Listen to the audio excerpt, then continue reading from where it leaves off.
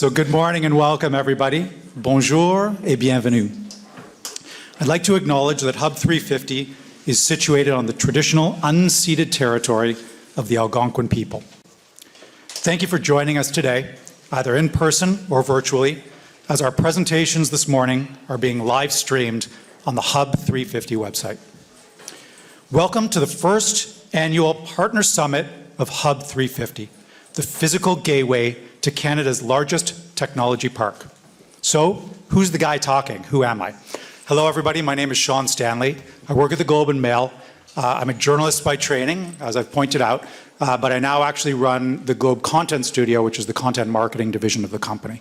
So I'm actually working with a lot of partners like Hub350 and clients like Salesforce and RBC and the variety of supporters of this particular park and really using content to help drive their business and drive business results for them. If you ever want to talk about it with me today, I'm around. If you want to criticize the Globe and Mail, I'm happy to listen. I may not be able to help you, but I'll give you an ear. Okay, so I'm honored to be your MC for this inaugural event. Kanata North is a globally significant technology innovation cluster that is well positioned for growth as a powerful economic engine. Hub350 was created as a physical space to bring together the sectors and stakeholders necessary to stimulate innovation, fund implementation, and build partnerships to bring those innovations to life. So first, a few housekeeping items. If you haven't visited this incredible space, the washrooms are down the hall to your right. So a quick little story. I don't know if any of you have ever onboarded employees before, but I once gave someone like a 2-hour tour of the Globe and Mail building when they were first starting with my group. And at the end of the 2 hours, they said, okay, but Sean, where are the washrooms? And I realized I actually had to build that in to any onboarding documentation that we created going forward, because I'd literally forgotten to point that out. So very important for you all to know. Today's agenda can also be accessed on your registration badge with your QR code. And if you'd like to explore, please see Temi the robot. Did you see Temi? I'm told Temi's gender pronoun is she, her, just in case you're wondering. But Temi can give you a fun and informative tour of Hub350. So today we're going to hear from a few of the strategic partners of Hub350, partners in technology, finance, academia, and community. So to kick things off, the person with the folder, I'd like to welcome MP Jenna Suds for Kanata Carleton. Jenna, come on up.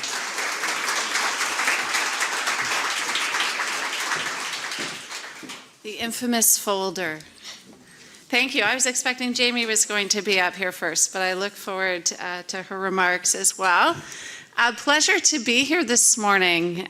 Really great to be able to see people in person again and to get out to this wonderful occasion. And a big congratulations to Jamie and her team and all the partners here at Hub350 for what has been a really phenomenal year. Despite COVID, we've seen incredible progress in the collaboration, the partnership here, and the momentum is building. So I very much look forward to what is to come. So my pleasure to be here today. I wanted to take a few minutes to share with you a little bit of the work that I'm doing at the federal level, but also relating it back to the current economic climate and our recently released fall economic statement. I have always been and will continue to be a proud champion of our technology park here and all of the great work that happens here. And so it's an honor, frankly, to come back as your member of parliament, but also to be able to continue to champion the incredible work that happens here every day in our parliament. So turning to our current economic climate, I think it's fair to say that the global economy is at a turning point. Economic stability and global supply chain resilience have become increasingly challenged by wealthy and coercive autocracies.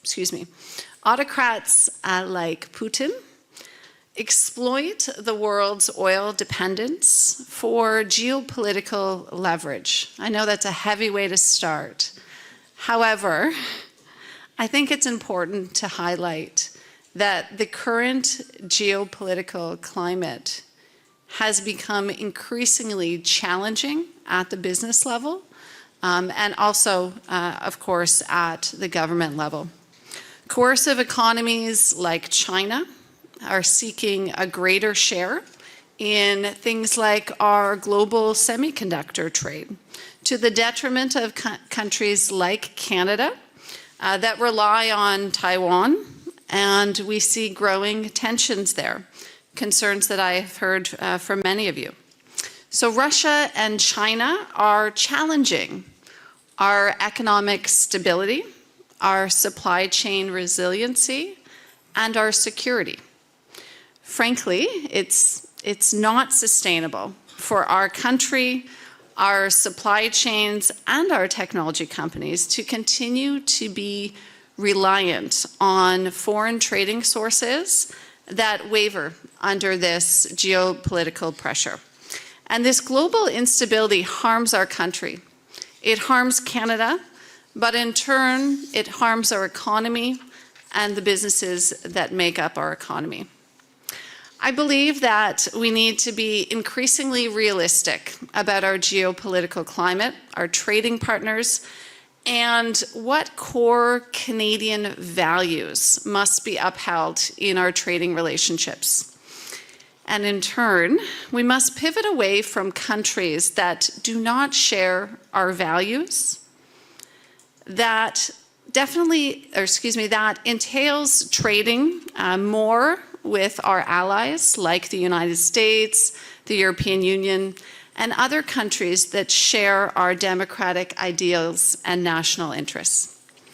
Some of my colleagues, Deputy Prime Minister Chrystia Freeland, Minister Champagne, and others have talked a lot about this recently, talked about this pivot and this so-called friend shoring. Friend shoring being that democracies are making a conscious effort to decouple from dictatorships and increase trade and cooperation amongst allies. Doing so makes our country stronger, our supply chains more resilient, and our trade more ethical. With friend shoring, I believe comes some really interesting economic opportunities, historic opportunities, not just for Canada, but I think for Canada and for the incredible innovation that takes place here in the technology park. I want to dig a little deeper on two specific examples of interest, hopefully to those of you here today, and that is semiconductor fabrication as well as green technologies and green energy. So we know we need to diversify our semiconductor market amidst increasingly global instability. And I've heard from a number of companies here in the park who are designing, for example, here, but of course manufacturing elsewhere, namely in Taiwan. And I've heard loud and clear that we need fab facilities here in Canada, and obviously preferably close to home here in Kanata or in Ottawa, and I wholeheartedly agree. We cannot risk having the world's fragile supply of semiconductors, which are vital to so many of the companies here in the park, waver under geopolitical stress. So let me be very clear that our government wants to depend less on China when it comes to critical minerals and when it comes to semiconductors, as these are vital elements of our economic resilience for decades to come. So as we decouple from China, we are turning inward to stable, resilient, domestic sources of critical minerals as well as chip fabrication. Sources which are as close to home as cobalt, Ontario, and brome, Quebec, as just two examples. Canada is the perfect location, frankly, for the world's next semiconductor fabrication hub. The critical minerals that are needed for their development are in Canada. And the only refinery for cobalt in North America is here in Canada. So I think this is a generational opportunity for Canada. We are blessed with incredible talent, incredible natural resources, and we can be a leader in semiconductors, but undoubtedly we have no time to waste.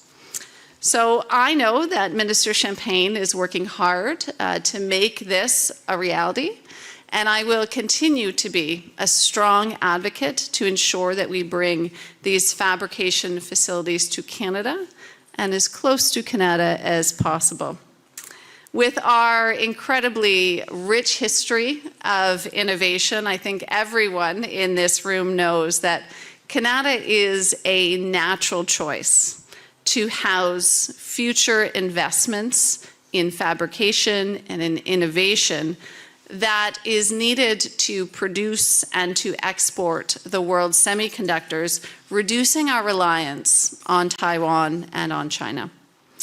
Just as the Windsor-Detroit strategic corridor facilitates our world-class automotive industry, our Minister of Innovation, Science and Economic Development, Minister Champagne, also envisions a New York-Quebec semiconductor corridor. A corridor where semiconductor fabrication, testing, and packaging is all conducted and completed right here in North America, using Canadian critical minerals that are mined and exported from our provinces. So creating a fluid semiconductor corridor here in North America, I think will not only strengthen our ability of the companies here in Canada that rely on semiconductors, but also other Canadian and North American companies like IBM, for example, that share this reliance. The other piece I'd like to touch on is clean, green technology, which is undoubtedly a focus of the Fall Economic Statement as well as this year's budget. For semiconductors, from semiconductors all the way to global energy, we are taking the opportunity as a government to strengthen our domestic high-tech economy, rewrite our supply chains, which we know have been under duress, and make our economy more resilient. So we're turning away from autocratic countries that exploit supply chain weaknesses for geopolitical leverage, especially Russia's exploitation of oil and gas.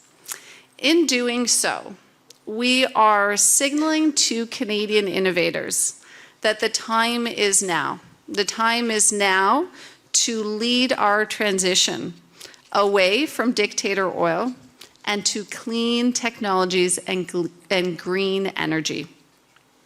I know that Canada can innovate green, clean technologies that are needed to decouple democracies from Putin's oil dominance and power their countries with renewable energy.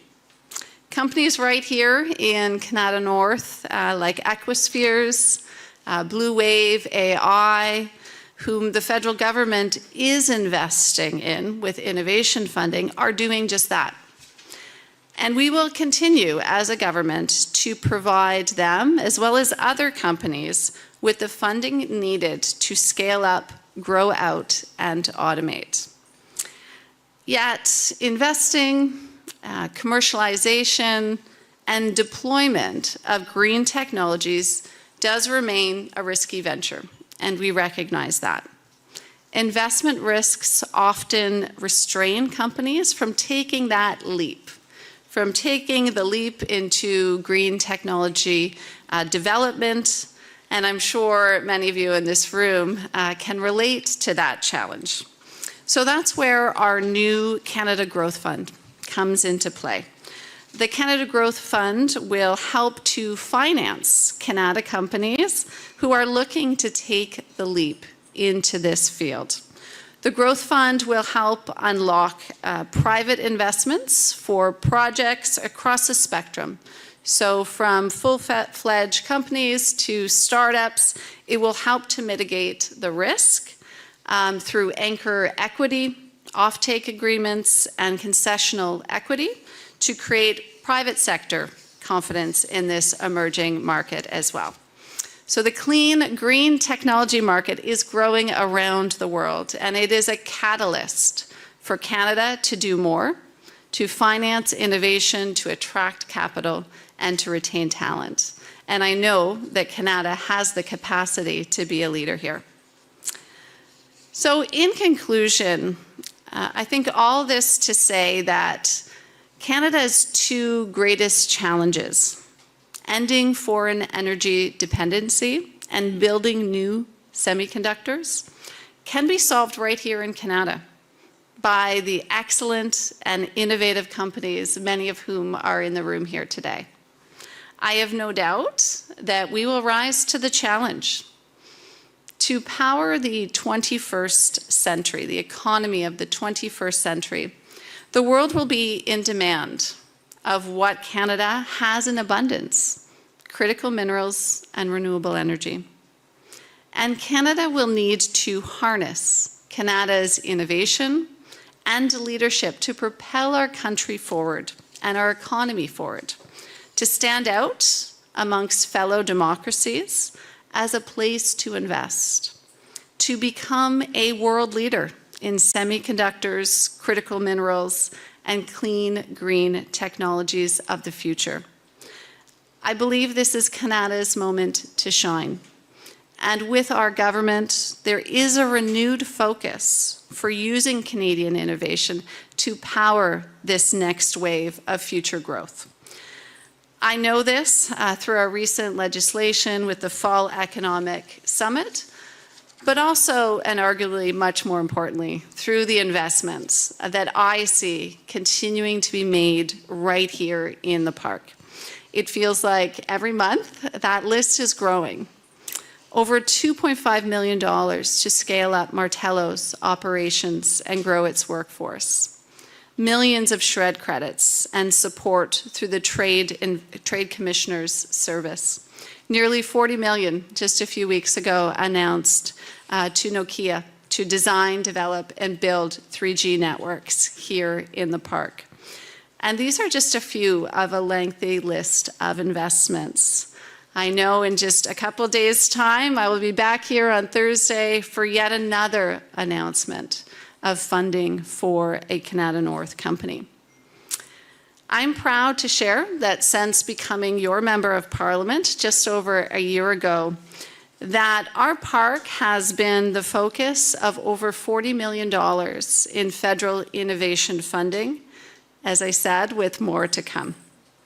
I believe that our technology park is at the forefront of our country's technological ambitions, and I will continue to be your staunchest ally at the federal level, fighting to ensure that we get the support that we need to continue to grow our companies and to innovate. Thank you very much.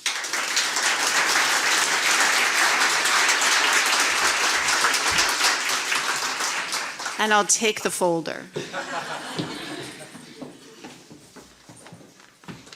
I was just going to ask, what's in the folder that you didn't say?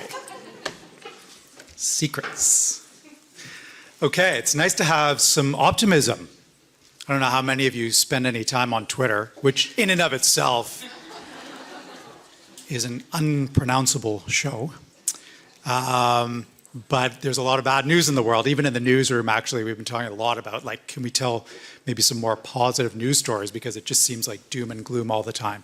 So thank you, Jenna, for shedding a light on some great things that are going on in Canada, providing some light, but also lots of opportunity for innovation and for entrepreneurship if anyone wants to get into the semiconductor business, it sounds like now is the time. Okay, so please turn your attention to the video screen for a greeting from Dr. Marilee Fullerton, MD and MPP of Kanata Carleton. As the local provincial member of Parliament, I'm very pleased to bring greetings from the Ontario government. It's always exciting to speak about Kanata North. Our tech park is remarkable in its fostering of dynamic relationships between industry leaders, innovative R&D, educational institutions, and financial partners.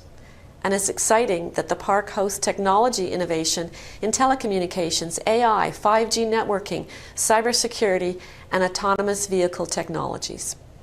The annual Partner Summit is a great opportunity to come together and explore new possibilities and potential projects.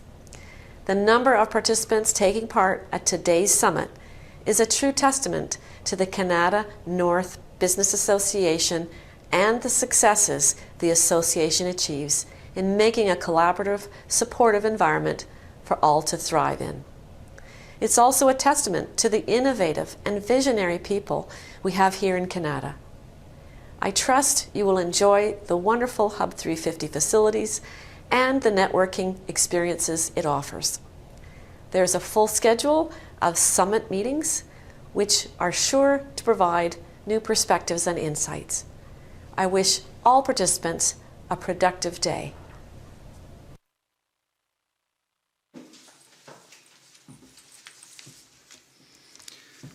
So I'm from Toronto, but I have been making the drive most of the time down the beautiful 401 to make my way here on many different occasions. I always feel like it's a bit of a homecoming. I see Jamie and I see Leo and I see, people that are here building and making Kanata a better place, not just for people to live, but for people to work and for people to be innovative and for people to become entrepreneurs. There is also another individual that I see all the time when I'm here, who I'm about to introduce. And that individual is always present. Every place where innovation needs to happen needs champions and needs backers.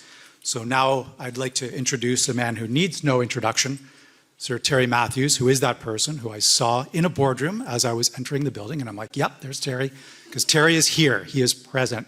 He's not just your backer, but he's also actively involved, and it's always great to see him. So Terry, of course, is the chairman of Wesley Clover International, and I would like to call him to the stage.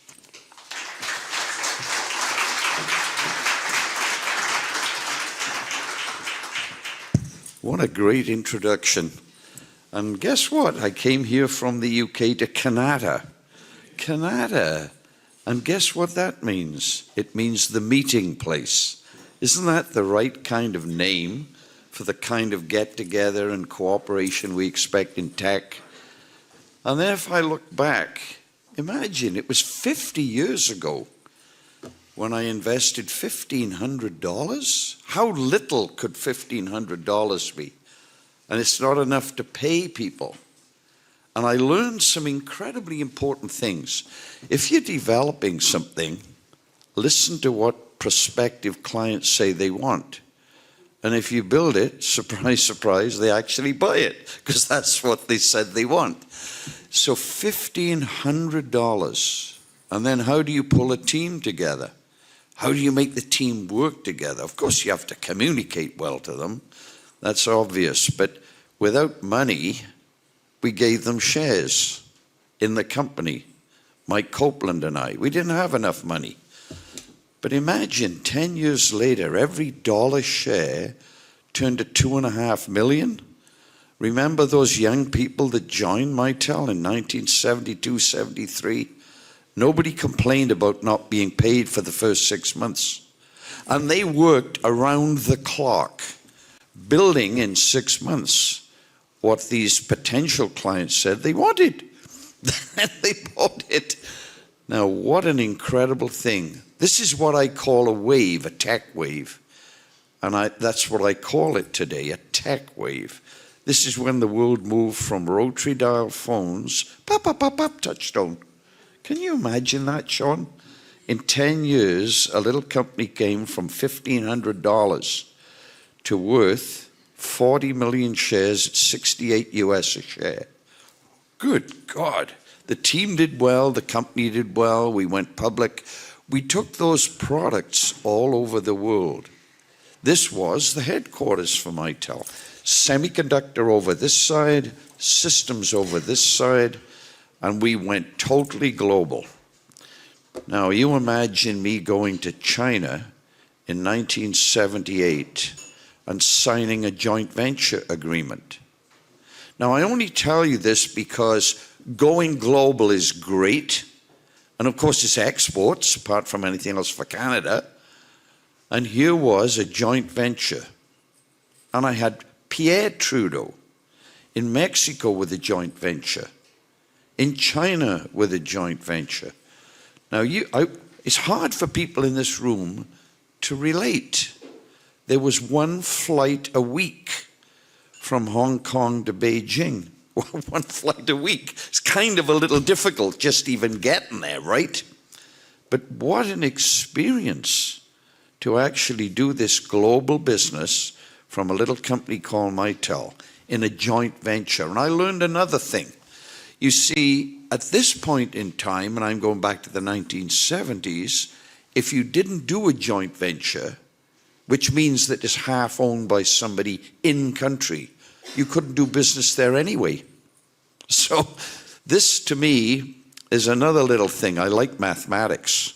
A half of something successful is much better than 100% of nothing. I kind of learned that very quick. So we did business everywhere, almost every country, most in Africa, Middle East. Then you say, well, Terry, that was really good. And of course, this complex was grown in less than 10 years. And then I moved on to use that experience to do many other companies, using the same experience. A company called Newbridge, a joint venture in Russia. Woo! 1987.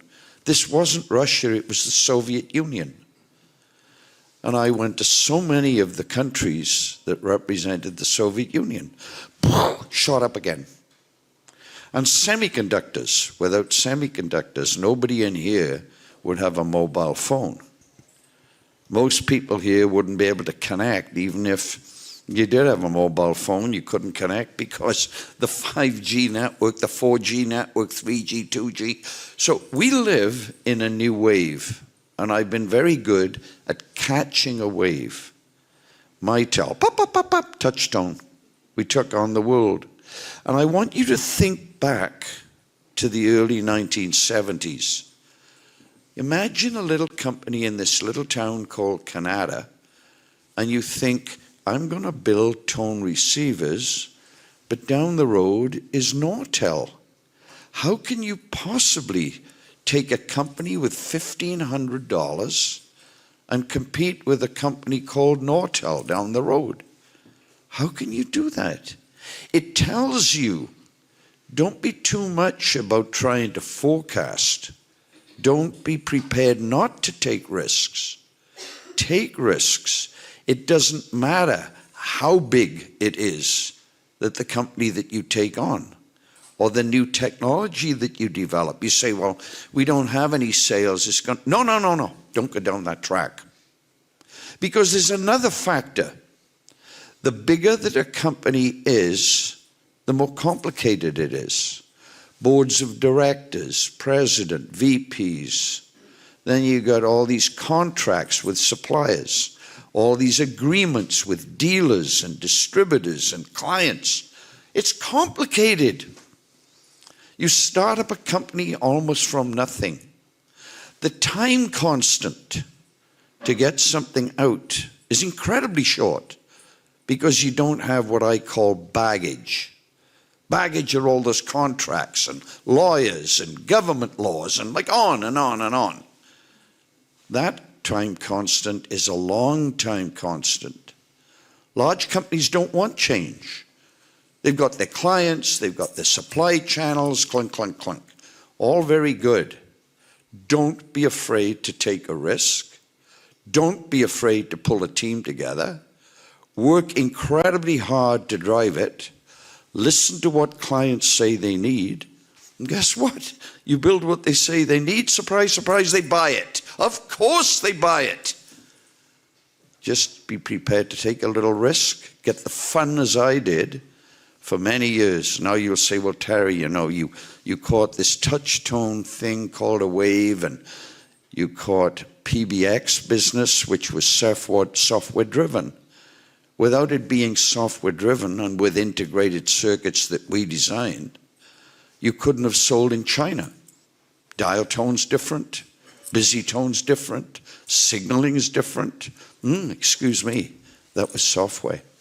Boom, it took off. Then later on, the world's first integrated circuit for the world of ISDN. It's called a DNIC. Imagine taking twisted copper wires, 25, 50, 100, 300 pair cables in New York, London, Toronto, and you say, I know, they all use a telephone at the end of the line, or actually a PABX. And we say, no, we have a chip made of CMOS that gives you 2B plus D, 144 kilobits, when the rest of the world was doing 9,600 bits per second.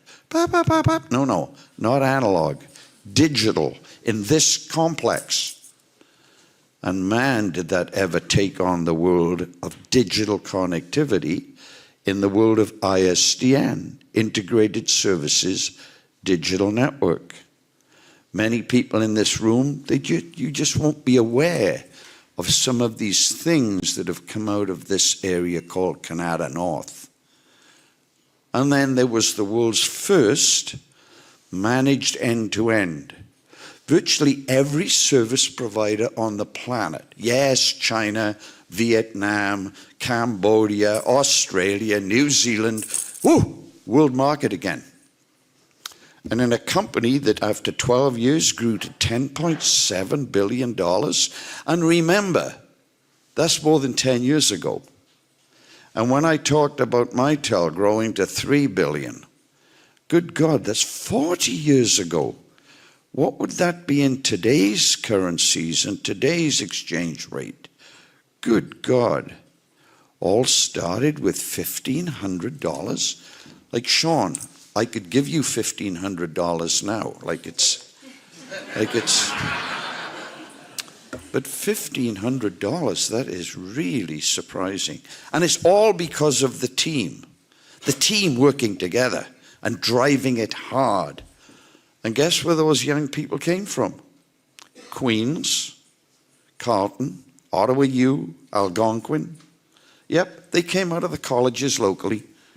No, we didn't bring in people from Silicon Valley. We didn't bring people in from other parts. Good God, they were local. Are you kidding? So in my career, I've managed to catch waves. Yes, I did. And I managed to work with teams of people out of universities and colleges from this area and grow global companies. And had a hell of a good time driving it hard with the team and sharing that upside. Man, did that make a difference. So why am I taking this time and talking to you about something 50 years ago? To waste your time? Absolutely not. We managed to start catching the next wave. No, it's not 8G, it's actually 5G. If I take you back in time, some of you will remember Alexander Graham Bell. The name Bell is still around, isn't that right? Bell Canada as an example.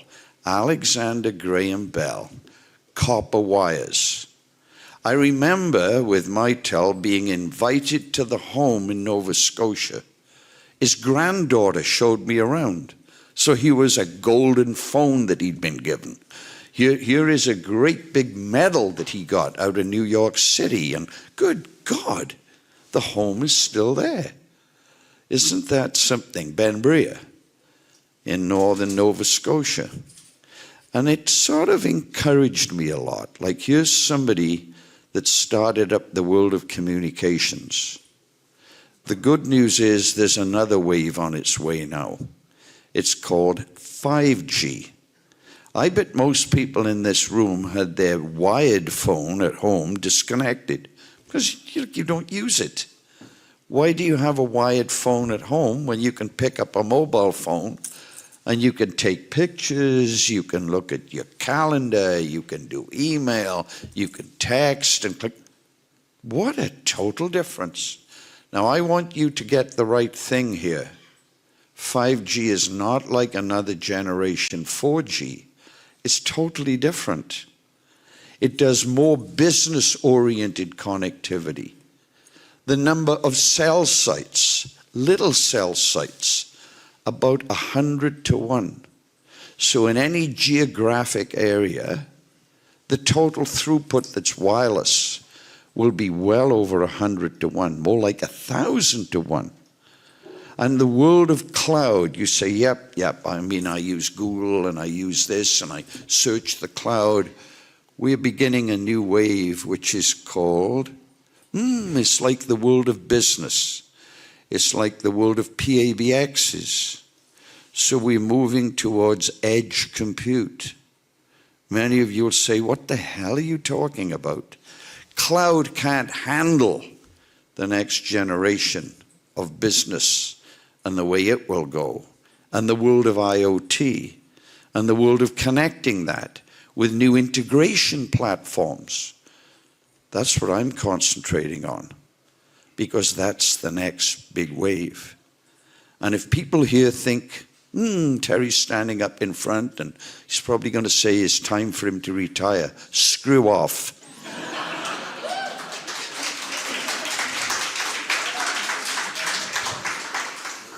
And it's perhaps the biggest wave the planet has ever seen. It's like going back to the world of Alexander Graham Bell. Everybody wanted to connect. Everybody wanted a phone. Everybody connected at first to a central office. And then they found in the central office that the bulk of the calls were coming from businesses.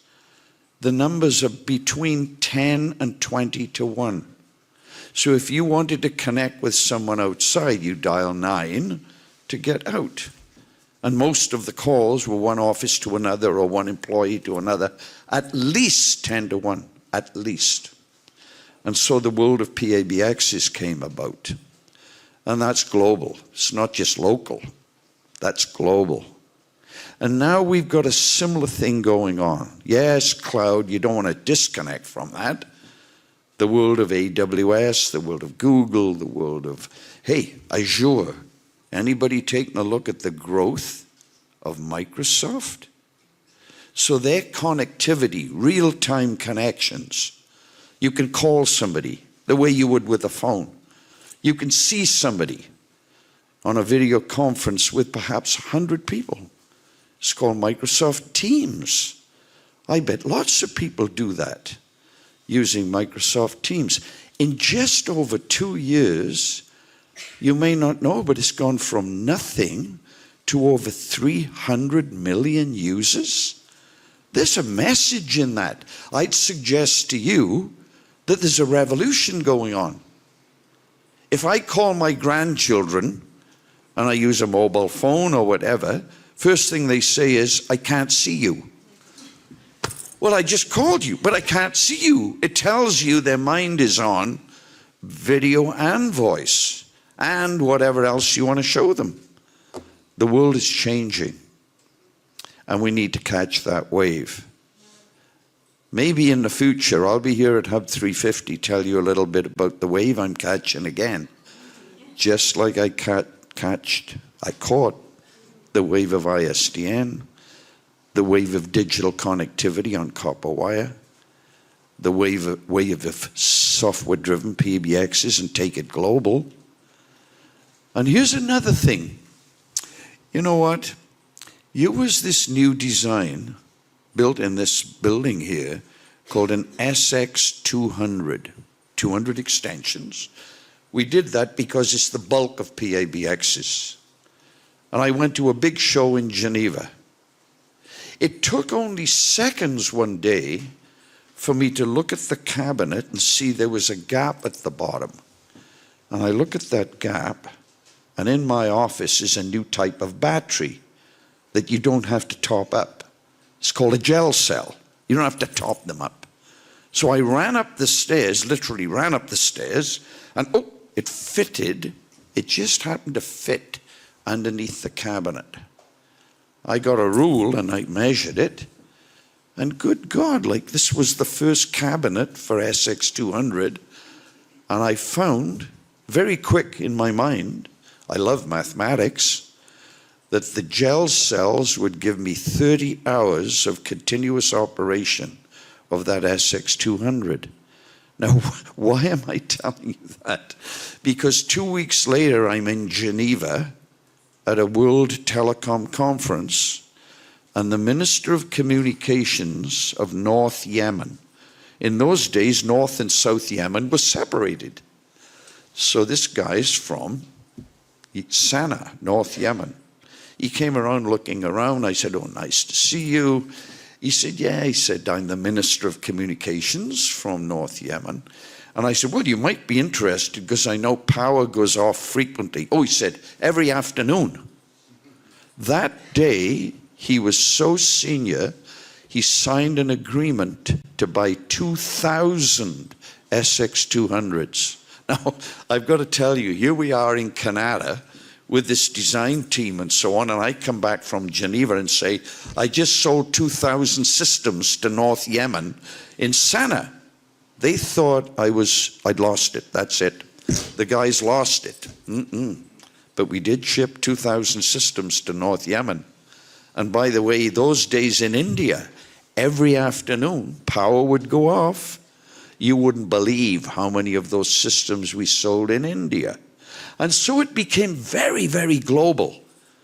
And by the way, if I took you to China, 1.5 billion people, you think every town had power? Absolutely not. They were delighted to do a joint venture in Beijing. And this was 1978. You get it right, you catch a wave. There's a wave right now. It's called 5G, but it isn't just the connectivity. It's all the stuff that goes with it. That's why I'm concentrating on an integration platform. I'm happy to talk to you about that next time. And you might say, well, Terry, yep, I got a big order out of North Yemen. You'll say, good God, you're kidding. Okay, go global, catch a wave, and have fun doing it. And the teams that we have available for this city, we are really lucky. And I very much appreciate the discussion today and the support from the federal government. And I really like what you're doing here at Hub350. Only 1 year, and we're pulling people together in Canada, the meeting place. Thank you very much.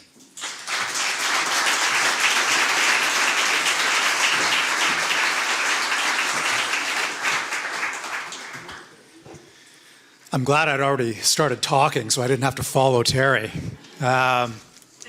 Pretty good speech, Terry. Not too bad. You've done that a few times, I think. So for the 1,500, do I get that in $2022? It'd be nice. Of course, Terry would say, well, pitch me on a business first, and then I'll give you the money. And by the way, I'll take 80%. But that's okay. That'd still be a good deal for me. Okay, so speaking of funding, I actually met an entrepreneur many years ago. His name's Derek Fung. You may have known him for starting a business called Drop.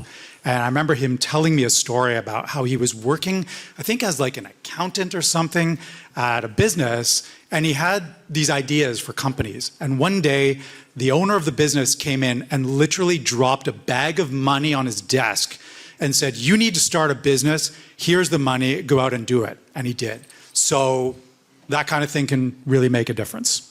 And that's why places like this exist and why people like Terry exist. So thank you, Terry. I'd now like to welcome Kanata North Business Association CEO and Executive Director Jamie Petton to say a few words.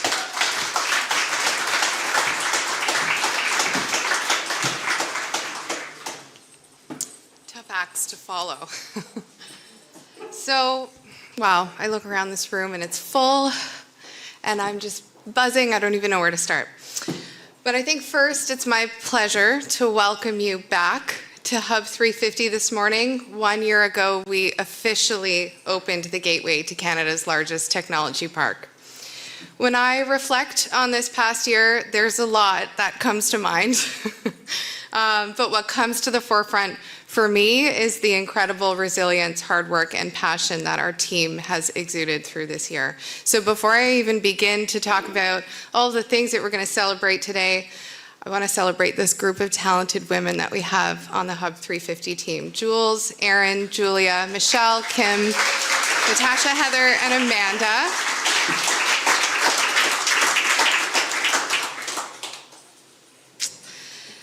Have worked tirelessly over the last 12 months to create an environment here at Hub350 that fosters innovation, collaboration, and growth. So it's my greatest pride and honor to have the opportunity to celebrate the direct results of their hard work with you all today. Together, we've been steadfast in our mission to bring tech talent together with the best in Canadian industry, academia, and finance. As such, we have experienced tremendous growth in our programs and operations over the last 12 months here at Hub350. Our space has been full of exciting activity. We've had over 6,000 visitors to Hub350 in this 1 year alone, and hundreds of meetings and events. It is amazing to see so many of those familiar and friendly faces returning to the tech park and here in this room today, experiencing the unplanned collisions that our Hub350 space offers. We've welcomed 5 students as interns to join as members of our Hub350 team this year, and to me, this opportunity has afforded KNBA to lead by example, really, and offer immersive experiential learning opportunities to the talent of tomorrow to experience what it truly is like to live and work and play and learn in Canada's largest technology park. Our talent programs have skyrocketed with tremendous support from our academic partners who you'll hear from later today, the University of Ottawa, Carleton University, Algonquin, and Queen's University. With Discover TechNata and our Talent Tech Expo back in person for the first time this year, we were blown away with the community response. Over 2,000 job seekers and 50 plus exhibitors joined us live and in person at the Brook Street Hotel for a chock-full day of networking, interviews, and career exploration. Our first ever TechNata Hacks Hackathon took place this year. It was sold out, and it wouldn't have been possible with the support of our member companies, Solus, Nokia, Ross, Ericsson, Pleora, and more, enabled career-making connections between industry, academia, and next-gen talent. Our leadership councils have expanded in 2022. With the support of Stratford and Jim, who I know is somewhere in this room, we now have CEO, CFO, R&D, CTO, and HR leaders meeting on a month-to-month basis concurrently to have real, raw, peer-to-peer dialogue. And it's been really informative, I think, for our team to hear from such a diverse group of executives from across the park. A vibrant culture of collaboration is starting to ignite again in the tech park, and I think this is all something that we can be really excited about as we come back into the world and begin to meet with one another again in person. We have volleyball leagues forming, and I have to give a big shout out to Daryl from the Centronic team because he really got that one going. Food trucks returning and a whole series of community-oriented fundraising events in partnership with the Queensway Carleton Hospital and our Ottawa Sports and Entertainment Group to bring fun back to the tech park. The launch of our inaugural Living Lab Accelerator program in partnership with Elspark has welcomed a new wave of innovators and entrepreneurs to our technology park. As you can see, Hub350 is more than just a workspace. Here, our partners exchange knowledge, ideas, and find new novel pathways to solutions. The grand opening of our Ross Video Digital Media Lab was a monumental moment for our Hub350 team this year. The powerful capabilities that this state-of-the-art studio will bring to our members can't be understated. I envision an environment ripe for storytelling and certainly for a bit of bragging as our member companies, partners, and community stakeholders begin to broadcast their news live from Canada's largest technology park. The expansion of our finance ecosystem under the leadership and support of our partners at RBCx and RBC Ventures is also very exciting.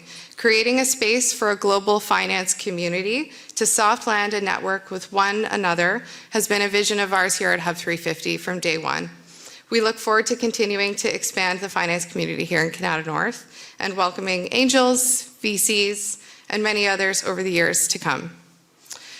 So together we are on a mission to transform the Kanata North Technology Park from a 1970s industrial business park to a complete and connected living lab community with mixed uses, next generation technology solutions, and a vibrant culture of collaboration across the technology park. What will we accomplish with this district? A series of compact nodes that support the critical mass of live, work, play, learn, and innovate activities. Nokia's recent $340 million announcement of 2,800 residential and mixed-use developments alongside the Brook Street's plans for a second residential tower are just the beginning of that forthcoming transformation across the tech park.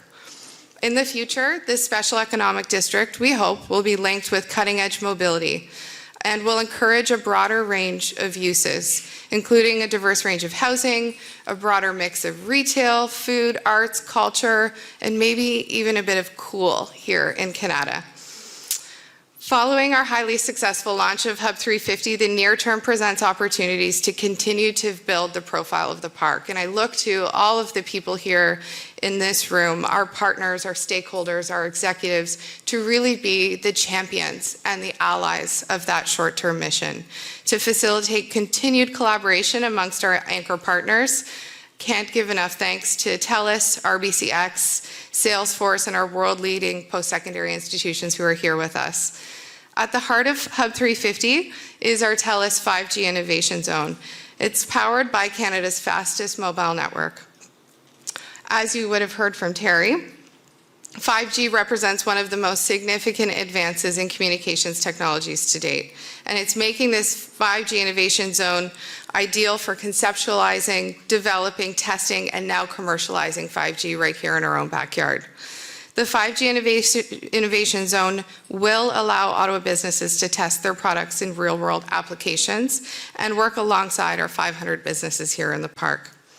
In the short term at Hub350, we're focused on accelerating customer adoption and real-world deployment of next-generation technology solutions within Canada's largest technology hub.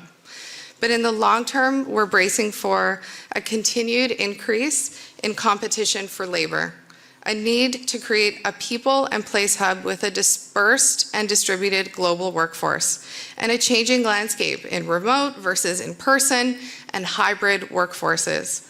As such, at KNBA, we are continuing to remain focused on supporting, first and foremost, the attraction and retention of world-class talent here in the technology park, supporting our post-secondary institutions to connect their students to experiential learning opportunities, developing that complete and connected living lab community for local, national, and international talent to live, work, play, and learn, and innovate.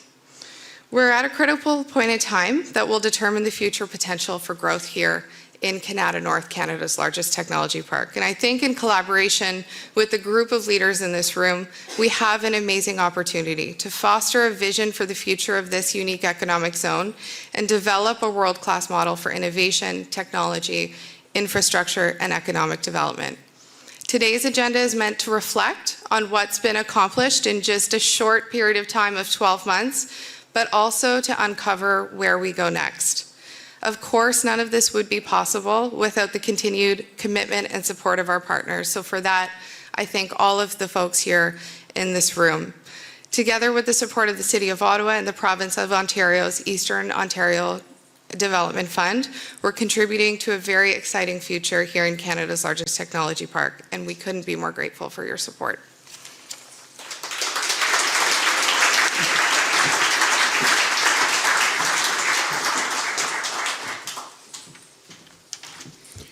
Okay, thank you, Jamie. So really, this is all about evolution, right? Because this used to be the old Mitel office, and it's changed quite a bit. You've probably pulled all the copper wiring out, I would think, to start.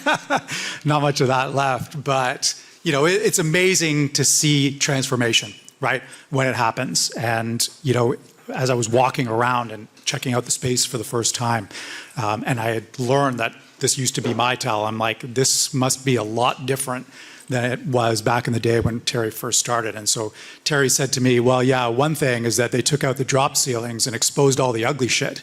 So there's one difference. See, I can say shit now because he said screw that. So I figured it's, you know, kind of open season at this point. Okay, so next I'd like to call on Shannon Gorman, who's President and CEO of Queensway Carleton Hospital Foundation. Shannon. Hi, everybody. Thank you so much for having me here. And Jamie, congratulations to you and your team and your board for building this incredible space that continually surprises me at the turnout, the passion, the innovation, and the collaboration that really can take place here. So thank you.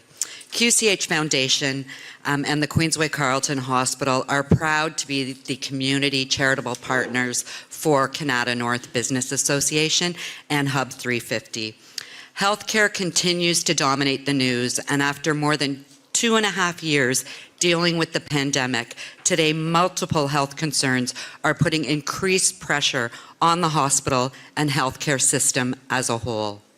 As those pressures are compounding the existing pressures that we face, it's no different than what you're experiencing here in Kanata North. Staffing is a huge issue in healthcare, and getting qualified and passionate team members into the hospital and healthcare system is definitely a challenge that we are facing along with you. The other issue we have is this incredible growing West End community.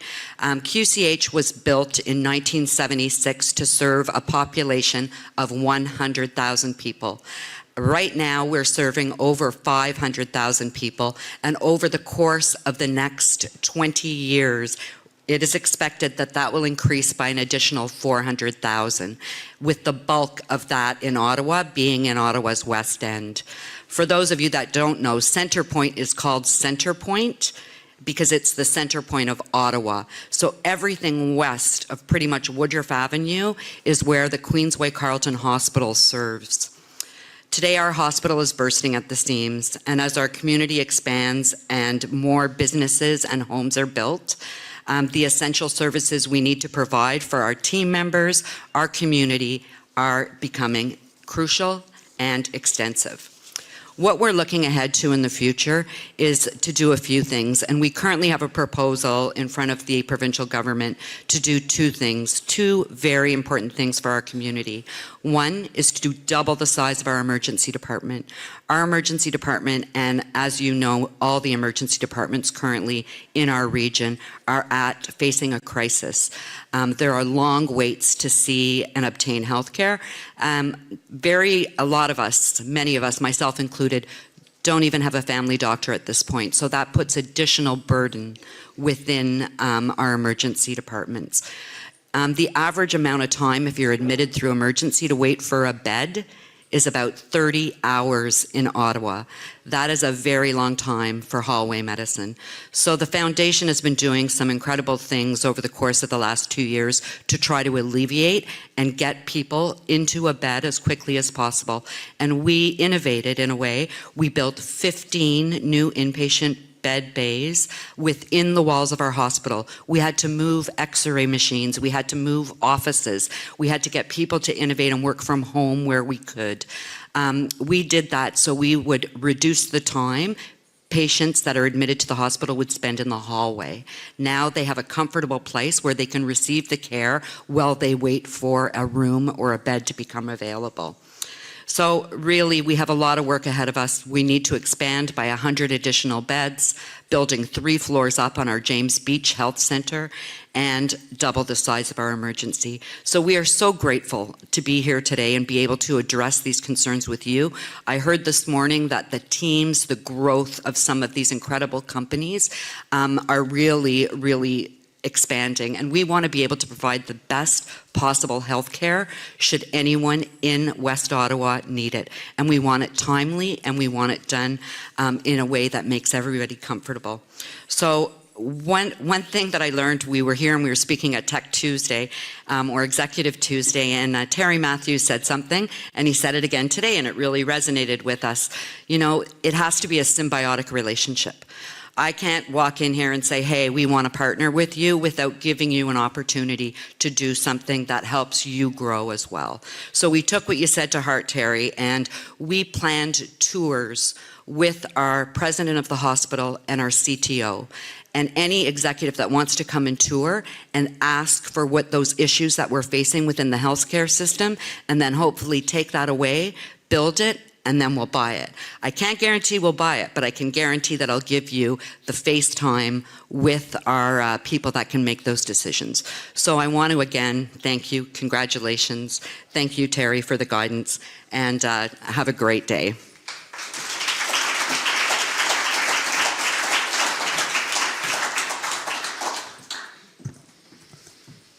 Okay, thank you, Shannon. We know the challenges of healthcare for those of us who read the Globe and Mail on a regular basis, and any other media for that matter. But yes, very challenging times indeed. Okay, Hub350 and the RBCx Finance Quarter will establish a new financial industry cluster in the heart of the technology park, anchored by the Royal Bank of Canada. The Kanata North Financial Hub programs will encourage communication between financial institutions, investors, and government funders, and those seeking funding through shared interests, improved accessibility, and the creation of welcoming public spaces and events. RBCx was created to drive exactly this kind of innovation and growth. I'd like to introduce Ray Rashed, Director of Banking for RBCx, and his panelists, which I will call up one by one. Ray, you can come on up whenever you're ready. So first we have Matt Roberts, partner at Scale Up Ventures. So Matt, come on up. Solon Angel, founder and CEO of MindBridge and CEO of Fresh Founders. Come on up. Isabelle Perot, founder and CEO at Differly Inc. Isabelle. And Julia Elvidge, co-founder of SheBoot. And with that, I will turn things over to Ray. Thanks so much, Sean. Amazing morning. Good morning, everyone. As Sean said, Ray Rashed, Director RBCx for the Ottawa, Ontario North and East market and Atlantic Canada market. So pretty excited to be here. Was fortunate to be around the round table this morning with Terry and some incredible leaders talking about growth of Ottawa, specifically here in Canada, what we can do differently as leaders. I was talking to John Sicard after around a comment he made as it relates to talent and, attracting talent. He mentioned we don't maybe tell our story enough once in a while. Some of the companies, incredible companies here in Canada. He mentioned, around the table, he said, does everyone know that the number one supply chain, successful supply chain in the country, not only the country, but the world is here in Canada. So you talk about, talent going to Google because they have a big name, Amazon Web Services or wherever it is. We have some incredible companies locally that we got to maybe tell our story a little bit more. So I think that stuck out a little bit to me. And the theme for the panel today is when collaboration meets growth. So perfectly timed to follow up with that.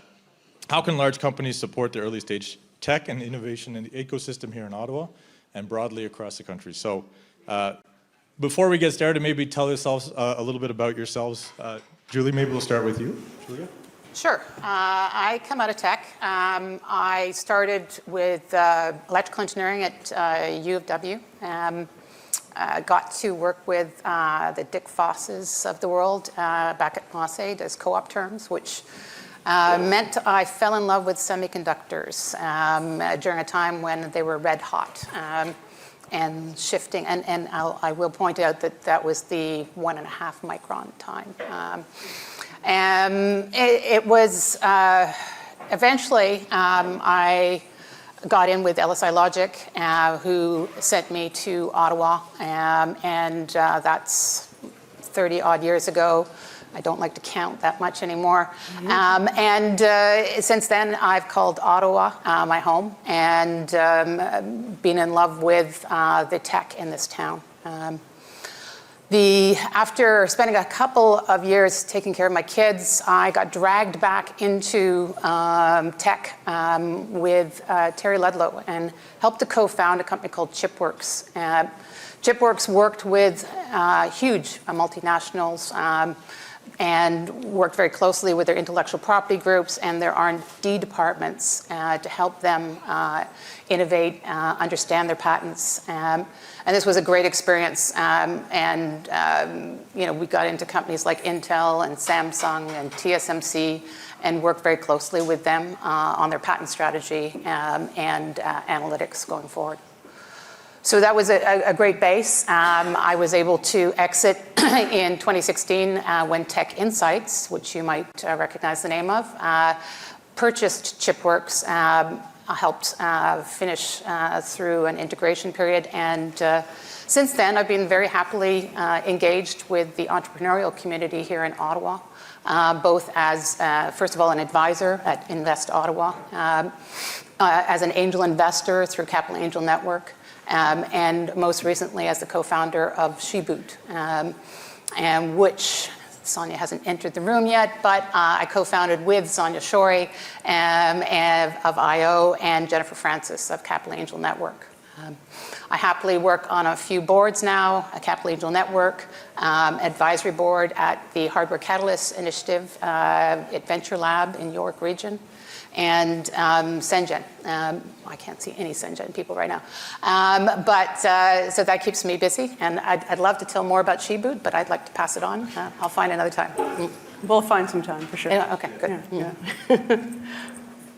Me next? Go ahead. Hard act to follow. I'm fangirling in front of Julie all the time. She knows this. She's like, do I have to sit beside Isabel? Really, first of all, just inspiring to be in this space. I'm probably going to have to move my mic a little bit. I'm very loud by nature. I probably don't need a mic. But I love that you said you wanted to bring cool back to the Kanata. I wore my pleather, so you're welcome. I wear a few different hats, but first of all, I'll start with a mentor on a few incubators in town, in particular L-Spark next door, and Startup Garage at U Ottawa, Innovation Gatineau as well. But my main gig is CEO and founder of Differly. So we talked a lot about innovation today. And I didn't have, who said that? Sean said, I didn't have somebody drop a bag of money on my desk and say, start a business. Where the hell is that guy? I was working in the NHL industry and realized that, technology was moving at a much faster pace than organizations could adapt. And not just tech. Tech is lots of smart people around the room that do tech. It's complicated, but people make it complex. As we know. So an organization that has been around for a long time, that has a level of maturity, how do they adapt? How do they roll out technology, but both as well think about the people and the complexity involved in that? So it was there that I decided that I would launch, so Differly launched 6 years ago as innovation as a service to help organizations like associations, education, hospitals, corporations. How do we bring innovation inside and help them to work? So I'm going to bring a bit of a different perspective. I work both with startups and also on the corporation side to say how do they adopt technology and work with startups. Cool. Hi. Thank you for having me. What a great space. Well done. Impressive. Never failed to impress how Kanata reinvents itself. Quick question. How many of you have heard of MyBridge? Just raise a hand. Okay, and how many of you have heard of Fresh Founders? So, okay, we've done a good job on both. Okay, cool. So right now, we have a bit at Fresh Founders, we have a bit of a Bruce Wayne Batman complex going on with basically 8 partners that have day jobs as operators, and then at night, they call each other, they help each other. They now invested $2 million in the last 16 months on each other. Very curated group of founders. We have a bit, Fresh Founders stands for Fast and Furious as well. So we try to do things really, really fast. And the notable things that happened in the last year, well, Mike Killen got $1 million from Elon Musk for the climate change context for planetary hydrogen.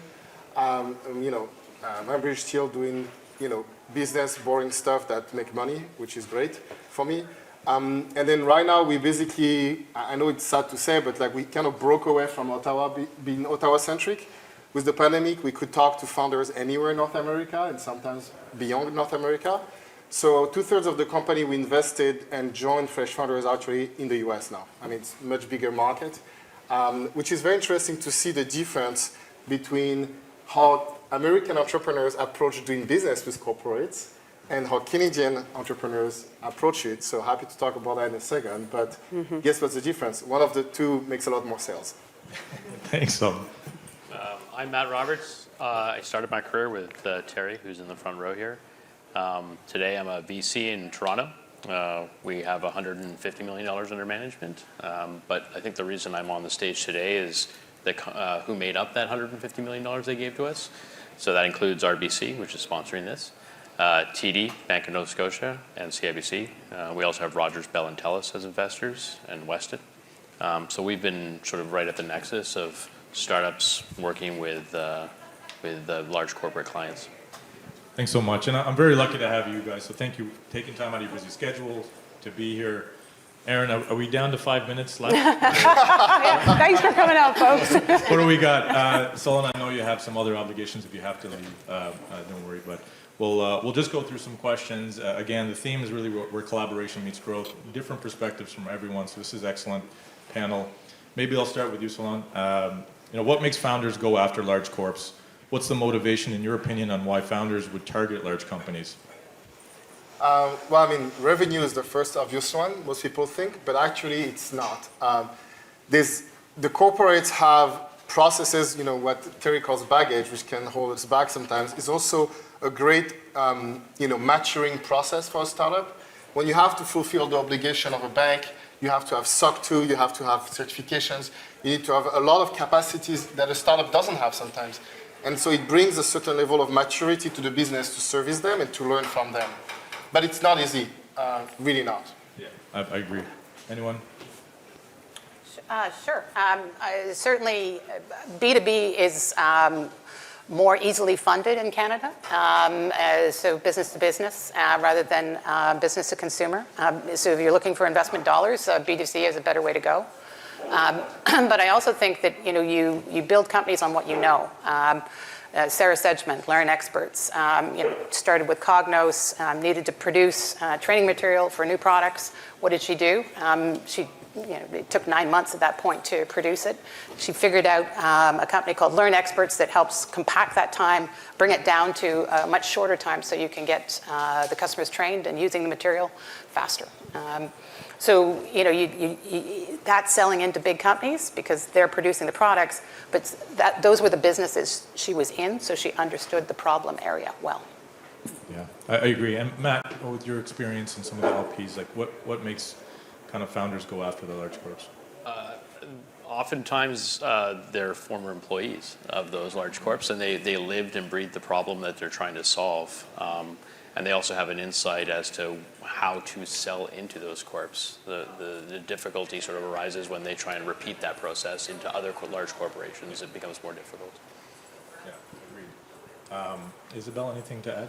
Well, I think they've all pretty much nailed it, but also just from a brand perspective, I think. But I think this is a very good discussion to have because when I'm talking to startups too, I often said don't discount the mid-market, and I think this is what we're going to talk about today. There's pros and cons of working with large corp, but obviously everybody wants to land that big fish, the brand recognition, and so this is a very opportune, very relevant topic to say how do we come together, in particular for the smaller startups that aren't offering, technology solutions that have answering large complex problems. We have a huge amount of startups that can meet smaller discrete problems. So, how do they work how do they get into the large corps? I think that's worth discussing. I agree.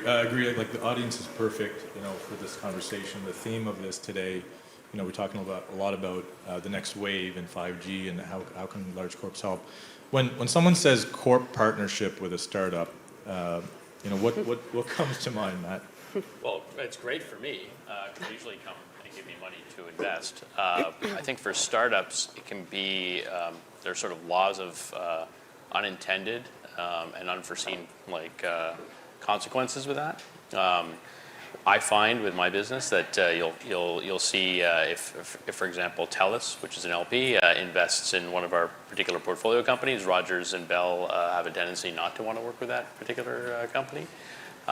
Partnerships are great because they give you insights, but they can also be handcuffs in some ways. When you say handcuffs, like negative experiences, do you have anything, an example? Well, very often there's good intentions by the people at the corporation. Very often they can't necessarily sign the purchase order of multi-million-dollar contracts. And so it's usually a group discussion, and getting buy-in from all those different people is very difficult. Solon? Sorry, one of the big corporations of Canada almost killed Mindbridge. Yeah. So now I can talk about it 5 years after. They literally almost killed us with meetings. We were pursuing that since the early days, when it used to be called Squanto. It's a big red logo of a bank. I'm not going to say which one. And literally, every week, they were taking half of the team, which was 15, 30, 40 people. Half of the team was talking to me about that big logo and that big sale for 2.5 years. And I was seeing the product not being shipped, distraction, sloppy pipeline management. It literally almost killed the company. So this is one of the near-miss horror story, but I have a horror story of a corporate that purposely killed the company, brought them down to their knees, said we're going to invest in Series A, and then when they open the data room, says you're infringing on our IP, so we're going to sue you, stop any funding, and now they're in lawsuit for 3 years. They're going to lose. But this is the dangers we don't talk about when you have people like integrity doesn't, is not by default assumed. So you have to be super careful when you're a startup. You're dancing with the devil, literally. The intentional devil or the malevolent devil sometimes. And then, now, Mindbridge is going to have 1/3 of the revenue from a single corporation this year, to be announced soon, which was a 5-year, very large corporation partnership that worked extremely well. And then I just came back this summer from the partnership with SAP, who introduced us to 6 corporate customers. So why do I have 2 horror stories and 2 very great success stories, right? And it came down to leadership. Yeah. So the leadership in those corporations make a whole of a difference, but it can be night and day, it can be nightmares, or Valhalla. When you say leadership, do you mean the understanding of your business, what your needs are, let you run with it? Nope, I mean literally the CEO of the large corp that create a culture at the top of tight project management, embracing innovation. And let's forget the word startup. I used to hate being called a startup, because a startup by definition is a business, is a team looking for a business model. Essentially, they don't have their shit together. So if you are a corporate, why would you do that? Why would you spend your time with something that's a moving target, right? Well, if you have a process and strong project management and determination to work with innovators, then you can make something happen. But the weight on the organization of the relationship and also the good behavior usually falls on the corporate. Yeah. Thank you. Isabel, you want to follow that one? Touched on a lot of. I don't even know that. It's very personal, right? Like when you're absolutely. a big shareholder, I can feel it. And you see people like friends of yours literally, one of them almost committed suicide, right? A founder literally, was stopped from committing suicide by his wife because of that lawsuit. I don't talk about lessons learned after this. I got a couple stories, and I think IP is the biggest issue when you're trying to come up with a partnership. And with Chipworks, that was the one that usually stalled the longest. Whenever there was an opportunity to partner with a company. And with the Shibu companies I work with, I've seen some really great situations where a company that's involved in a risk assessment of mining facilities, they're getting their company up and going, and they managed to bootstrap by partnering with a big mining company that literally said, you own all the IP at the end of this.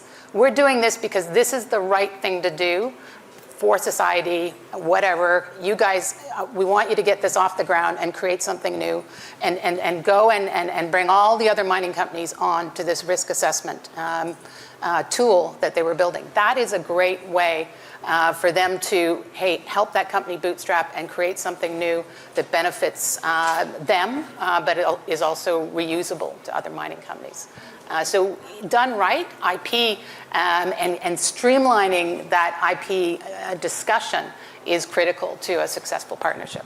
Yeah. It's important, very important to understand the IP and just the overall, we talked about leadership. I agree. I couldn't agree more, having that part of it.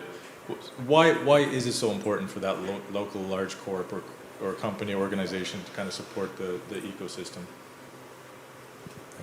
Well, I mean, it's frankly, for having been in a large corp, like a small innovative team, like Terry was saying, like can do things very quickly happen, which will cost you, not because you have bad employees, just, I'll give you an example, which is a project, I hope there's no one from Payments Canada here, but... Thanks for coming. So I know this very well because I hired some of their people, we work with them, and like they burned something like $2 billion on the modernization of their rails, right? $2 billion. Like cut checks of $500,000 to teams all around the country, you would have had a better outcome, right? It's like as soon as you have scale, everything takes longer and takes more time and money. So if you look at the new leadership team of SAP, the CTO goes out there and literally makes his teams compete with the startups. He said, okay, they've done that in 3 years, what have you done? Same budget. Okay, well, we're going to partner with them, and no, you're not going to get funding for that project, you're going to have to integrate them. So there's incredible value in partnering with the smaller folks to just basically keep also your people on the tiptoes and keep at the head of the game. There's very good examples with Kinaxis right now, which basically seeing opportunity to go and buy them when they start getting traction, right? I can maybe piggyback on that because we've had two great examples. That's a fantastic example of having your internal people become like entrepreneurs and say to combat that, that inertia of like, exactly, of like, oh, you're just bringing outside in. Okay, well, let's see. You also have the opportunity to compete with that. And then I love the idea of the hospital too, having those, having the walkthroughs. Fantastic. So I'll tell you what I've seen that is a killer on both sides.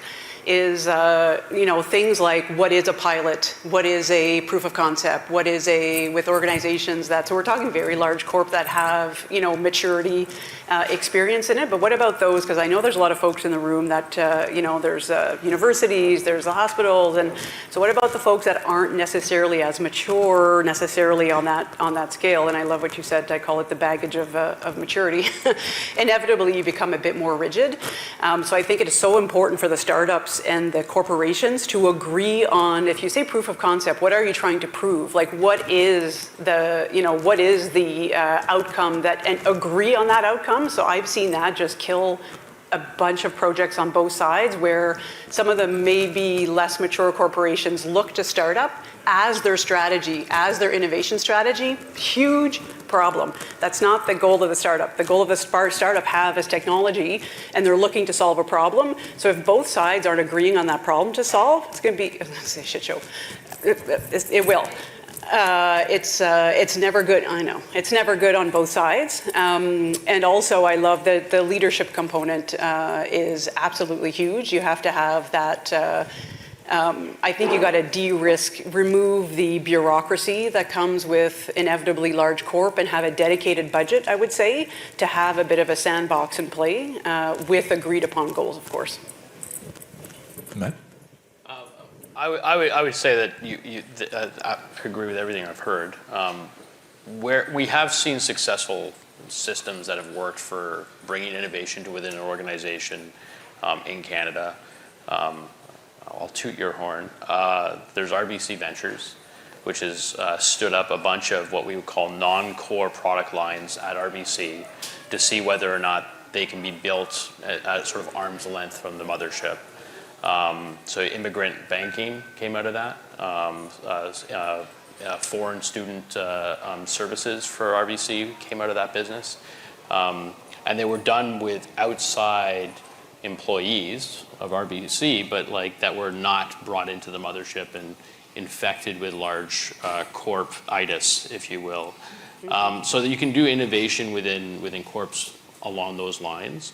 The mistake we often see with startups and with large corporations when they get together is what we call the one more thing-itis, which is the corporation will see a product and a service and they'll say, that's great, but can I just do this one more thing for us before we make the sale? Yep.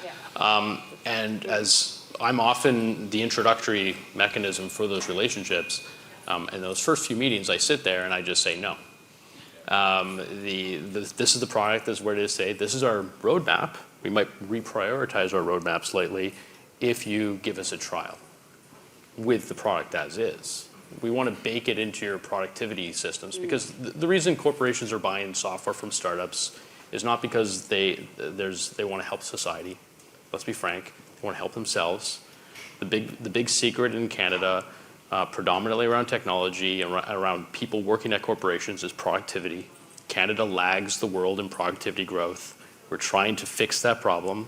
We keep falling ever further behind, and new technologies and innovations we're hoping will solve that. And if they do, boon for everybody. If they don't, the company dies, and the corporations that were buying it stop buying it from them. So the corporations are not really looking for, they're not looking for outsourced dev. They can do that all day, every day. They're looking for a product and somebody in the room who's making a decision on that product, whoever says that, just one more thing, is the person who's not your customer. Your product was never positioned. You're in the wrong room at that corporation. Find the person who has the need of your product. Correct. Yeah. No, I like that. It kind of leads into one of the last questions is the facilitation between the collaboration of startup and removing barriers, right? Yeah. Whether it's speed, scale, complexity, finding decision makers. How do we avoid something like that? It's simple. Find a trusted mechanism. I like to think I could be that for my corporations, but there are others, and there could be people who have sold before to them. They could be former employees. They could be former senior executives there. Find that person who can find the decision maker within an organization. Your job is not to talk to the CEO. The CEOs of all these organizations are, I'm sure, very pleasant people, and I've met many of them. But they're not a PO. They don't know how to get a PO done in their own organization. They never do that. And it's not the CIO, and it's not the product manager internally. It's usually somebody whose name you will not be able to figure out from LinkedIn what they actually do for you. That person you need an intro to, and you need to build a relationship with, and somebody has to help you find them. You need somebody to navigate you. Yeah. Anyone else? Yeah. Well, I will add one dimension to that. Yeah. It's absolutely true. Every single one of our successful corporate outcomes came out of having one person that fit that bill. And here's the kicker, that their personal interest is linked with your success. I don't know if this is recorded, maybe I shouldn't. So just don't look into that camera. So literally, there was an individual who said, I'm going to bring this technology into my corporation. In my team, I'm going to look good in front of my executive team. I'm going to get promoted if the outcome of this proof of concept is successful. And my career will be set beyond my employer out of having brought that innovation. The top 3 customers we had was literally following that pattern. The employees that brought us in became manager, directors, VPs, switched to another corporation as VP, brought us in. You have to get personal in those situations because guess what? They're going to have to go to bat for you internally to fight the bureaucracy. They're going to be motivated beyond just their job description to make it happen. Because in large corporations, that's a sad reality. There's an inertia and a weight around it. And I remember, when I was working at, fixing up Solid, which I think you backed. I did. One advantage we had was we had Terry that could call the other CEOs in the region and says, you have to help them. But without that, it's rare. It's a rare thing there is in Canada around that. But outside of that, you won't have that. You won't have that super investor or that board member linked that would say you have to help them. Most of the time, you have to find an individual that wants to ride with you. Ride or die, literally. Yeah. Sure. Yes. I'll add to that. I do think that big corporations and institutions could have an innovation center inside. as a way for a startup kind of to first go in. And maybe the startup's going in and doing some customer discovery. We call that the mousetrap, by the way. Pardon me? We call it the mousetrap. Mousetrap, okay. You go in there, you think you have open, bam, they snap you. Well, that's fair, but I mean, they've got to link you up with the right department too. Smart. They've got to make that connection, and they've got to streamline the intellectual property issues, right? They've got to have a kind of standard that makes it really simple to. Well, remember the to story of that corporation like suing and playing games? That was through the innovation department. Well, I didn't say all innovation departments are good. I did not say that. But, you know, I know the Ottawa Hospital has an innovation team. It's a place to go. It's a place to have that first meeting, conversation, maybe customer discovery, and then expand beyond that. I fully agree with that because I feel it. I know it. I've seen it, but it's not sustainable. What happens if that one person, you know, like personally is invested in you, but what happens if that one person suddenly disappears? You've lost like 2 years of your effort. We need to do better as corporations to bottle that. How do we framework what has worked and repeat it so that it's not just that kind of like people-to-people person? It's got to be better. It's got to be a framework, and that's why I love, yes, it's not perfect, but it's got to happen. It's got to have that, you know, what is it that is setting up startups for success? And I couldn't agree more on the integration front. Let me just quickly on that, because I've seen that kill. Yeah. I was involved in a very painful process with unfortunately, we came in a bit too late, but that you don't need to integrate right away. Like, I love IT, I love technology. I mean, it's why I launched a business, but they, you know, you'll get hit with, oh, we need you to pass a cybersecurity. We need to do that. You don't always have to integrate right away with a solution if it's not completely dependent on your, your proof of concept.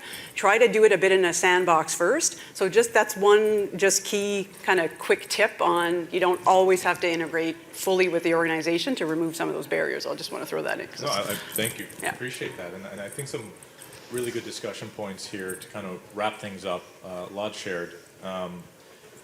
If you could ask one thing that corporates need to know when they work with startup companies, we heard a lot today. Maybe I'll start with you, Isabel. You just said they got to be better. What does that mean? Well, I think it's just what I talked about and it's not one way, because I've seen it both ways. I've seen startups come in and expect they just don't have, if you don't have the experience of like having, like you licked your wounds and have multiple, it's different, I think, for somebody like you that's got the experience. There's a bunch of startups that don't. Partner with Sheboot, partner with Elspark, partner with folks and, that know you, perfect question. No, you can't have that. We agreed on this pilot because that too, you'll run out of runway faster. They'll keep pushing and pushing. So it's both ways. I think both have to come to the table with experience, people with experience. You can't just take, a startup also has to recognize the signs, like when you're walking into an organization that doesn't have innovation, and it's that one person that goes, that looks cool, like that's a bells and whistles like graveyard. You make sure that you recognize on both sides what's going to create success. I think that's the one thing that we have to get better at. Julia? Sure, I'm going to go on for a little bit, I warn you. My ask is more on a personal basis. There's a lot of wealth in this room, amongst other things. Sheboot is a program that has been running for 3 years now. It's a partnership between Capital Angel Network and Invest Ottawa. And it's a program that helps women who are tech-enabled scaling companies actually get their first investment. So we teach them what they need to know in terms of pitching and what their data room needs to look like, what their cap table should look like. We try and provide them with those tools, and we practice and practice and practice. So that when they walk into an investor meeting, usually the angel stage, they are comfortable with the difficult questions they get asked. They're comfortable with their pitch. They understand and can respond to the financial questions. It is a fabulous program that I can say we have now completed. I'm doing the math quickly in my head. 34 founders have gone through the program, and the alumni of 19 have already raised 11 million firm and 20 million. I can't talk about the whole number yet. So that's from the first 19 founders. Those raises have happened. It's done by women investors investing in these companies to start with. So our prize money is $300,000 this year. In previous years, we had 10 investors start off with 10K each. They're all women investors. We doubled that in the second year to 20, and we tripled that this year with 30 women investors and 10K. It's not hard to be an accredited investor in Ontario. You need a family income of $300,000 a year is a starting point. You can learn more. So my ask is simply find out more about Sheboot, find out ways to support these early stage companies, these diverse women-founded early stage companies, because they are only getting this tiny, tiny, tiny piece of a huge pie right now from a VC standpoint. 3% and dropping of that big pie. And it really makes a difference when we can help these companies get to the next stage and produce the funnel that the VCs want so that they can actually spend more money on them going forward. Thank you. Thanks, Julia, and congratulations. You're doing some great things. Sola. Well, so I think corporates should just try to engage with them. So, I mean, when I say MindBridge, a lot of people raise their hand, but I can tell you there's many companies of more than 300 people in Canada, and almost none of them run their books through MindBridge. So when you think in the era we live in, where everyone works remote, Wirecard, FTX just happened, there's tons of compliance issues out there with people working remotely, and be able to scan your books quickly is a must. Yet, in our own hometown, everyone knows more or less, even the city of Ottawa, even the hospitals who had fraud to massive scales, when we go to them, they just don't want to try it. So that's the first thing, is like try. Even in the face of like large-scale industry problems, they still don't engage with the startups. So first try, and second, don't just do this is our problem. Just ask those innovators like, what should we be doing? Because they're trying to carve a new way of doing things. If you come with your issues as of today, you won't have the ability to understand the vision and what they're trying to bring in the world. And so the ability to try, and even if the outcome is, yeah, it doesn't really work for us, or it's not ready enough, that feedback is invaluable for early stage startup. Like some of the very big corporates that stick with MindBridge made MindBridge by that negative feedback along the way and gave them the chance to get better, right? And many startups follow that pattern if there's the patience with it. Yeah, so that's I would say, try, and don't be focused on the outcome, and even if the outcome is not a successful proof of concept, that feedback is invaluable for the startups. I do want to share a story and thank Serge Blair, who's over there, because I became a part-time teacher with the Black Entrepreneurship Program this fall. Just so you understand how transformative that can be, we had a student in the room, so Ottawa U has a program, and we had a student that was homeless. 4 years ago, he was homeless. He started his business, and one corporate gave him a contract. One corporate gave him a contract. That gave him not enough to pay his bills, but it gave him motivation. For 8 months, he was running his business, literally sleeping in cardboard. But with that logo and recognition, now he has a home paid off, 9 employees, and a little child of 9 months old. Wow. So you never know what's going on behind the scenes with those entrepreneurs. You never know how hard it gets for them. And sometimes it's that one logo that can make a difference. Great story. Thank you, Solon. And Matt, thanks for the plug earlier. I didn't pay you.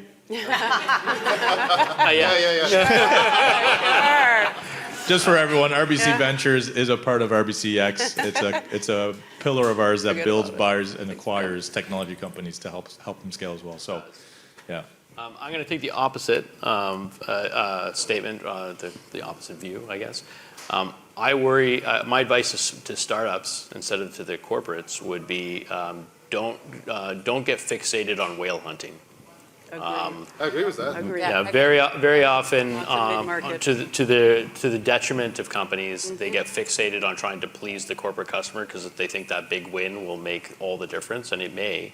If it happens, I would have optionality, and I would think very carefully about whether or not you want to focus in on corporates as your first customers. Or a mix, right? Yeah. Like have understand Absolutely. the long sales cycle and also have smaller. If it works for you, then it's phenomenal. But I'd say 9 times out of 10 it doesn't. Yeah, we had an unusual deal. We hired former executives from Canada that were like gray hair, were for corporates. But I definitely agree it's not easy on the startups, and whale hunting is a very dangerous game. Yeah. Amazing. Thank you for the dialogue. Terry and team, Jamie, Aaron, thank you for the space, for this opportunity. We continue to look forward to working with you, and RBCx can be found here with our team every Thursday as well if anyone wants to come in and have a chat with us. We have an office space here. So thank you again, everyone, and enjoy the rest of the day.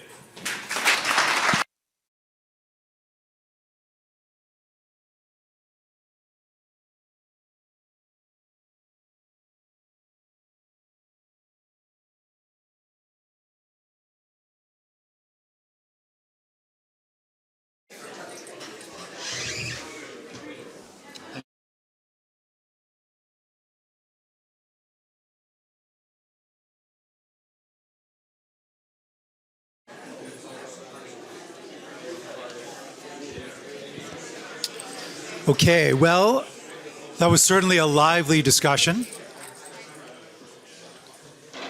For a while, I chaired the Globe and Mail's Innovation Lab, so I can see a lot of the challenges that we face being reflected in what that panel was just talking about. So thank you, Ray, and to the 4 informative panelists for that. I've noticed people are kind of going in and out of the room, which is good. We're kind of blasting through the break a little bit here. We're running a little bit behind, so feel free to do that. I won't be offended, and neither will anyone else. So financial resources, of course, are critical to enabling growth, but there can be no growth without the people to drive it. We'll be hearing a lot about talent today, and rightfully so. So with all that said, I'd encourage you all to visit the room across the hall where Hub350's anchor 5G partner, Telus, has brought a few of its partners to showcase their 5G innovation. So when you're out there, check it out. I'll tell you a little bit about some of the things that you might see when you're out there. So Purple AI offers an intelligent healthcare experience in hospitals through the use of digital wayfinding and navigation, staff, patient and asset tracking, and geofencing and analytics. They offer a modern, robust, web-based platform to help improve the patient, visitor, and staff experience in hospitals and drive a proven return on investment by reducing staff interruptions, optimizing staff routing, and better managing hospital assets and inventory. Today, they are showcasing their intelligent healthcare and hospital experience. The demo will consist of 2 parts, a guided mobile app demo video, and a live web-based interactive wayfinding experience. So we heard a bit about some of the healthcare challenges today, and here's a startup that's trying to enable doing some interesting things to make things better. Now, Raven is a cost-efficient and easy-to-install video telemetrics platform offering small and medium-sized businesses unparalleled visibility into their remote field operations. Raven offers a unique combination of features and functionality designed to improve the safety and security of your vehicles and staff while increasing accountability, reducing costs, improving operations, and mitigating risk. The Raven Connected team will be demonstrating the latest in video telematics and connected vehicle technology. To showcase how the Raven's hardware can be quickly and easily monitored, attendees will also be shown the benefits of Raven's software platform. Its features, such as historical trip and incident reporting, can assist in mitigating problems in the field.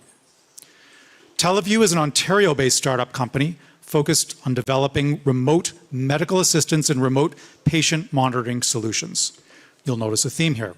It uses IoT devices, which we've been talking about, like smart glasses and wearable vital sign monitors, augmented reality, and artificial intelligence.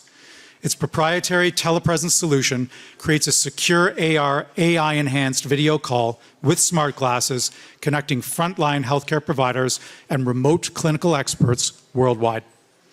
With its software, the smart glasses enable a hands-free point-of-view experience to redefine access to specialized medical care, high-quality medical education, and digital workflow management. It's all about utilization of smart glasses in healthcare settings and various use cases. It'll be simulating a live peer-to-peer communication to allow for AI and AR interactions to be demonstrated. Paper Plane Therapeutics helps health practitioners manage their patients' pain and anxiety using CBT-based virtual reality therapies. They offer turnkey B2B SaaS solutions. This allows organizations to provide their healthcare professionals with fast, simple, and drug-free treatments to use for the benefit of their patients. They will be demonstrating their therapeutic virtual reality therapies. Their goal is to improve pain and anxiety management for patients undergoing various medical procedures. And Nokia creates technology that helps the world act together. Might be a business you've heard of. The planet is facing fundamental challenges, as we've been hearing. Pressure is increasing, productivity is stalling, and access to opportunity remains stubbornly unequal. Technology is central to the solution. Through technology leadership and trusted partnerships, it delivers critical networks to help address global issues. It has the power to bring together the world's people, machines, and devices, sensing and acting in real time at massive scale. Its critical networks go beyond connectivity to enable self-optimizing intelligent systems, both locally and globally. With its customers, Nokia delivers solutions that respond to climate change through more efficient use and reuse of the world's resources. Restore productivity growth by bringing digital to the physical industries it has not yet reached, and provide more inclusive global access to work, healthcare, and education. It creates meaningful interactions to drive human progress. A 5G-based wireless network will be the foundation to accelerate the digital transformation of enterprises. It will provide a superior connectivity platform in both performance and security, enabling new use cases such as AI video analytics and autonomous mobile robotics, while ensuring mission-critical applications are maintained with a high degree of reliability. Canada, along with the entire developed world, is facing at least 2 decades of growing competition for talent. The educated and creative workers who represent the most important resource for innovation industries and the entire knowledge economy. Knowledge, and particularly innovation jobs, move to where they attract and retain the necessary talent. These places are decidedly urban, not necessarily downtowns or city neighborhoods, but denser, walkable, mixed-use, amenitized, and community-rich environments that support a diversity of live, work, play, learn, and innovation lifestyles. Now let's drill down to the talent attraction. I'd like to introduce Amanda Gordon, Chief of Staff of KNBA, to take us on a deep dive into Nokia's growth plans for Kanata North with HR specialist Linda Krebs. And to the two of you, come on up, take it from here. Grab some chairs. Sure. Sure. Can everybody hear? Oh, yeah, we're on. Great. So I want to share with you that we couldn't be more proud of our leadership councils that are up and running. Jamie mentioned it earlier, our CEO Council, CTO Council, CIO Council, our HR Council, R&D Council, and soon our Marketing Council. And I've been fortunate enough to be sitting in on the councils and hearing what's happening. And the most common topic is talent attraction and talent retention. And I'm so pleased, Linda, you're here. Linda is one of our top talent, one of our rock stars in the talent space in the Kanata North Business Park. I'm going to read her profile. Need my glasses. So Linda is, today she manages the campus recruitment program at Nokia Canada, which includes all aspects of early talent attraction, branding, and retention. Over 17 years experience in providing strategic implementation of recruitment best practices. She's a business leader that helps on attracting and retaining, but the true strategy behind it. The other thing Linda does when she's not busy with her family, she's also on the academic side as a professor teaching. And so that's another thing that is a secret sauce for Linda. So teaching on career management and providing one-on-one counseling. So before we start, for the benefit of the room, I've asked Linda to talk to us a little bit about Nokia. A lot of us know Nokia from a while ago, but Nokia's been in the news a lot lately. So I'd love for you just to give us a high level of what Nokia's up to these days. Thank you, Amanda. So I'm pretty excited to actually share, about the Nokia news and what we are about. And this has kind of been, since I started at Nokia, kind of my mandate, because Nokia is not necessarily the unbreakable cell phone company that everyone seems to think that we are. And so it's actually quite enlightening for me to go around to different spaces and, companies, academia, organizations, and share that we aren't manufacturing those cell phones anymore. We do carry the patents, though. We carry about 3,000 to 4,000 patents, and we actually outsource that to a third-party vendor out in Finland. And so you'll see in the James Bond movie there the Nokia cell phone, and so we still carry the patents, but essentially, we are in a different space now and have been for a while. Just haven't marketed, really, essentially. So what we are in the space of is you'll hear a lot in terms of 5G.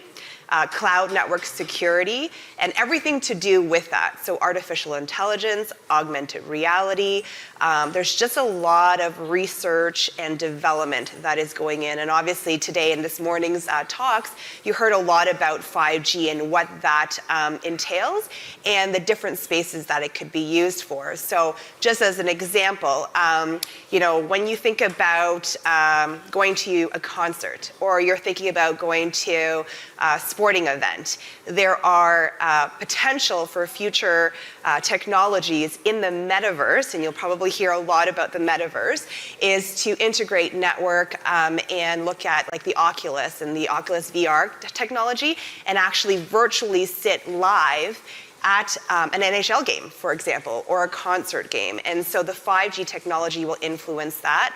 And so Nokia, with the announcement that happened October 17th, there's a huge investment. So as Jamie mentioned, there's $340 million investment into the research and development hub here at Nokia in Canada. We are going to be one of the main centers for R&D. There will be a ton of investments, research, everything to do with building up, either private wireless networks or just fixed networks and such forth with respect to 5G. And so I'm excited to do that, to sort of be involved in that. Also at the tech park too, there's residential and commercial mixed use in these particular builds, and which is so important for talent. And I'll be able to talk a little bit about that very shortly, but that's just in a nutshell, a little bit about what Nokia is doing right now. Yeah, that day, October the 17th, we saw in Kanata North the largest representation we've seen of government for a while, from provincial, federal, all the way to our local. And it was not only that, but it was beautiful to see that much press coverage that was happening. So a big day for Nokia. Can you talk about how that translates into talent? So, what's happening these days? How many open recs are you working on? So with the announcement, I don't know if anybody were able to see the announcement, we had made commitments to hire at least a minimum of 340 new professionals into the workforce.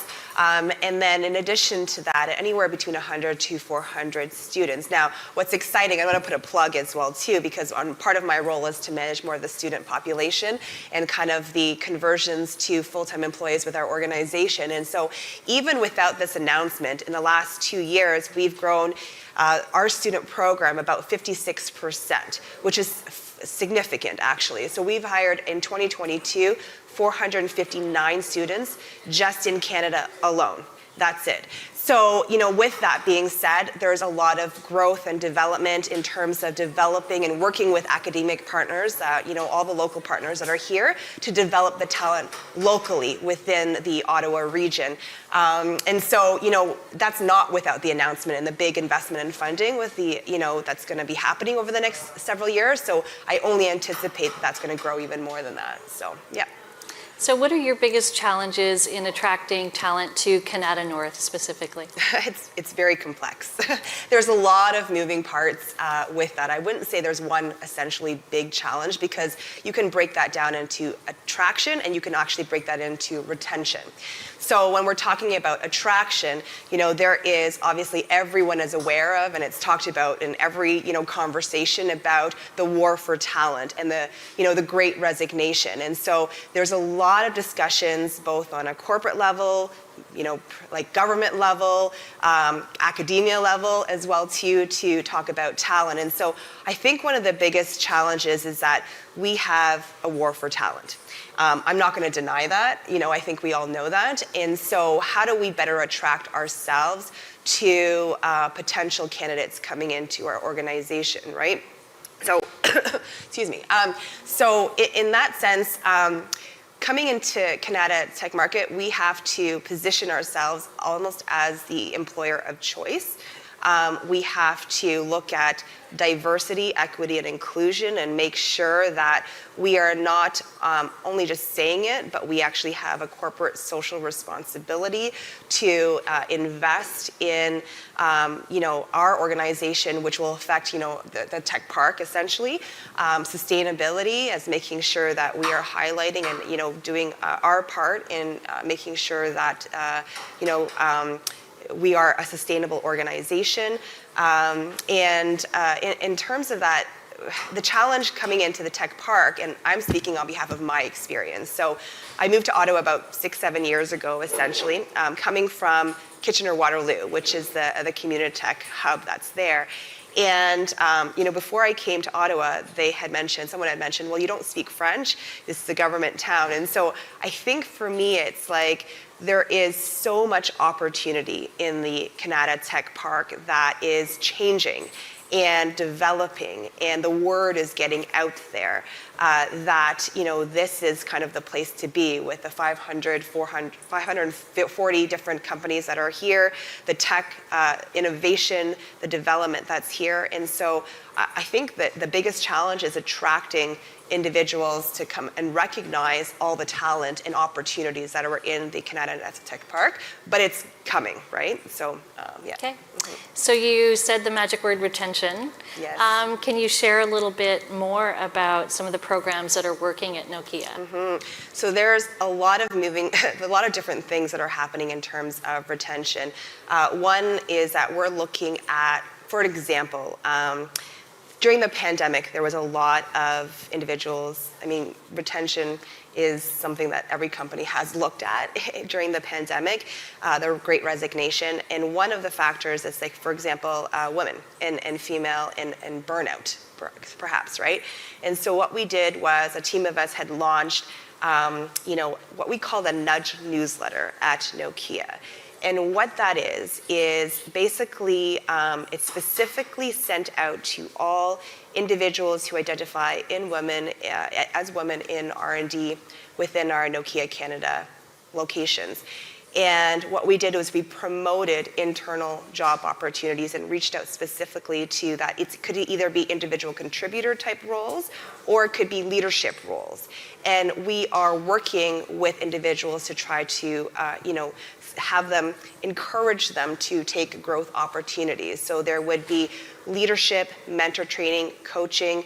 We looked at pay equity and tried to close the gap in terms of that. We launched an ERG, so an employee resource group that covers mental health wellness. And that's a huge topic nowadays in terms of burnout, mental health wellness, well-being within the workplace. In terms of retention, we also looked at, there was retention bonuses,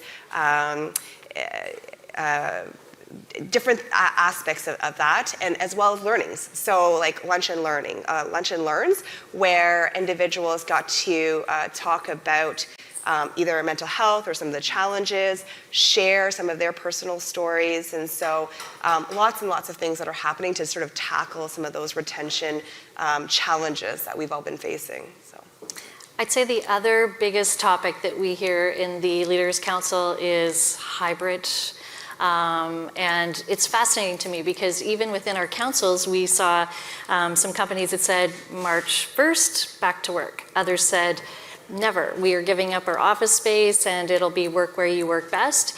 And then a really big group that's in the middle saying our new way of work is hybrid. So I find it fascinating, and it's very interesting because people are very passionate about this topic. So can you share with us what's happening at Nokia? Are you coming back? And is it is it a if? Is it a when? Is it a how? What's happening at Nokia? So it's it is definitely a hot topic. It's still a topic that I discuss probably daily in my role. Globally, Nokia has introduced a hybrid work model. That is not going to go away. We have to remain competitive. But then there's the topic of engagement, or what does that hybrid model look like?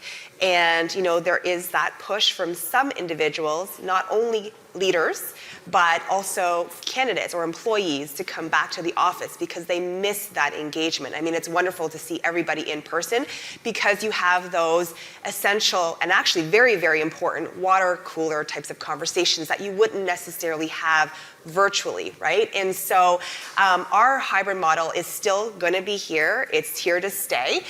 It's actually within each business group and how they function. So obviously, the individuals in the business group that work on labs, they work on hardware, they do need to physically work on equipment. So they haven't actually left, didn't remote work since the pandemic. But then there's other business groups who have left it up. We've left it up to the business groups to decide what is best model for them. Our cloud network security team, they have a hybrid model where they're encouraging our employees to come in at least twice a week, so a Tuesday and Thursday, where the rest of their team is also going to be on site, where they can have those water cooler conversations, have team meetings, stand-up meetings and such forth. And so again, it's kind of varies depending on the business group and what the business needs are. But keeping in mind that if, let's say, an employee needs to work remotely, they choose to work remotely, then essentially they have that particular option. Now we're seeing a difference too within students and the early careers, and also individuals who have been around for a very, very long time, right? But that's essentially, I think a lot of the students they're asking to come back. They miss that in-person engagement, the social activities. We just officially, for our student program, for example, this fall, went back to a hybrid model, whereas before it was all remote.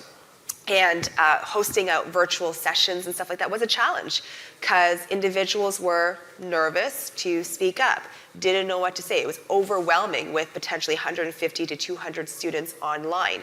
And so this fall, September, we launched our first, orientation is back to in-person, with those who are remote can sign in remotely. But, in speaking to the students, some of the students who were working virtually are now seeing that they're missing out on some of these in-person activities and are seeing kind of the benefits of having in-person social activities and that community building that naturally occurs in person. So I think we'll start to see more of a request for in-person, than before, when everyone thought originally that everyone was just going to work remotely. But I think, over the next year, it'll change back to in-person again, and with obviously some hybrid functions to it. Yeah, we, at our CEO Leaders Council a week ago, I don't know if Jim is in the room, but Daryl, I see you back there. We had a guest speaker, Sandy McIntosh, who's the Chief People Officer for Telus. And one thing she told us is an important trend, which you're echoing, is that the early career people are asking for that because they don't have networks built yet. They want that learning experience, they want the mentorship, versus their struggle was more with the senior talent that have established networks. They've been there for a long time, they're okay with being at home, they don't need that same kind of connection. But the one thing that she said is working for them is that when teams come together, they're asking them not to fill your day with meetings. Leave time for that casual conversation, have lunch together. Are you seeing that kind of trend as well? I want to go a little bit deeper there. Yeah, so we're having some conversations about it. We're not there yet, but there's discussions in terms of no meeting Fridays, for example. So not, keeping your Fridays kind of, free as much as possible to get some of the admin work and, some things to get caught up with. There's conversations on, how do we, in a virtual setting, have, those fun conversations to get to know your team members where, because again, right now what we've seen during the pandemic is that when you're having virtual meetings, it's like go, go, go, and you're only talking about work. It's those candid conversations that, are missing. And so we are having those conversations to sort of see, okay, well, what does everyone want? Work-life balance-wise, what does wellness involve? Wellness involves a lot of different things and means a lot of different things for many different types of people, right? And so we've also, I think a lot of companies have done this just because of the legal aspects that are going to, but sending out emails. If you're sending an email of somebody after hours or outside of work hours, it, tells you you're sending it outside of your work hours, and just be cognizant of that. Also be cognizant of, we are a global company, right? So we have a lot of meetings in different time zones, and so be very cognizant of booking meetings outside of typical work hours from those individuals from those particular regions, right? So, there's conversations that are having. So, the last hot topic that we're hearing in our councils that I'd love you to share some thoughts on is mental health. Mental health is something that is getting louder at the table. So can you talk to us about strategies or what you're seeing at Nokia on the mental health front? So with mental health, I mentioned earlier on about an employer resource group that was officially launched, in Canada, that is. And so that they have sessions where, individuals in a smaller group are invited to be open and encouraged to share maybe perhaps some of their challenges and their struggles that they've had. They also have learning sessions where they'll talk about mental health and well-being and what that involves. There is learning courses and training sessions that we've also launched as well too. So they are a little bit self-serve, but then again, you want to encourage all of our employees to participate in and learn, something a little bit about mental health and well-being. In 2021, we actually launched a well-being day where, any employee, if they could just take off a day just to, go to the spa, for example, spend some time at home, so it's just, again, a day to sort of, take time for yourself so that you can sort of recharge in addition to, the vacation days and whatnot. And then we also, from a mental health wellness section is that, again, there's conversations about, it's essentially how you schedule your day, and there's actually a tool that our company has, and it uses us, and it sends you an email every day, and it says, well, this is like how much free time you have. This is how much your schedule looks like. You can sort of rejig and use your use this particular tool to help you kind of manage your meetings throughout the day, and whether you utilize it or not, it's up to you. But those are some of the examples that we've done in terms of mental health wellness. So I think everybody needs to get a smartwatch too. It certainly keeps me keeps me in check. We've also done things like cooking classes, and there's online cooking classes on a global level. So there's individuals from other different regions where they'll have cooking classes, and I think there was a yoga session or a workout session where you can go virtually and everybody from all over the world can go online and turn on your camera or not turn on your camera while you're working out. But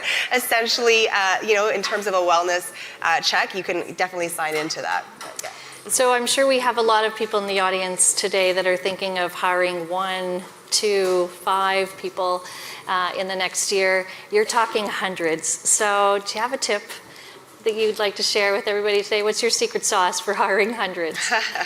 That is, it's going to be interesting, actually. I think it's going to be a good a good challenge, actually, because it's exciting, right? And so there's different strategies that are involved. It's a lot of moving parts. It's very symbiotic. Obviously, we're looking at operations and recruiting tools to make things a lot more automated and efficient. We are looking at branding, and I'm a huge believer in branding, something that Nokia has not really done a lot in the past, and that's why I think we're, known as still the 3310, unbreakable cell phones. But essentially, branding and saying we're not a cell phone company. We do exist. We are hiring a ton of, employees. We're still hiring right now, never mind with the new announcement, right? And so, branding is another aspect of, the strategy that's involved in that.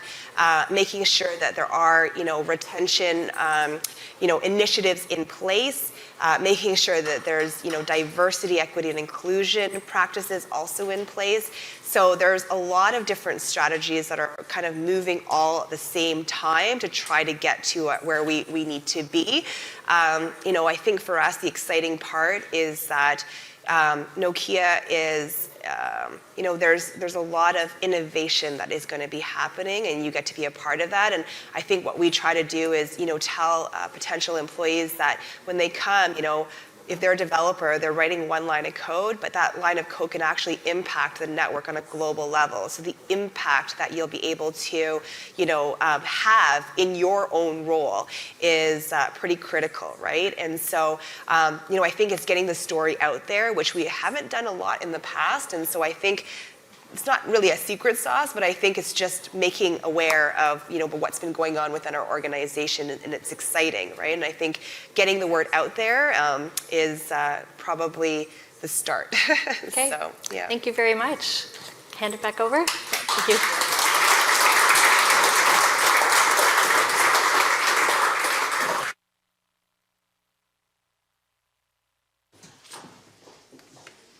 Okay, we are closing in on lunch soon, just a little bit more to go, so thank you to all the diehards in the room. It's great to see you still here.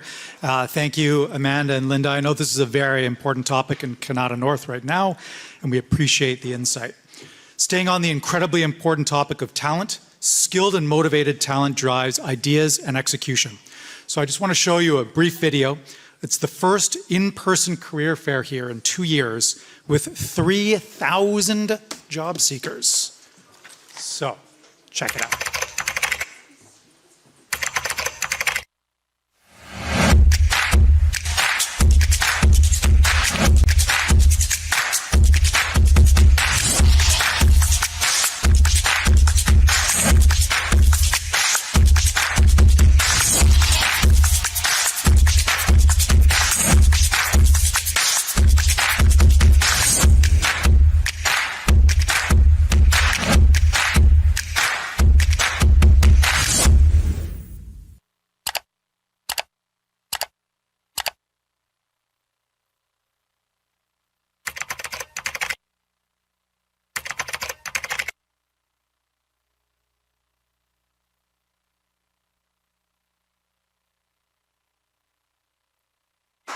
I was like, I never seen that video, so I didn't know when it was going to end. But was that done here in the Media Lab?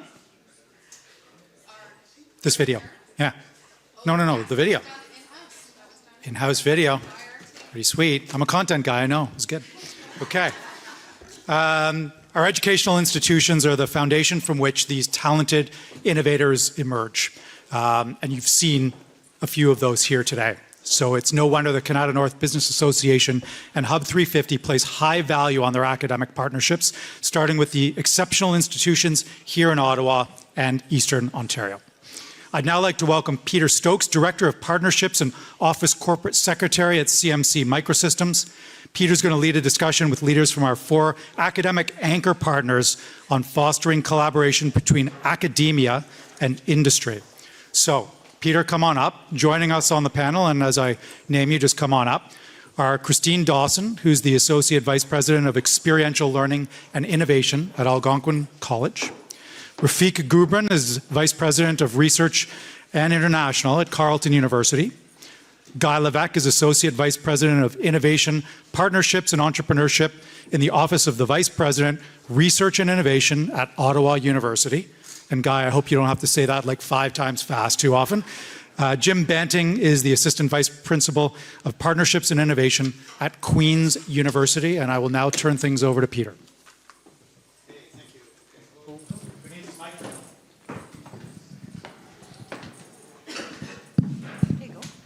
Thank you very much, and welcome. I'm Peter Stokes, CMC Microsystems, and I'm just so delighted to hear so much about semiconductors today. People talking about chips and bringing a fab to Canada, et cetera. It's wonderful. So I've been asked to maybe make this a little bit shorter because we're trying to move into the lunch period. So we're talking about academia and industrial collaboration, something that's really at the close at heart of CMC Microsystems, helping universities and industry work together on designing chips, but it's a lot more broader than that. So what I would like to do is ask our, hi Guy, how are you? Ça va bien? Good to see you. Sorry for being late. Hey, no problem. I'll pass the microphone around if you want. Okay, great. Yeah, sure. Did you get a mic, Guy? You did. Excellent. Okay, great. So just to accelerate the panel this morning, and I know we're between everybody, between this and their lunch. So what I'd like to do is ask each of you in your unique situations. I know at Queen's University is in Kingston, so why do you have a presence here in Ottawa, for example? And Guy, you've been Central University of Ottawa in collaborations and so on. I think at Carleton University there's a co-op program, an internship program, et cetera, mixed in. So perhaps one by one, if you could let us know kind of like what's going on in academia, industry partnerships in your institution, what makes it a bit different than what you might see elsewhere? Why might you be here at a Hub350 event when you have an educational institution 10 kilometers away, perhaps 120 kilometers away? So please. Okay, great, thanks to everyone. Well, I think, I'm mic'd up. You're good. I think that at Algonquin College we have an interesting opportunity to kind of be another partner within the kind of educational innovation ecosystem with our partners in the universities. And we're really a complementary partner. So I thought I'd talk just a little bit about something that makes things a little bit different when you're working with a college. And if you think about working with us from a research standpoint, we participate in applied research. So applied research is really when we're not doing necessarily theoretical fundamental research, but it's always around kind of commercialization or optimization of work with a partner. And the key part there is there's always a partner. And the unique aspect when you're working with a college, with Algonquin College in particular, and I see my colleague from La Cité here in the audience who's doing the same thing, is that the IP remains with the business partner who's working with us. And I really think that that's kind of a unique advantage and opportunity if you want to come and partner and work with us. Interesting. Thank you very much for that. Please. Okay, does it work? Good. So at Carleton, we have a very broad range of programs related to IT. So actually the number of students working on the area of IT is over 8,000 students at the undergraduate and graduate level. Now, in terms of partnership with industry, I guess the main thing there is that we want to provide a single point of contact for industry to come and talk to the university. The university is looking at the collaboration, and the partnership includes research, applied research and innovation. I would say that's one pillar. Another pillar is talent development, and the third pillar is community engagement. So let me talk about each one of those, but in dealing with each one of those, we have to look at single point of contact and then provide customer service to the industry partner. So when it comes to research and innovation, well, we can do matching with the researchers, like try to find what kind of research is the partner interested in, applied research and innovation. Then we put them in contact with the right people. We work with them in terms of applying for matching grants from government agencies and other agencies. We provide access to labs. We also explore vertical markets. So if you are in a certain telecommunications, for example, and you want to look at applications related to health, to agriculture, or to autonomous vehicles, then we look at potential vertical markets as well, and explore other industry and government partners who could be part of the project. So I said there are three pillars. So one is research and innovation. The second one is talent development. So we need to attract top students to our programs. Then secondly, when the students are engaged with the industry partner, this provides benefit to everybody. It's a win-win, because now the students will be able to have experiential learning and be ready for the market. But at the same time, this would be an opportunity for you to work with the student on the long run, and that could lead to career options and co-op and internships. So that's in addition to the various standard programs like co-op, internship, placements, and so on. So one other element of talent development is actually establishing industry-sponsored labs at the university. So again, this is another example of the way we can interact better and we can engage the talent in the program. Finally, community engagement.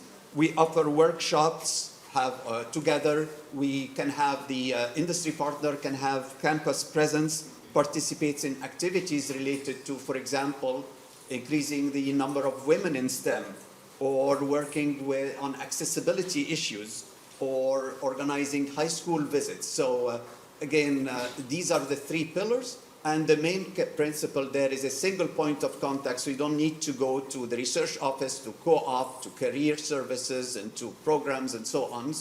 And then the customer service example. One great example that we have that we may talk about later is the example we have with Ericsson, where we established that strategic partnership with Ericsson that involves the three pillars there. Excellent. Thank you very much. Guy? Thanks, Pete. Is my mic on? Okay. I will take a different tack and say the same thing the Rafik said, but in a different frame. So almost 4 years to the day when I joined the university, I was asked by my Vice President, Research and Innovation, to set up a campus, a satellite campus in the heart of Kanata North, in the heart of the tech park. And the driving motivation is a technology park, Canada's first real innovation supercluster. You know, we've had others, but this is the first real innovation supercluster in the country. Is the tech park stronger with universities and post-secondary institutions in it or beside it? And we were convinced that having a presence in the tech park was critical to the success of the tech park, critical to the success of the universities, critical to the success of our students. So we dived in head first, created our first campus just a few blocks away at 535 Leggett in the Solus building. It was going to be an event space. It was going to be a collision space, very much like Hub350, but on a much smaller scale, much less ambitious scale. And we quickly realized that we had a tremendous opportunity to change and reset the whole student experience. And so two seminal things happened with our campus.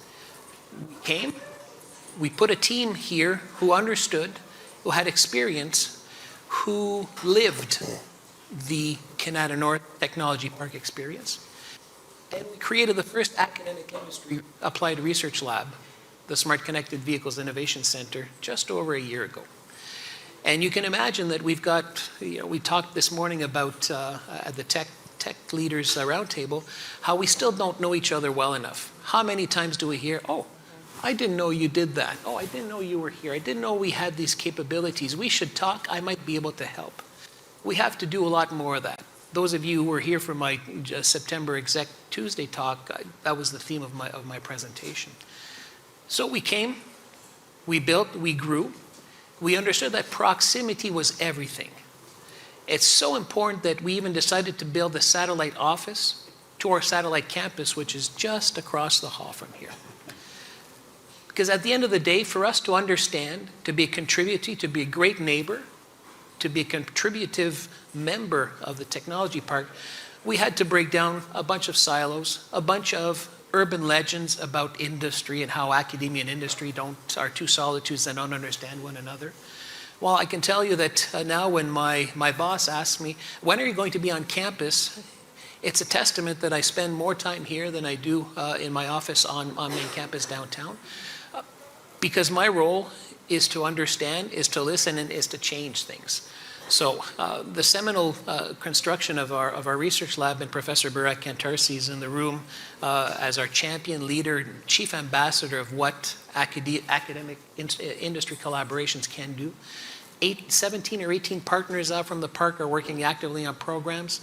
We bring $6 million in shared leveraged funding to the park, federal, provincial, and every public dollar that, every industry dollar is leveraged between 3 and 4 times. The co-op program has grown leaps and bounds. We've gone from 280 to just over 400 this year. And that only happens because we understand the needs. We translate those needs, and in our roles as innovation partnerships, entrepreneurship champions, we have to break a few eggs back at the university to change and adapt some of our ways of thinking and programs to fit the realities of the world in which we live in and operate in. And it's transformed the university's culture. So now I've got my A-team around me who are here from Co-op, from Professional Development Institute. You heard Soul on Angel's anecdote about the importance of the Black Entrepreneurship Program that's delivered. Our Kanata North Campus team, many of you will know Veronica Farmer, my Innovation Support Services team, my eHub team, everybody's here today because we are a member, a neighbor, a contributor to helping develop solutions, develop talent that's immersed in the Kanata North Park so that they love this place so much that they call it home. Many of Burak's students actually moved out west to West Ottawa, to Kanata, to be here, to be close. And when I talked to them just over 6 months ago, I said, you are all pioneers. And I hope that when you have your serial entrepreneurship career off the ground, that you come back and you reinvest in Kanata North, that you make it your home where you live, work, learn, play, and innovate. And if you're so inclined, you can maybe give $10 million back to your alma mater. Okay, thank you. Thank you, Guy. Jim, please. So you start out asking why would Queen's get involved with this group. Queen's has actually been involved in innovation and partnerships in the Ottawa area since at least 2014. Okay. The idea of moving into this particular facility and being part of Hub350, hopefully we're going to be adding talent, partnerships, and research. And so if you're going to be a Hollywood actor or actress, you go to Hollywood because that's where all the activity is. Well, if you want to work in deep tech, you've got to come here because this is where the activity is. This could be another supercluster. We've got 6 of them or so. This is another one that's important for people to understand. And so that's important for us, as our colleagues across the panel here have reiterated, that proximity and having collisions and reducing friction are an important way universities are trying to reach out to industry partners to be working with the talented people we have and the research infrastructure we have that can help them answer their problems as they plan future generation. We talk about 5G, but what about 8G, 9G, 10G? Those kind of problems are starting to come up now, and universities are the place you can start asking those questions to support those things. At Queen's, I'd like to highlight 2 things on the partnership front we've been actively doing. One is we've developed a series of workshops for graduate students that talk about, and we hopefully deliver this to graduate students early on in their graduate career, and it's all about understanding partnerships, innovation, intellectual property, and communication. I think these skills are fundamental to be working in any type of industry, so that at the start of your thesis, if you start understanding that if I'm going to start a new green chemistry technology, for example, but I start by using a pesticide or something that's banned in Europe, you've already limited your market. So at the beginning, think about the applications, the knowledge mobilization you can get out of your thesis, and if you can jog a little bit left or a little bit right in your studies, you come out at the end of it with something that might be much more translatable than at the beginning.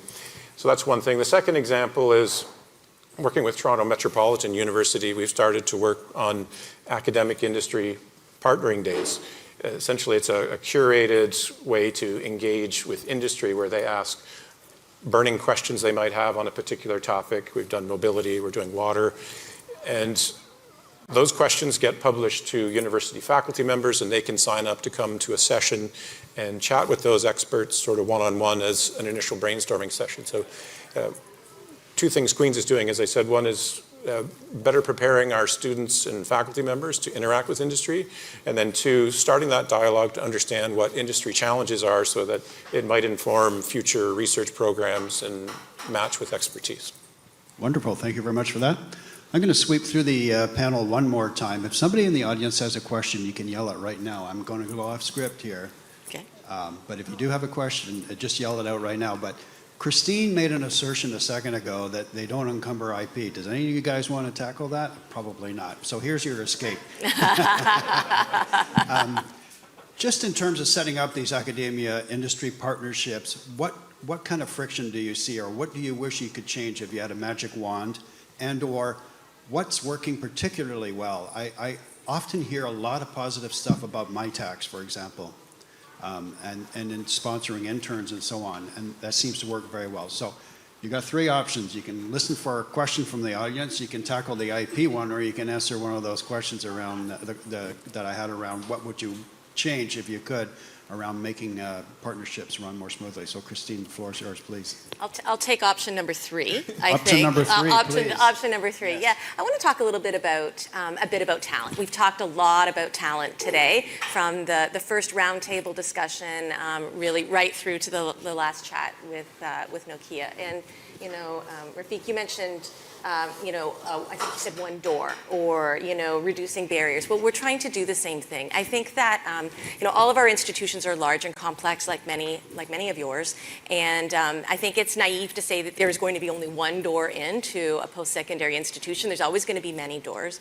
But one of the things that we've been trying to do is to create one really big door that's really obvious, that if you manage to come in that door, will help direct you to where you can access talent throughout the kind of student life cycle, throughout the continuum, as students are scaffolding through experiential learning opportunities. And that might be starting by being the example of a case study that is used where you're not working live with students, but they're learning about an experience that your organization went through. Maybe it's moving to a course-based applied research project, or some sort of opportunity where you're interacting with teams of students and they're working on a project, and you might take something away from that project that you can use. Moving forward into potentially a standalone research project that's funded, where and maybe you're bringing in an intern or a co-op student. You're having that student supported through leveraged funding like MyTax, or some of the other federal government funding that's available to support student hiring. You're moving through to supporting a co-op student, a field placement student, and then they're becoming your graduate opportunity, graduate employee kind of talent pipeline opportunity. And there was something that Linda talked about in her session as well around branding. And I think it's really important to think about this, that the partnerships that industry and academia form together, I think need to be long-term, and they need to be deep, so that it isn't just about when there's a talent shortage that, all of a sudden everybody's clamoring for the students, and then when that goes away, well, we don't, hear from you. We still want you to come on campus, even when your job opportunities are less. There's opportunities for learning from our students, and it maintains your on-campus presence and your brand. And your brand on campus is critical when there is a war on talent like there is right now. And so I think the opportunities that we have in kind of combining our departments together, that I say are all, the common theme is transition to employment for students. And so when you're working with us, we're hoping to ease that kind of burden of finding the right door, and then finding the right opportunity to partner a student with you at the right time. And like I said, that scaffolding of opportunities. And by the end, you've had maybe a 2 to 3 year-long interview with a student, and boy, you've got the right fit for your organization at that point. Yeah, I was listening to a talk by somebody in a tech firm recently, and they said, we don't interview anymore, we just bring interns in. That's right. Rafik, please. So maybe I'll add to that as well. So I agree with what you said there. I'll add to that dealing with industry is not like one template that fits all. So first of all, we need to make sure that our students are entrepreneurs in the way they're thinking. Those who are ready to do so, we need to give them the tools to do so. So for example, here we have the Innovation Hub. The presence here in Hub350 is very important because it helps us better understand the needs of the partners, because we always want a win-win partnership that happens. And then dealing with SMEs is different than dealing with multinationals, because the needs are totally different. So for SMEs, we can work with SMEs with respect to co-op placement with respect to internship, access, bringing more partners, look at opportunities for matching. With multinationals, it's slightly different. So maybe I'll give you the example of the Carlton-Ericsson strategic partnership. So this partnership started in 2020, and so far it attracted over $5 million in external funding coming to the program. It involves a lot of aspects. So one of them, for example, is the Ericsson Chair in 5G research with Chancellor Professor Yanis Lambadaris, who's actually having a demo there and some of the activities that are happening with the chair. And the chair has been co-funded by NSERC as well through the NSERC Alliance program. We have a prestigious Ericsson Fellowship, which has currently 7 fellows, and 33 graduate students are involved in this. Now we talked about co-op. So since the beginning of this partnership, we had 400 co-op placements at Ericsson from Carlton. So that shows you the type of engagement and partnership that's taking place. We also had a number of specialized courses done 5G that are offered jointly by Ericsson and Carlton that have been attended by quite a few. And some of you may have heard also last month, we opened the Ericsson Carlton Mobile Wireless Lab, a first of its kind in Canada. In fact, the lab is based on Ericsson radio dot system technology. That's quite a world-class in-building solution. It supports both 5G standalone and non-standalone networks, allowing students to do innovative research in that field. So this is an example of a partnership with multinational that involves the 3 pillars that I talked about, which is research, applied research and innovation. The second one is talent development, and then community engagement as well. But as I said, this is not a single model fit all, because with SMEs, the model would be totally different. But encouraging entrepreneurship and making life easier for partners to navigate through the university is vital, in my view, in making those happen. And then negotiating the right IP arrangement from the beginning, I guess, makes a lot of sense. And you've asked about IP. So at Carlton, the IP belongs to the inventor. So with the IP belonging to the inventor, we can come up with the right IP agreement in any arrangement that we want to do that fits the need of the various individuals. It seems obvious the partnership with Ericsson has been very fruitful, and I can imagine maybe 10 years ago or something, it was at an event like this where somebody said, hey, we should talk maybe Carlton versus Ericsson, and boom, look at that in terms of dollars and impact. Guy, please. I'll try and tackle all the questions you asked. Very briefly, though. We're hungry too, Guy. So I know. Can I use a PowerPoint? So you talked about friction and obstacles. The first one is the concept that universities are a big monolith, and when you want to work with the University of Ottawa, Queen's, Carleton, Algonquin College, what door do you knock at? So this concept of monolith is one that we removed by saying, well, come and visit us at our campus at 535 Leggett. And even better, I'm going to go see you in your office, going to see you on your campus. And we have that opportunity now. So that's removed tremendous friction. IP at the University of Ottawa, the IP is owned by the institution, but IP is always negotiable. 10 years ago, 5 years ago, that might not have been a true statement. And so one of my key hires was our Executive Director of Innovation Support Services, who had spent the last 16 years in venture capital firms in the US and in Europe, based out of Montreal. He brings a very different approach to how we negotiate and work with companies and consortia of companies, and bringing in both domestic and foreign investment to the university and to the region. So he will play a key role in helping supporting RBCx building a financial district and a financial hub here in Hub 350. Talent, MyTax, through a number of very strong collaborative ties, including with Wesley Clover, we've tripled the number of MyTax interns in the park in the last year. And by the end of the year, we will be close to $1 million in MyTax internship dollars in the park, just through sustained engagement with companies. And Wesley Clover is a key partner in that. And then the last bit was questions from the audience. So, well, we don't have one. So. Thank you very much, Guy. Jim, please. thank you. Say between being the last speaker and the end of the start of lunch. So Queens, from an IP perspective, we encourage researchers to ask a few key questions up front so that expectations can be set. I think the frustration industry feels, I'm speculating here, is that it's not necessarily the no's we can't collaborate, it's the maybes. Is if you spend 6 or 8 months working towards maybe we'll do this and then another obstacle comes up and then we work towards getting budgets and then talking about overhead. We're encouraging our legal team to start talking in terms of term sheets. Here's the 5 or 6 things that are important to universities to discuss up front to understand the frame of reference. So we can be the Google Translate with the researcher to say, here's what your industry partner is looking for. Is that something of interest? And if not, then let's get to the no's quickly so that people can move along and collaborate with the people that are interested and like-minded and have a meeting of the minds in terms of some of those key upfront terms like IP, overhead, budgets, and those kind of things.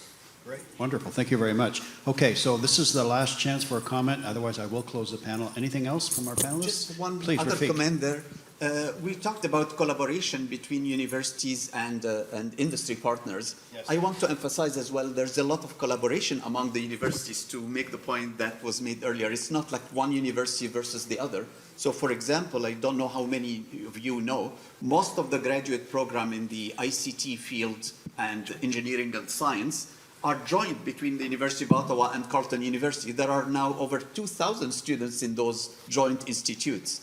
With Algonquin, we have the Bachelor of Information Technology that joined between Carleton and Algonquin, and that program offers specific programs in interactive multimedia design, optical sensors, and advanced network technology and others. So it's not just between academia and industry, but also among academia. So We've done Hire Local together. We've done the Tech Crunch, which is happening today or tomorrow.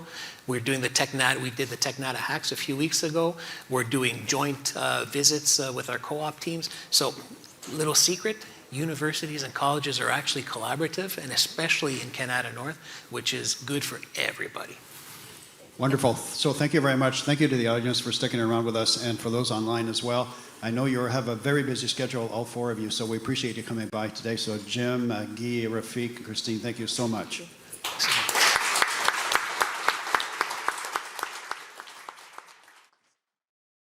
Can people see this from back there? This is my dad joke story, all right? So I was at home and I had the first iteration of my speaking notes next to me at the computer. And my kids come up behind me and they're like laughing. And I'm like, what? And they're like, why is the font so big on your speech? And I'm like, because I don't want to wear my glasses while I'm doing my speaking engagement. And one of my daughters is like, I've been wearing glasses since I was 4. And I'm like, sorry, Sadie, no offense to people who wear glasses, but you know, my vanity is taking over here. Anyway, very large print, but at least I can see. And when I have to introduce people like Samer, I can read their names out properly. So thank you all for being back in the room. I hope the time provided you with the opportunity to meet each other and network, which is, of course, exactly why Hub350 was created. So at the heart of Hub350 is the Telus 5G Innovation Zone, powered by Canada's fastest mobile network.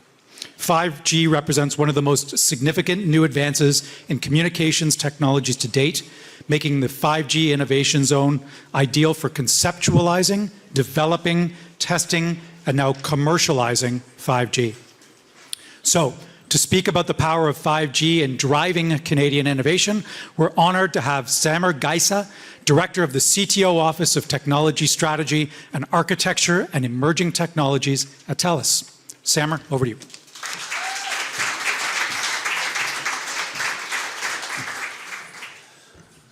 All right, good afternoon, everyone. I can tell you these lights are actually very bright, so you didn't expect that. It sounds like it's an interrogation, not a presentation. I didn't do it. And we have a clicker. There we go.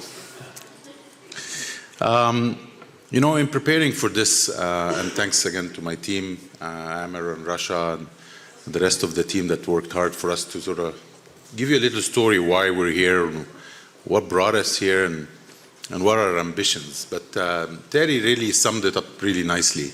You know, it's about timing, it's about catching a wave, and we truly believe 5G as a technology is actually going to be a very provoking agent to create a wave of change that will touch everyone's lives. And I say this with confidence because I've had the privilege to, I've built networks before globally around the world, but this just is different. It is different because it started out, unlike all of the other Gs in 4G, 3.5G, 3G, I can go on. The design thinking process, which for the first time, when I heard it, I'm like, the 3GPP is actually following the design thinking process to actually achieve results which are relevant to customers. That was surprising, but it did.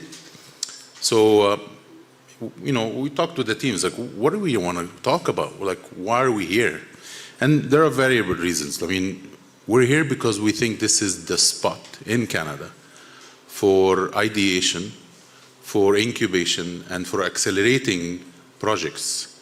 And that's what we're interested in. We're not a nonprofit organization, but we actually want to make sure that customers get solutions from Telus beyond connectivity. So traditionally, as you all know, we do an excellent job of selling connectivity. Our pipes, we call them very smart, resilient, always available pipes, have been tweaked over time to reflect the best of what's in the industry. And the dedication, the hard work of our teams have been always differentiating factor. We actually love the fact that when we go out and speak about our best network awards, is the real differentiating factor, the people who actually made those networks the best. But the commitment to providing an ecosystem, 5G is a little different. We'll talk about the technology in a few slides, but the way our approach has pivoted with 5G is we're no longer saying, okay, here's the pipeline, here's the SIM card, here's the connectivity, what do you want to do with it? It's the other way around. And by that I mean, what is the problem that you're trying to solve, which may or may not include connectivity. But we're here for the long journey. So what we are working with our partners here in Hub350 by building a complete 4G, 5G lab was to actually create that environment of asking the right questions. What is it that our customers are trying to solve for? And if you take that area vertical by vertical, you will find common denominators. Connectivity is part of it to a large extent, all various forms of connectivity and devices.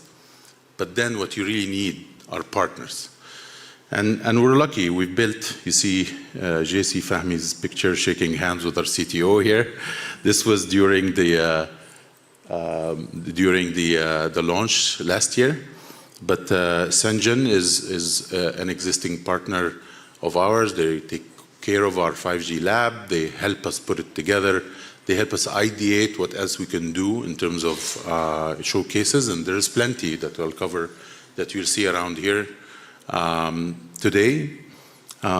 We think the right approach to solving problems is through partnership, so co-innovating. A lot of what we do are not just internal ideas. Oh, that's a great idea, let me see what I can do with it. No, it's more of, let's sit around the table and discuss what's the learn, buy, get, use, pay, and service. LBGUPS is the most used term in my team, because we want to make sure everything we do actually follows the process end-to-end to go to market, and not just a great idea that we can do a one-off POC with. And then we talked about solving real challenges, not just in Canada, but also that are relevant across the world. So everyone is familiar with Telus, I'd hope, but there are two areas of Telus that we don't talk much about, but they're solving real-world problems across Canada, but also around the world. So Telus Health, for example. I don't know if you know, but almost 80% of all IT systems that are serving in the medical fields, patient medical records, appointment booking systems, those are all aggregated over time under one umbrella, which we call Telus Health. Amazing things can happen when you have an ecosystem that's super connected, and some of our partners are starting to get a taste of that. We worked with some of our partners to be able to demonstrate the power of connectivity it's triggered by a question. How can we make your lives, your medical staff's lives better? But I was just talking to one of our partners earlier saying I think the differentiating factor was the approach. We didn't come in and say, hey, well, here's some SIM cards, let's do something with them. The question was, can we actually go with your medics in their ambulance and just browse and understand what their challenges are? And from there, ideas were co-created. We've identified a problem. We went about solving it, and we demonstrated a very important use case. And you can see that use case here as well. So we have a partner called Teleview.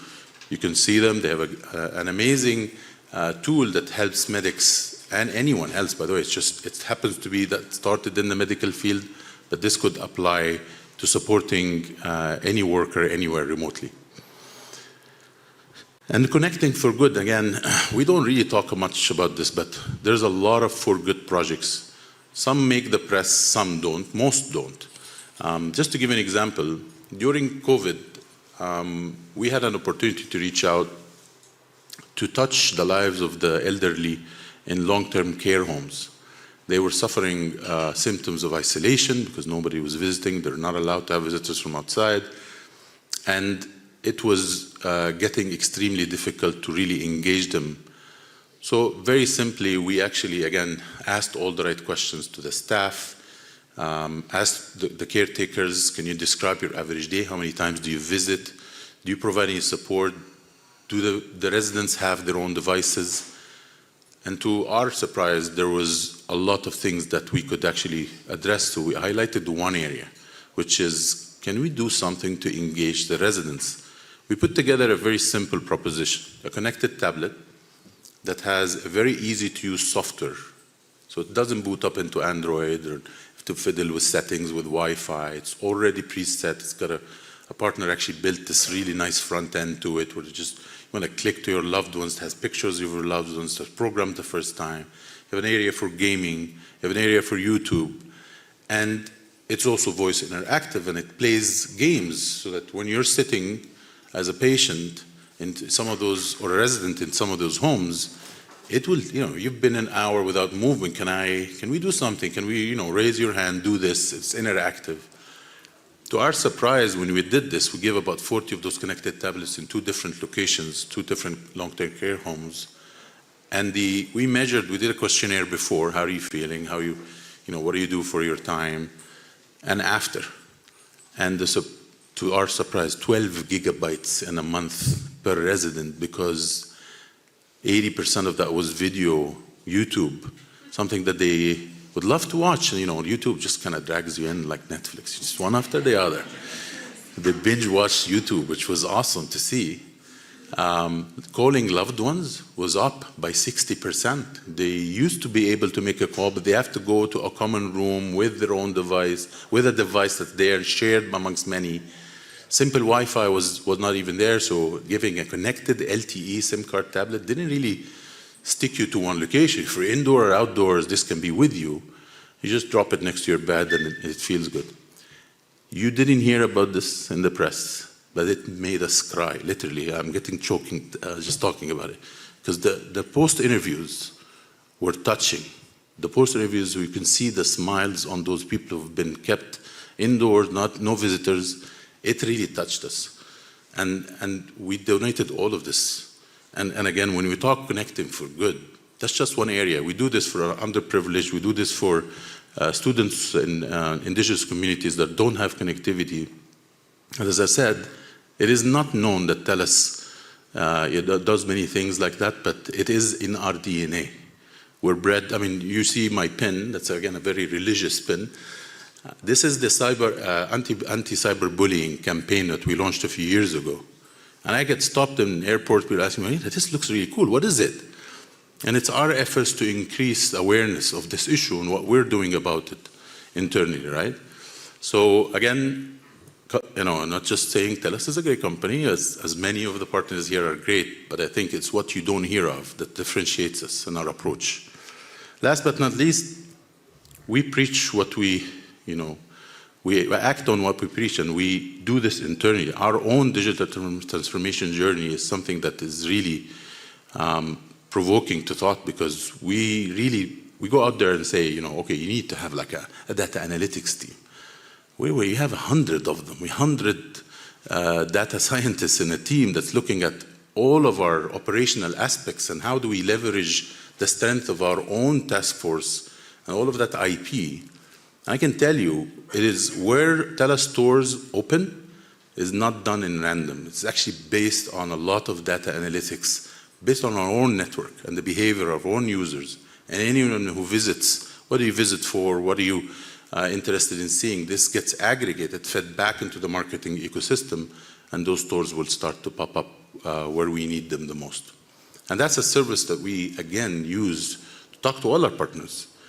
Are you aware that we can have this anonymous by design, resilient by design, secure by design ecosystem that allows you to take your data, take our data, put it in, condition it, and present it, and run AI models which will blow your mind? And they're like, no, we didn't know that. So that's another reason why we're here, because we can bring this sort of differentiating factor to the larger ecosystem here, and then adoption will happen once discovery happens. So, why are we here? Just to summarize it, we've been using 5G as an enabler for solving challenge statements for our customers. The reality is it doesn't work in isolation. We need partners. And we have a great suite of partners here. And we started with the residents, and we started talking to ThinkRF, Jim, great ideas. They pivoted from a standard spectrum analyzer into what I can only describe as the future of how intelligent networks will operate. There's no need with the new product lines that they're working on. We won't need you to actually test drive anything. Like in the past, you put a tower up, you have to go in circles, make sure neighbor definitions of cells are done, and all that geeky stuff.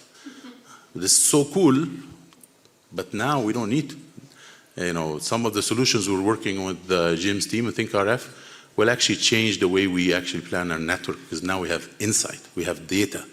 And that data doesn't only show us how well we're doing, but it also shows how our subscribers, our customers, any drop call can be detected, any fluctuation of signaling link can be detected. So it's a very powerful tool. Again, we are very happy to be able to take this, not just use it ourselves, but also propose it to the right organizations, governments, regulatory authorities, not here only, but also around the world. We talked a little bit about 5G, so I'm going to geek out for a few seconds, but it's not a quiz.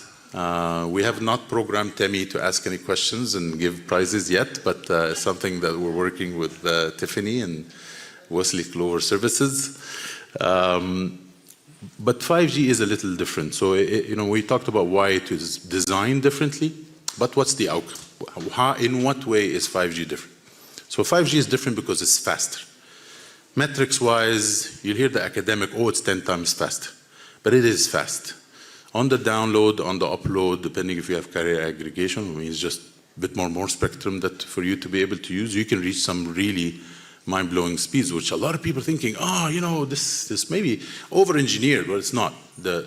Anyone who works with data these days will tell you, you need a big pipeline.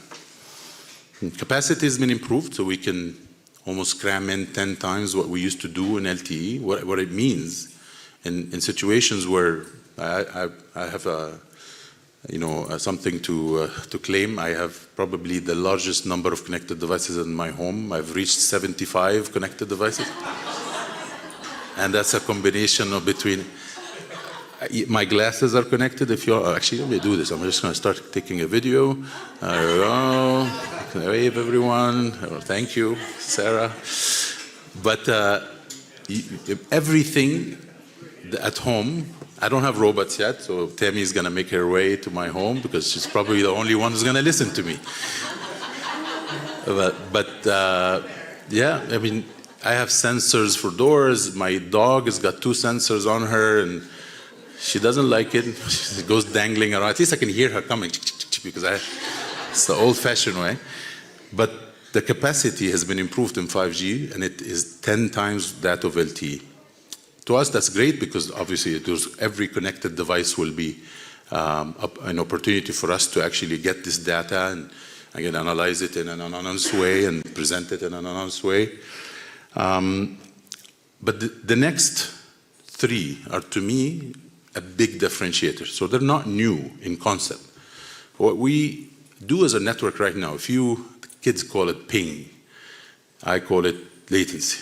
But latency is the response time between you taking an action on your device. It goes all the way to the network edge, to the router that's connected to the internet, and then does something and comes back. That round trip time is latency. And just to give you, if you blink your eye, that's around 300 milliseconds. The average latency on our network right now is about 50 milliseconds. And I say average conservatively. It's actually around 30, 21, 25 milliseconds on average. Somebody's calling me in one of my connected devices, sorry.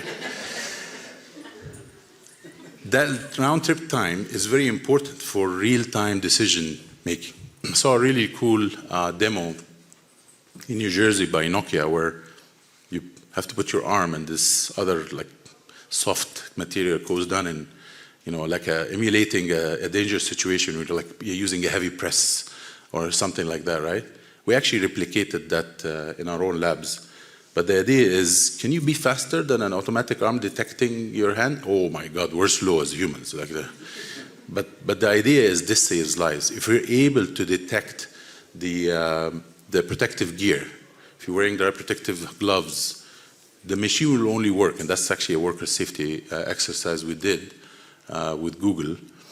And the idea is this saves lives. Can you check this into an elderly? The door will open only when the caretakers are wearing the right protective gear? Yeah, of course, we can do that with a small connected camera. It doesn't have to be a very high-def camera. It's actually a very small exercise to take decisions on the spot. Manufacturing, this is huge. Oil and gas, this is huge.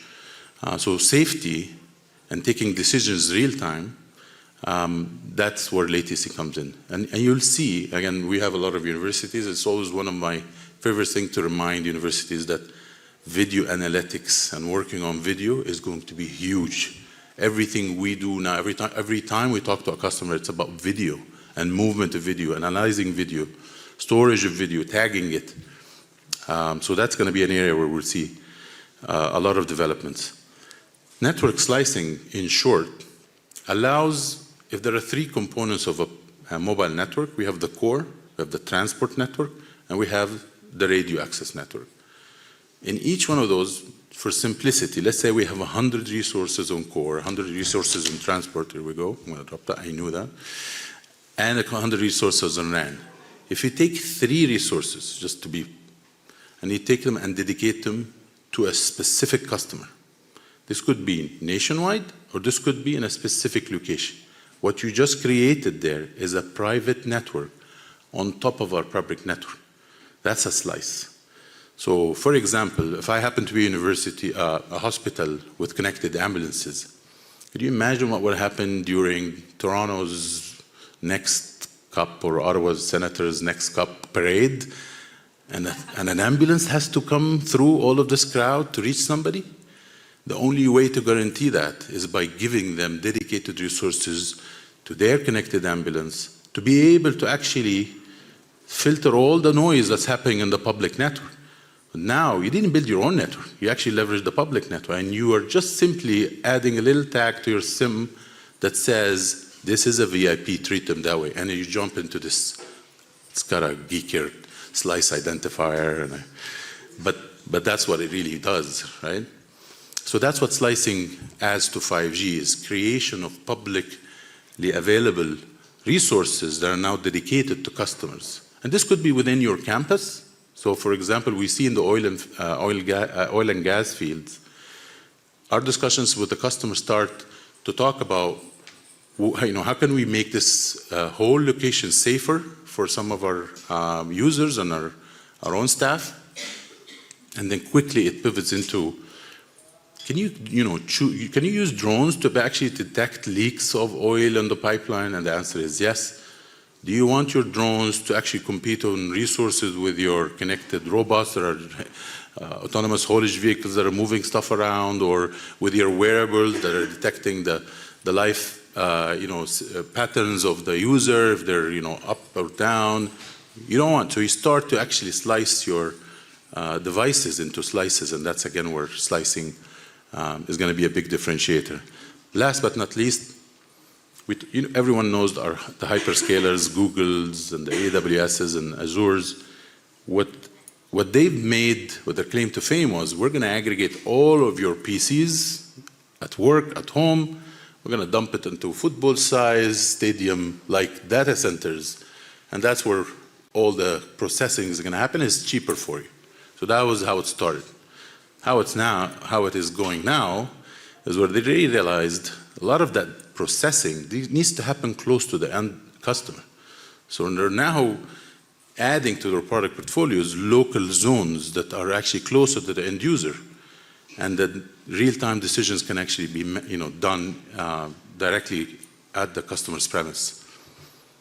Telcos come in and say, we don't care if it's a Microsoft or AWS or a Google.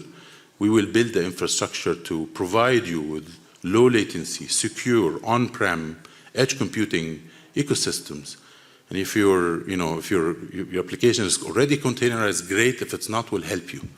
And then your data, your PC, dedicated to you on your premises, that's an equation that no hyperscaler can beat.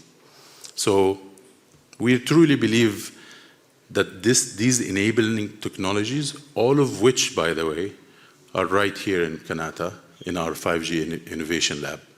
And the result is all the work we talked about, AR, VR, IoT sensors, drones, connected drones, and robots, are going to leverage this enablement layer that we've built, not just in the lab, but also publicly, to create ideas and to push innovation together in Kanata.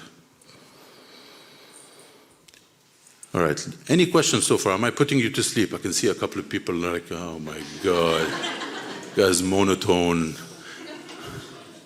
Are we good? Okay, awesome. Maybe I have a question. You talked about the data for good program. Can this be tailored to a client for their population, or you prefer to have it broader and not specific to a population? So there are two programs. I love that you combine them because probably we should, but connectivity for good and data. So yes, we do a lot of connectivity for good projects, and we can talk about, I'll connect you with the right people. But with data, it's actually more on innovation. So you let me know what you need, and we can give you samples of the data we have. And then if you like it, you're hooked. And now you're mine. But the idea is really defining what you want to use it for. Like again, I want to empathize. That's the whole thing we preach to our team members: is empathize with your cause. What are you trying to fix? Because the answer usually it's a combination of factors, not complete of multiple solutions, not just one. So we can take that offline. All right. So we talked about solving business goals and customer problems. We talked about sustainability a little bit. Again, most of what we do is also with our, aligned with our goal for net neutral carbon emissions as an organization. We've announced this publicly. We wanted to also, and it's no secret. I mean, telcos would probably productize a product in the past. Probably takes a year, like from okay, this is a great idea. We studied the business case. Let's go out and deliver it. Historically, it takes a year, roughly, to productize.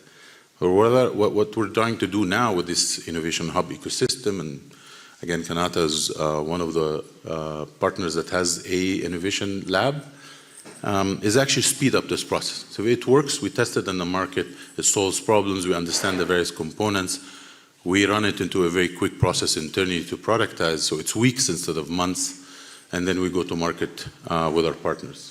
So that's the ultimate goal, and of course, a lot of lessons learned that goes back into the design, the LB GUPS, learn, buy, get, use, pay, and service, and then that is the mission. The final goal is 5G productization. Let's talk about who we have this time. So last year we had I think maybe 6 showcases. This year we have another 6. They're all available of various parts. I was told that as soon as I ran out of water, one of the connected robots here, Temi, was programmed by our partners to actually deliver water. But they can also take you around and show you the showcases. Again, very simple. You remember those tablets I talked about, the elderly? What is this going to look like if this walks into every hospital room and interacts with the patient about their meal? Like, you don't have to tick a box on a piece of paper anymore. You can actually have a dialogue with a robot, or even a connected, this could be actually remotely controlled as well. So you can actually drive it around and navigate it. It does this automatically, so it's been mapped to the ecosystem here. It understands the tables. They tell me it's probably banged a few, but that's what it's for. It learns as it goes, and then it does a job. But that's just one of the showcases today. Paper Plane Therapeutics, actually I met them about 2 years ago. They do a wonderful job of creating experiences, virtual reality experiences, for those who need a little bit of a preparing phase. So, just go and see them. They'll show you the impact they have. If you have an autistic child or somebody who's under stress, they're afraid to even get on a bus, they have some wonderful demonstrations that they can show you what they've been able to do. Every time I go to the dentist, I probably need one of those, because I'd love to not worry and hear that noise that their machines do. Teleview, by the way, we talked about the connected ambulance. Teleview has gear, cameras with a small screen that you put on your medics or your technicians, and in any field, they give you support. So you have a two-way communication where you actually be able to have support remotely, see what I see. But also, if I need help, how to change an oxygen tank, I can get that help here. I can be connected in the back end. I don't have to stop what I'm doing. So it increases productivity, but also gives you peace of mind. And then Purple, Raven, and Nokia. I'll ask you to please go and have a chat. These people have actually worked very hard to work together, to put together a really interesting demo for you. Whether it's detecting potholes using video analytics, or in navigating within a healthcare environment, creating use cases that actually provide benefits to where stuff is. How do you track assets in a very busy place like a hospital or a school or a long-term care home? And of course, last but not least, Nokia. They're one of our partners. We've done great work together in the field of private wireless networks, which is a little bit the opposite of using the public network. So using the public network, you can create slices. Some customers need a private wireless network. They want to have their core on-prem. They want to have their radio access network. They want it even mobile. Actually, just got off a call earlier today where we did out west. We built we call it a cow, is the cell on wheels. So this one we call the calf because it's much smaller. But you're actually able to drag this with on a trolley and move it around, set it up. 10-foot mast comes up. Now you have a mobile network. It's backhauling traffic over a satellite link. And you can start creating your own private networks elsewhere. It's just a mobile private wireless network. So we wouldn't be here if it wasn't for all of those partners that we have. And I have a call to action. If you're interested, what we're building here, we're looking for innovative problems. Like, I want to hear about the problems that you face as organizations, as partners, and let's start that dialogue on how we can work together and utilize what we've built here in Kanata we talked about Kanata being the place to meet earlier, and I think the Innovation Lab will be the place to solve problems. And the call to action is, if you want to explore more and you want to discuss how we can work together, I put my other colleague's name here, Tasso Daras. It's a trick I learned from the Middle East. Don't ever share your public email. Anyway, long stories. I know my battery is dying, so I have to switch this off. It's been a great pleasure talking to you today. I hope I at least gave you an introduction to 5G that you could remember. Please visit our partners' booths, and I'm going to be around for probably half an hour if you guys want to chat. But it's been a pleasure, and thank you for inviting us again to speak.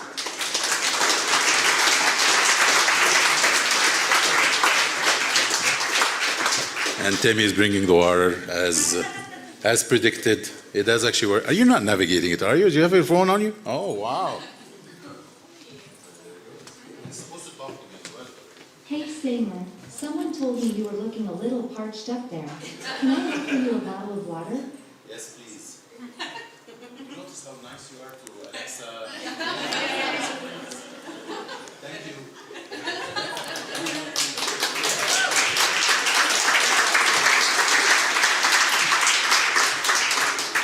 Depending on the kind of day you're having, you may want vodka next time, right? So I stood up here and laughed about how I didn't want to wear my glasses while I was reading my script. Then the cool guy comes up and says, "Hey, check out my glasses. I got a fucking camera on here." I'm going to tell my kids that story, that's for sure. They'll be like, "See, we told you. Wear your glasses." So the innovation I need, I guess, Sammer, is a pair of those glasses. If you got an extra pair out there somewhere, bring them on in. All right, cool, thanks. Okay, thank you, Sammer. And on the heels of the incredible 5G capabilities of Telus, I would like to introduce JC Fahmy, President and CEO of Sengen. JC, come on up.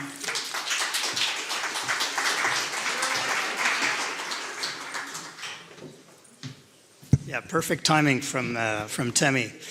Hi, everybody. It's great to see you. My talk has a title that's a bit of a mouthful, but I promise you I will come back to the core of what I want to talk about here, which is collaboration. And at the end of it, I'm going to tie this back to the innovation zone, the innovation hub that we're doing with Telus and with Hub350. So I had the privilege of attending a roundtable this morning with MP Suds, and she had some very interesting remarks to share with us, and I think she shared some of that, I guess, in her remarks here in public, and some very, I guess, meaningful message around some trends around geopolitics, around economy, around technology, and the intersection of all of those things. And what the thing that came really in real focus for me as I was listening to her is then the real importance and opportunity for us to work as a community towards collaboration in creating and growing Canadian IP. I mean, the concept of friendshoring that she was talking about is about continuing to work with like-minded partners, but developing and growing the technology that we have here in the country and in the park here towards the benefit of our national goals. So if you'll allow me a personal kind of touch, Sengen is a really special place. I spent 25 years of my career in the private sector with large technology companies, small technology companies. I spent time in the investment world doing M&A for tech. And to my surprise, I was able to join a company that is a independent Canadian not-for-profit company, not-for-profit, that is here, that is a technology company with a mission to helping other startups develop, demonstrate, and grow their IP. So I have not come across anything like that anywhere else in the world in all my years of working in the tech industry. And the mission that I just talked about around developing Canadian IP, around the goals that we have for the country, is really near and dear to what we do. And we're a technology company. We build technology test beds and living labs, and I'll come back to living labs because this is why we're here, what we're talking about today. built on leading edge technology from industry, from our partners, and surrounded by a set of expertise and services that we put to work for the benefit of the startups that are trying to develop and grow their IP here in the park and in the country. And as part of that, a very important focus on talent development. This is the issue, the topic that we all talk about around enabling the fuel for the industry, right? So having a talent development component to what we do, experiential learning, so that students, professionals can apply their skills and develop them working on the test bed and then working in real time on projects that develop the IP is really fundamental to the mission that we have. All of this delivering impacts, and of course, everybody talks about GDP and jobs and all of that, but I really like the concept of blueprints, because what we want to do is force multiply the impact of what we do so that we capture the learnings, we capture the challenges and the solutions that come through the program that we run with our clients, so that others can learn from that and really grow from that as well. So at the bottom, we talk about ecosystem support and collaboration, right? And that's really fundamental. So collaboration is a word that kind of is bandied around a lot. Like, I'm guilty of that, guilty, right? As Simon was saying earlier. And so I went back and I looked at, where does the word come from? Collaboration, the etymology of the word comes from laborare, from Latin, which means to do work, right? So I will admit that I heard this anecdote 2 weeks ago at another conference and I stole it because I thought it was so good. No, but it means to do work. So it doesn't mean just getting around and talking and, saying hello and whatever. It means rolling up your sleeves, contributing what you have to contribute, engaging others towards what you need from them, towards a common goal. And really, that's really fundamental to our mission, because we're a small company. We can't execute our mission unless we have true collaboration from our partners, from industry, from the whole innovation ecosystem in the country. So it's in our DNA, not just because we think we're great, but not just because of that, but because it's fundamental to executing the mission and delivering the impacts that we want to deliver. So, Living Labs. Sorry, I want to read you a quote, but I wrote it down because I didn't want to mess it up. Innovation doesn't come just from giving people incentives. It comes from creating environments where their ideas can connect, from Stephen Johnson. So, Living Labs kind of conjures the idea in your mind of a place, right? And of course, Living Labs is a place. And I'll talk a little bit more about some Living Labs that we operate, right? So it's a place where you can make available some leading edge technology. It can be in a physical environment that can be very difficult to access. And I'll give you again some examples in a minute. It could be in agriculture and mining and in manufacturing and healthcare. Those are highly regulated, highly secure, highly private environments where if you're a startup developing technology in this space, how do you ever test what your customers are actually going to use unless you are lucky enough to find a customer that will give you that opportunity, which is not trivial, having been in startup myself, right? So a Living Lab is a place where you have enabling technology and you can be in an environment that is true to your business. But it's a lot more than a place. It's a community, right? So back to collaboration. A Living Lab is about a set of actors that come together in collaboration. Some of them bring technology, some of them bring support, some of them are there to co-create, and et cetera, towards ultimately developing the innovation and the IP that we want to develop and commercialize. So this concept of community is really important to achieving the goals, as I've been saying. So SenGen operates along with our test bed, which we operate in data centers. We have 4 data centers. We also operate actual living labs. So I'll give you a couple of examples. We operate a smart greenhouse living lab. This is in a greenhouse in Southern Ontario. And it's a real commercial operation. And we were fortunate enough to identify a partner who was very innovation-minded in the first place and really welcomed the opportunity not just to welcome technology for his own environment, but making it available to the benefit of a broader community in that vertical industry. So we've deployed some very interesting technology, cellular, 4G, 5G technology, Wi-Fi, LoRaWAN, mobile edge compute, all of the whiz-bang stuff that we in tech like to talk about, basically the innovation, the enabling technology. We connect that to our data centers where you have computing environment and networking environment. And we welcome startups to come in and conduct projects where they can test their stuff. They may want to test a particular functional element. They may want to test that it works at scale. They may want to be able to demonstrate that it works in the real environment that their customers are going to ultimately want to buy from them for.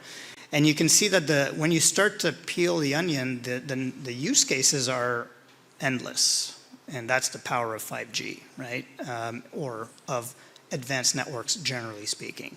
So some examples here, automated, autonomous data collection, production monitoring, disease detection, etc. This greenhouse has been kitted out with IoT sensors across the board. So each one of these plants has at least 2, maybe 3 sensors at the bottom, in the middle, at the top of the plant, capturing data that is then put to use through intelligent software to derive the actionable intelligence that you want to drive value for your customers. And a very similar story in the mining space. Again, very regulated, secure environment, very difficult to access for startups. And it's a very similar story. We've partnered here again with Nokia, where we've deployed their cellular equipment as well as Wi-Fi equipment from NLT. And this is at NORCAT. So those of you who know the NORCAT Research Innovation Center in Northern Ontario, just outside of Sudbury, they have a whole mining ecosystem. They're a great organization that do a lot in mining, but they operate a real mine, not for commercial purposes, for innovation purposes, but it is a real mine underground with real mining equipment. And so we've deployed this infrastructure, this enabling technology infrastructure inside the mine to enable, again, startups to come in and test very wide range of very interesting use cases.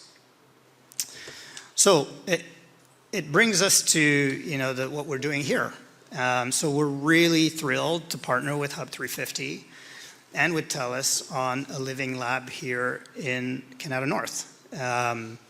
If I can give a plug to Telus, Samer was a little bit modest earlier around the stuff that we, quote, don't know about Telus, and I can say from the inside, very true. Telus was a founding member of SenGen.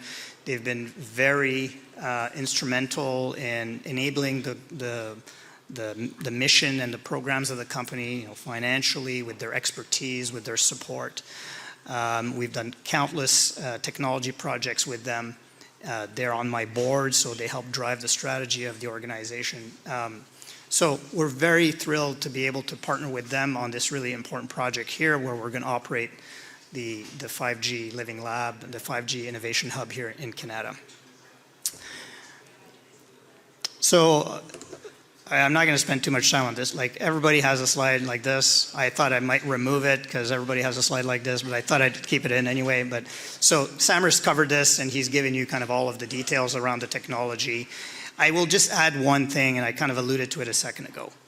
5G, for those kind of outside of our industry, has become a bit of the catchword for all future advanced technology. right? So 5G is the evolution of the cellular standard, but it's a lot more than that. It's about the evolution of the network itself, and it's really about the data revolution. So through IoT, through 5G, we're enabling industries to gather countless amounts of data and then through artificial intelligence derive value from that data. That's the power of 5G. It's not about your phone, it's about industries that can go through digital transformation through the power of the data revolution. And 5G is an enabler of that. So I'll leave it at that because I think the rest has been covered. So, like as an engineer, I can't have a presentation without at least one flow chart of some kind, right? So I just wanted to kind of talk a bit about how this is actually going to work. And if you go back to what I talked about earlier around collaboration, communities, ecosystem, this is not just a tech platform. This is a platform for the community to come and work together. So the first step is bringing an ecosystem of players together. And that includes the enablers that have maybe market knowledge, technologies to contribute. You have the problem owners, so that could be organizations, private, public, whichever industry we're talking about, that have a problem to solve and that are looking for solutions. We were in another roundtable at lunch, and Leo said, we're not here to sell you something. We want to understand the problems that you want to solve so that we can apply the power of this program and of this technology to solving them. So understanding what the problems are is really fundamental. And then you have the problem solvers. This is all of the innovation that we've got in the park here, all of the SMEs and others, the researchers from all of the PSIs that are in this community have a lot to contribute to solving the problem.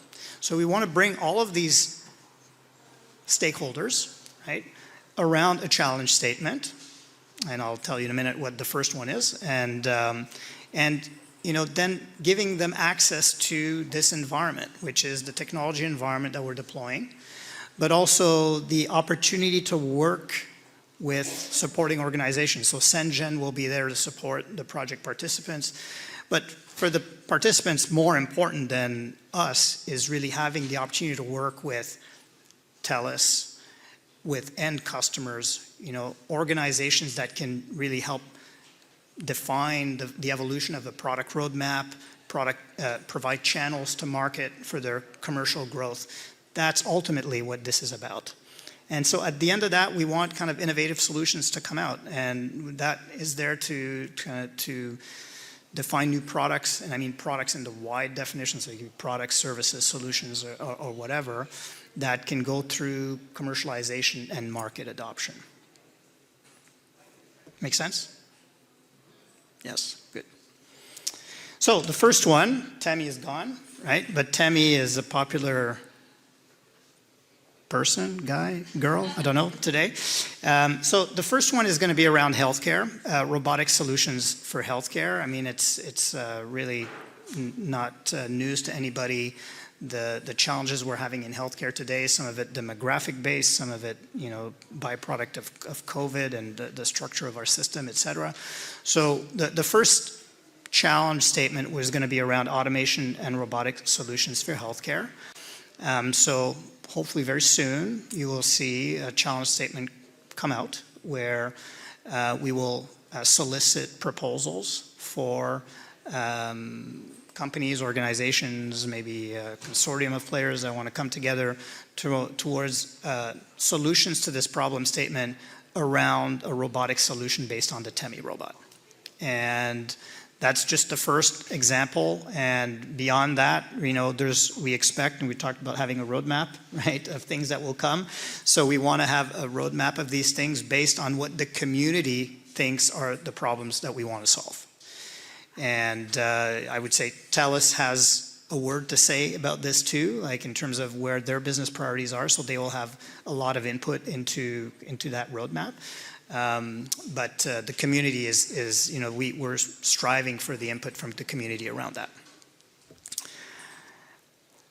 And all of this ultimately, there's an economic value prop here that I've talked about a lot in terms of the intrinsic opportunity for the tech ecosystem to grow.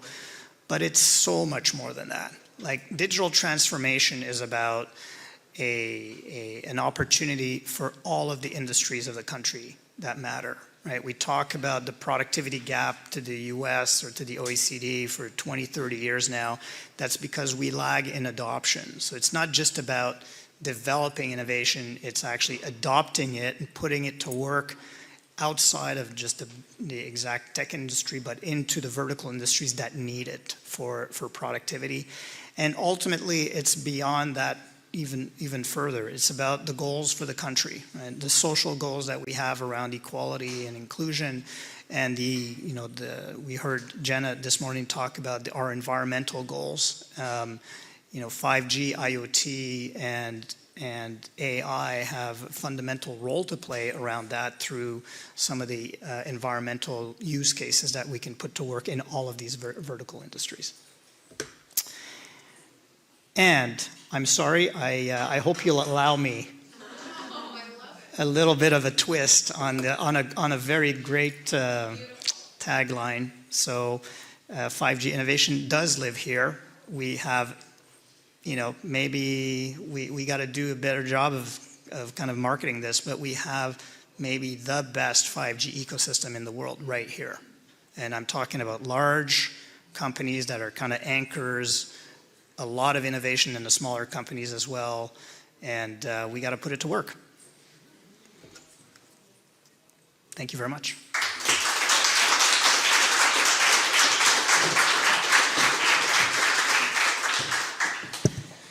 Okay, JC, thank you very much. We've got a really cool panel coming up, but is anyone wondering how comfortable these chairs are? Because I haven't sat in them yet, but I'm looking at them and I'm wondering, so hang on.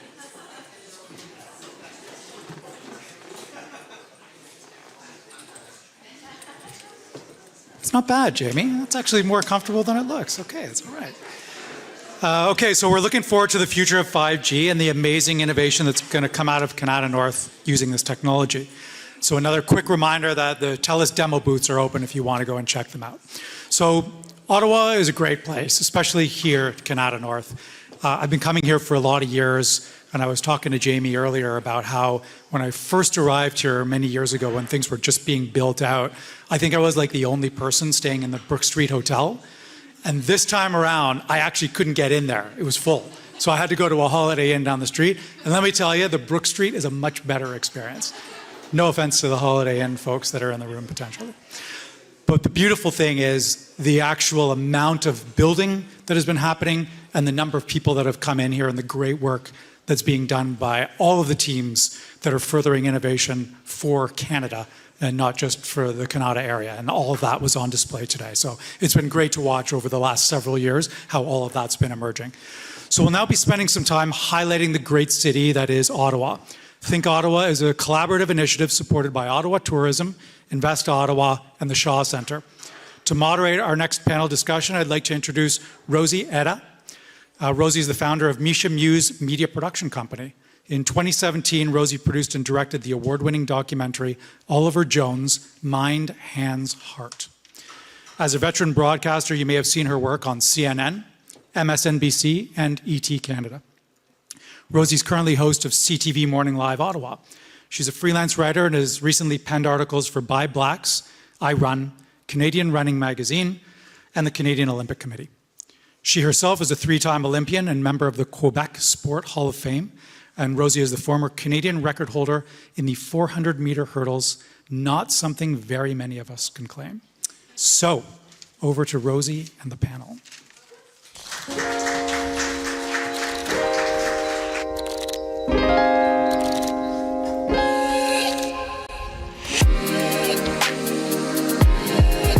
My first thought was to go to Think Ottawa.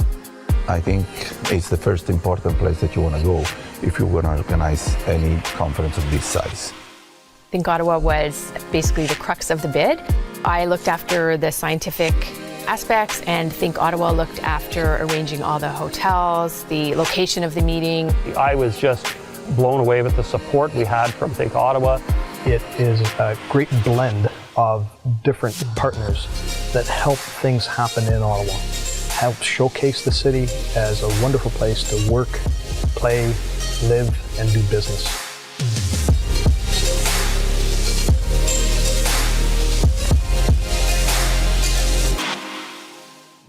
Welcome, welcome. Isn't it true that Ottawa is a wonderful place to work, play, and do business? Good afternoon, everyone. Hello, hello. Thank you so much for that great introduction. I'm Rosie Edda. I just want to quickly introduce our panel and then let you know why we are here. So first off, we've got Nina Kressler, President and CEO of the Shaw Centre. Nina, welcome, welcome, welcome. Leslie McKay, Vice President, Meetings and Major Events, Ottawa Tourism. Leslie, welcome. And Sonia Shorey, Vice President, Strategy, Marketing and Communications at Invest Ottawa. Sonia, welcome. Okay, we're really excited to be here. This is part of our Think Ottawa panel here at Hub350. It's our partner event, and what we're doing is we're going to have a dynamic discussion about Ottawa as a global tech and business hub. Today, we're going to explore our unique differentiators and how we can put these strengths to work to attract new domestic and global events to our region, propelling tourism, investment, and economic opportunities right here in Canada's capital. And as we continue to navigate the uncertain times, because let's be honest, there are some things that are happening right now that are kind of shifting the market, the tech market, that has a lot of people wondering where we're headed. The economy as well. We've got inflation that, well, not so much runaway anymore, but it has people wondering about their jobs and tech companies that are starting to lay people off. So where are we headed? We're going to talk about that today. And these uncertain times, they are unprecedented, and it has never been more critical for us to come together as a community and take collaborative action to drive our economy and our economic recovery and long-term growth. So we're going to discuss some specific ways we can achieve the objective, beginning with the novel Think Ottawa campaign. So what we're going to do is we're going to have this discussion. I have a few questions for our panelists, and then we'll open it up. We're going to speak for about 20, 25 minutes and get this discussion going. So since we don't have that much time, we're going to get right into it. I'm not sure if I'm going to sit. I think I might stand. I'll feel it out right now. But I think what I want to straight up do is go to you, Leslie. Okay. Why don't we start here? Ottawa tourism. We got to talk about, you've been bringing in visitors, tours, media, conventions to Ottawa and Canada's capital region now for what, over 50 years. We know that the last 3 years have been dicey, have been really tough. The pandemic has hit, it's not just Ottawa, but it has been difficult for the past 3 years, very challenging for the tourism sector. So we're really grateful for your leadership now on initiatives such as Think Ottawa. And perhaps you could share why Ottawa Tourism chose to invest in the development of Think Ottawa. Absolutely. Thanks, Rosie. And thank you all for being here and your interest into why tourism is here today. It would seem intuitive to some, but it really isn't always first top of mind in our industry and in your industries to think of bringing a convention to Ottawa. We're always very happy to hop on a plane and go somewhere to a new destination and discover it. And that's great. We want you to do that. But what it does when you are able to lead bringing a conference to Ottawa is it really allows us to put Ottawa on the world stage. So not only just from academic, obviously the research and development that's happening in the region, it also attracts people to the destination that maybe wouldn't have otherwise come. And then when they get here, they sort of look around and go, oh, this is a really nice place. And, you know, I wonder what job opportunities are here. And, you know, the more conferences that we hold, the better infrastructure we we can build to support it, even on the sporting event side. It really just helps all around. It keeps our kids employed in restaurants. They, take taxis and stay in hotel rooms, and all of that just affects our visitor economy. And a lot of those tax dollars stay here and benefit us as Ottawa citizens. So. Yeah. Very great points there for you. I have another question for you. Could you provide us with an overview of this collaborative campaign? Yeah. So many destinations around the world, almost virtually every one, does have an ambassador program of sorts. So typically we look for business leaders in the community. We look for university professors, researchers who are involved in international organizations or international work. And so, with that, we're like, okay, that's great. We do a good job at uncovering those people. But there was something really unique about these three organizations is, one, we purpose-built the Shaw Centre to host in Canada's capital, so I think that's really important, and Nina will be able to elaborate on her building in just a moment. But, all the work that Invest Ottawa and the Hub here and Kanata North BIA, and like everybody was working towards the same goal, and so it just seemed like why wouldn't we band together, and really help amplify all of our messaging. So we meet with people and organizations all across the world. We can take that message, whether it be from the park here or whether it be from Invest Ottawa, investment trade. We're able to really elevate those conversations with those organizations and inform them about what's happening. We don't just speak about what hotels are here and what attractions. Yes, that's part of our messaging, but we just are able to really deliver and hit home what they can experience here, what they'll see here, who they're going to meet here, what speakers might be available to them, and that really elevates Ottawa in our international competition. So we have been rewarded very generously by a lot of ambassadors here in Ottawa, and we hope that this is an economy that you will help us grow. Thank you, Nina. I want to move on to you. Thank you, Leslie. I want to move on to you, Nina. First off, the Shaw Centre is certainly one of the many ways Ottawa punches above its weight. And sincerest congratulations to you and the Shaw Centre for being awarded the world's best convention center by the International Association of Conference Centers last year. Big round of applause. That's pretty impressive, really. It's really an amazing accomplishment, particularly in the midst of this challenging time. I mean, we're just in the thick of things last year. So when you consider this award and the experience you're creating for stakeholders every day, what do you believe makes the Shaw Centre so unique? What's your secret sauce? Thank you, Rosie, and good afternoon, everyone. I'm not sure it's a secret sauce, but it really goes down to sometimes just the basics. And I would say the first thing, and it's an old term, but it's empowering our staff to do what's right at the right time and in the moment. Things can go off the kilter at any time when you're hosting thousands of people in your business. And it's the option and the empowerment of staff to quickly respond to something when they see the need is greater to do that. And I'll give you a very, very simple example of it, but it was one that we were recognized for a lot. On average, when you have 5,000 people, let's say, in a very large meeting space, we turn the temperature down because it gets warm very quickly. But women tend to get colder faster than men, and then of course we start to hear, can you turn the temperature up? And that's very difficult, and it doesn't turn on a dime. It takes, a half an hour to 45 minutes. So we have this Pashmina program now that, all the staff carry, these beautiful Shaw branded blue Pashminas, and if anybody's cold, rather than turning up the heat, we give them the Pashmina. They keep it, they take it away from it, so it's a little branding opportunity for us when people, leave the Shaw Centre and leave Ottawa.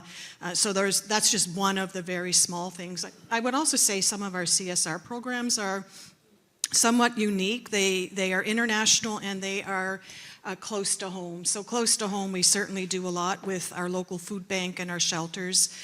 So whenever possible, we are donating, leading into the pandemic. Naturally, we would have had a freezer full of a lot of food and a lot of inventory. So we were happy that we were able to make a significant donation, to the local shelters and to the food banks. but also from afar, we have these fun little programs that we work with. Every organization has lanyards. They have bags that they give to their delegates, and they just end up in the landfill. But we did work with a young man that I became good friends with from Cameroon, and he said to me, if you guys would pay for the shipping of this back to Africa, I have a use for these lanyards and I have a use for these delegate bags. And so we did, and I should have actually submitted a picture because it's the cutest one of these children. They have their lanyards and they put their cell phones in it. And they were holding these big signs, thank you Shaw Center. So it was really close to, dear to my heart, and I think those are the little things that we can do to help get things out of landfill and take them to areas in the country that really have an appreciation or a need for it. So I think that's a few of the little things we do. And can you elaborate on the effects that Think Ottawa has had on the Shaw Center? Give us some highlights, if you will. Well, for sure. I mean, this summer we just recently hosted the International Association of Firefighters and the International Society of Biomechanics. And typically, summer from a meetings perspective is softer in July and August. But our international events that come through Think Ottawa have a tendency to meet in July and August. So I can tell you, when the firefighters were in town, I think Leslie can attest to this too. I mean, every restaurant was full, every bar was full, the retail outlets in the Rideau Centre, they were busy, and the firefighters absolutely loved Ottawa. In fact, they said it was one of their best conventions ever, and you know, we're very proud of that because they travel all around the world. Next year we have a solid roster of international, we have the international pediatric oncologists coming to town, we have IEEE sections, we have, again, very many internationals that will fill our calendar in our hotels in July and August, and you know, it's important you know, to ensure that we have eggs in all of our baskets. And what I mean by that, if tourism, leisure tourism is really strong, but if for whatever reason it could fall off, it's good to have the group market too. So, you know, we have a good mix of leisure visitors in Ottawa in the summertime, and now the conventions will help fill the space as well. So that's what Think Ottawa does for us. Thanks, Nina. I'm going to move on to you, Sonia Shorey. Invest Ottawa is a leading economic development agency for knowledge-based industries, facilitating economic growth and job creation in Ottawa. So I know firsthand how passionate you are about the many ways Ottawa punches above its weight in the international market. But I'm wondering, Sonia, if you could describe Ottawa's strengths as a global technology and business hub for our audience. Thank you so much, Rosie. I'm looking at this audience. I feel like I'm in a group of friends. It's so wonderful to see everyone here. I'm almost taken aback. And congratulations, Jamie, to the entire Kanata North team. Amazing event, and congratulations on your 1-year anniversary for Hub350. You know, there was a big report released yesterday. Ottawa broke the top 100 cities in the world list that was released. We're number 96, of course. We made it, yes. We made it. Everyone in this room knows we are the best city in the world. The world just needs to catch up. That's right. And truly, what was really powerful about that was the attributes that they were bringing forward in the summary of Ottawa. We are a collaborative, diverse, global tech hub that punches so far above its weight internationally. We are so passionate about collaborating with everyone in this room, all of our Think Ottawa partners, and all citizens of Ottawa to help raise that message. Let's start with a few statistics. Almost 1,800 technology companies, 88,000 tech workers. That's public sector and private sector. Number one top talent concentration in all of North America, 3 years running from CBRE, ahead of Silicon Valley. Our total workforce is 11.6 tech workers. In the Valley, it's 11.3. 61% of our workforce has a post-secondary degree. In that report yesterday, and it was echoed, it was even higher in the CBRE report, our post-secondary institutions are second to none. They are world-leading. It was number 15 in global educational attainment in yesterday's report, and in CBRE, it's 10.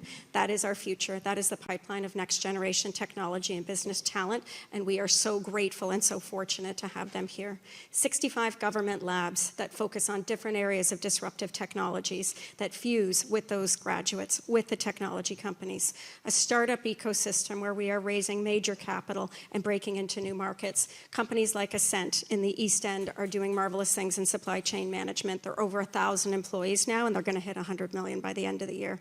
These are remarkable achievements, and they are just examples of what we can achieve as a collaborative ecosystem. We are so passionate about this because we do things differently. When we collaborate, great things happen. And I'm particularly passionate, of course, about AreaX.O, which is a major collaboration with Invest Ottawa, all 3 levels of government, a host of multinationals, including many anchored here in the park, BlackBerry, QNX, and 200 million cars worldwide, major leader anchoring our cluster here with 100 organizations driving smart mobility innovation. Nokia and Ericsson, 90% of the industry-led telecom R&D happens in this city. And again, anchored much here in the technology park, the largest of its kind in Canada, another major asset. Together with Accenture, Microsoft, Avanade, the post-secondary institutions, the National Capital Commission.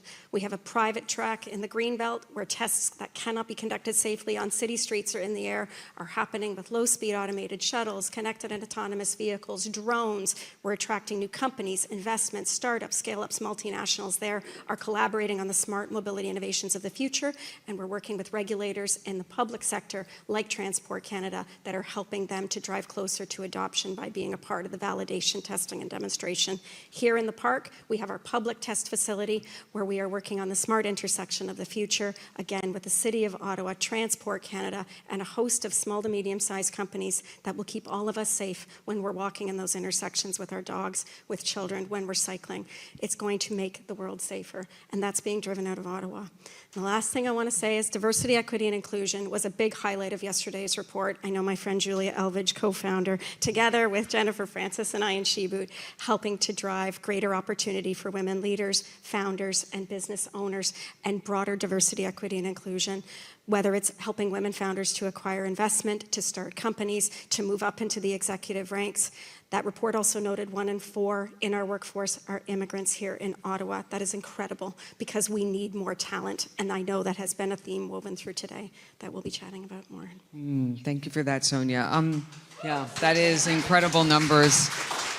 And to see those autonomous vehicles being tested, I've witnessed that. It's really something to behold. There is a lot of technology happening in and around the city. I do have another question for you. How is Think Ottawa, how is it impacting the city's economy and community?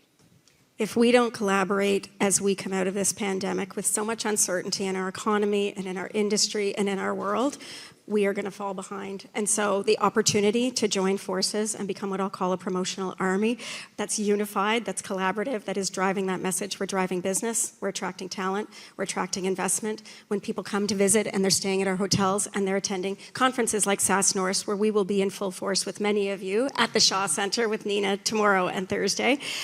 You know, it drives all of that talent. It creates new opportunity. Companies are seeing what's possible here. They're experiencing all of you. They're experiencing the infrastructure. They're hearing about the deep technological capabilities that we have. There are so many impacts that are far beyond that moment in time where we have people who are here partaking in a conference, building business relationships, and hopefully driving business, commercial opportunity, exports, and investment for that one company. They're realizing that Ottawa is a hotbed of talent and opportunity where they can achieve something they can't anywhere else in the world and make an impact on the world with the kinds of innovators we have. Think Ottawa promotes that. It is much larger than a campaign. Okay, I want to go to you, Leslie, and ask you this. Leslie's with Ottawa Tourism, and ask you this. What types of events have we attracted to the region since the launch of Think Ottawa? Yeah, so I think Nina mentioned a few of them, but we really concentrate on a lot of IEEE conferences, which I know some of you may be familiar with. Nina mentioned the IEEE Sections Congress, which is coming here in August 2023, and that brings together the heads of every section within IEEE across the globe. And being able to host something like that just really does put us on the world map. It's a very competitive field. We do have have, many international conferences. Some of them tie into the work that the government's doing. So if you're doing anything with the government, as I always say, follow the money. Let's put pressure on them to bring these world conferences. We see our leaders currently attending a conference around the globe. Why can't that be here? And that's where we need you to help us sort of identify those opportunities. We do a lot of the work. Emily, my colleague here, should just say hi. Once we sort of uncover it, you don't need to figure out if it fits here or what it would look like. We'll do all that sourcing. We just sort of need the introduction, maybe the RFP, and then we can take a look and see if it's something that we can go after. We do all the bid books. We will help with the bid run, the presentation, and that's all complimentary as a service from Ottawa Tourism. So you don't need to copy and paste off of Google about Ottawa's air access and all that. Like, we have all of that documentation, presentations, all of it's all cooked, ready to go, so that you can really concentrate on mobilizing your colleagues in the specific area of that conference to garner their support to support the conference, which is really important. And then also, trying to figure out what that conference would look like here from a content perspective, speaker perspective. We let you sort of concentrate on the area that you know best, and let us do the sourcing and pricing and availability for you to consider. Leslie, I want to ask you about the team at Ottawa Tourism, because it's a group of passionate people. The work that you do, and so dedicated to this city, which I think is so gorgeous and has every potential to be. We were number 95, number 96.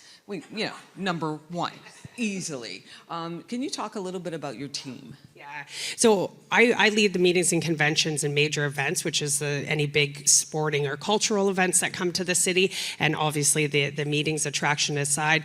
But we do a lot of marketing. Some of it you don't see because we typically market to outside of Ottawa for people to come and visit. But during the pandemic, we did have to adjust some of that to try and stimulate the economy, obviously. But a lot of the work that we do is on place branding, for example. So we have an Ottawa playbook that is available to you online, and it's basically a lexicon of how we should speak about Ottawa, and how your Twitter handles are managed in terms of how you relate to Ottawa, what you say about it, how you say it. And if we all start speaking in the same language, it really does amplify the messaging about Ottawa, and we'll be able to really move the needle.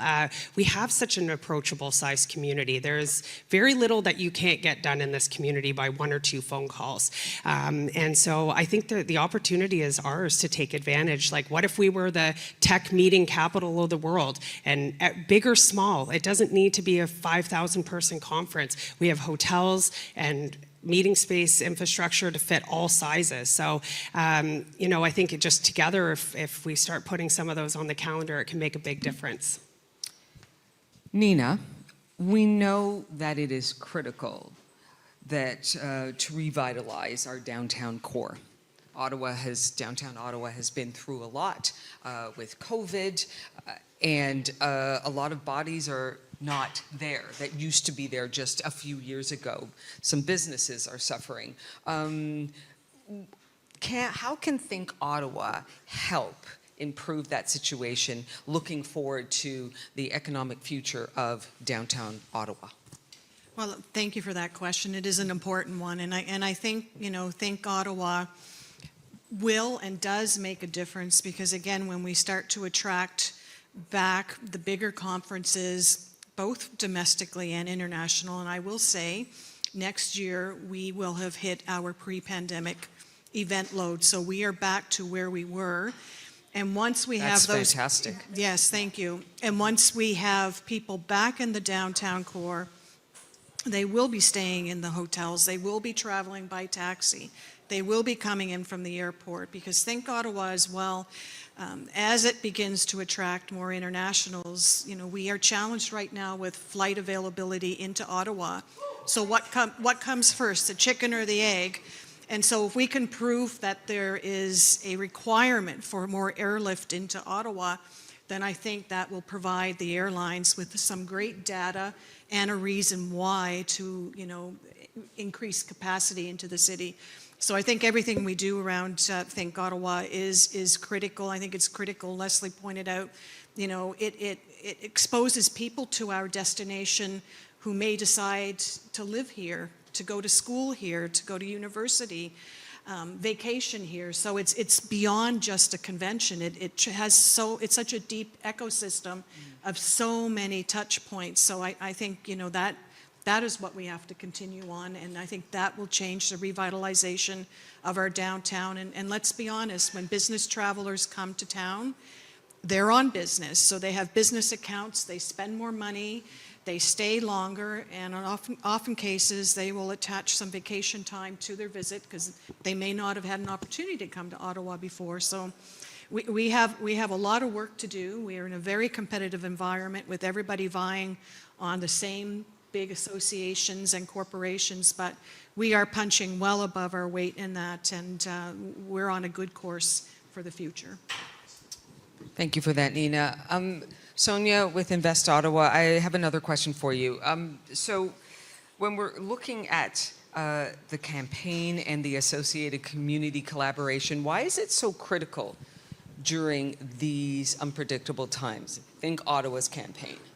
So we're doing our strategic plan refresh right now. We've engaged many people in this room, many people outside this room and across our region. And there are a lot of big challenges that we face as a region. Certainly, I want to thank tourism, the Shaw Centre, and everyone who is working hard to revitalize our downtown and drive more flights into our airport, because that is absolutely critical for our region long-term economically. When we look at some of the other challenges, I mentioned talent. I know KNBA is a major partner in talent, as are the post-secondaries and so many other organizations. One of our goals is to expand the talent pool here in Ottawa. It's critical for our scaling companies, for our multinationals.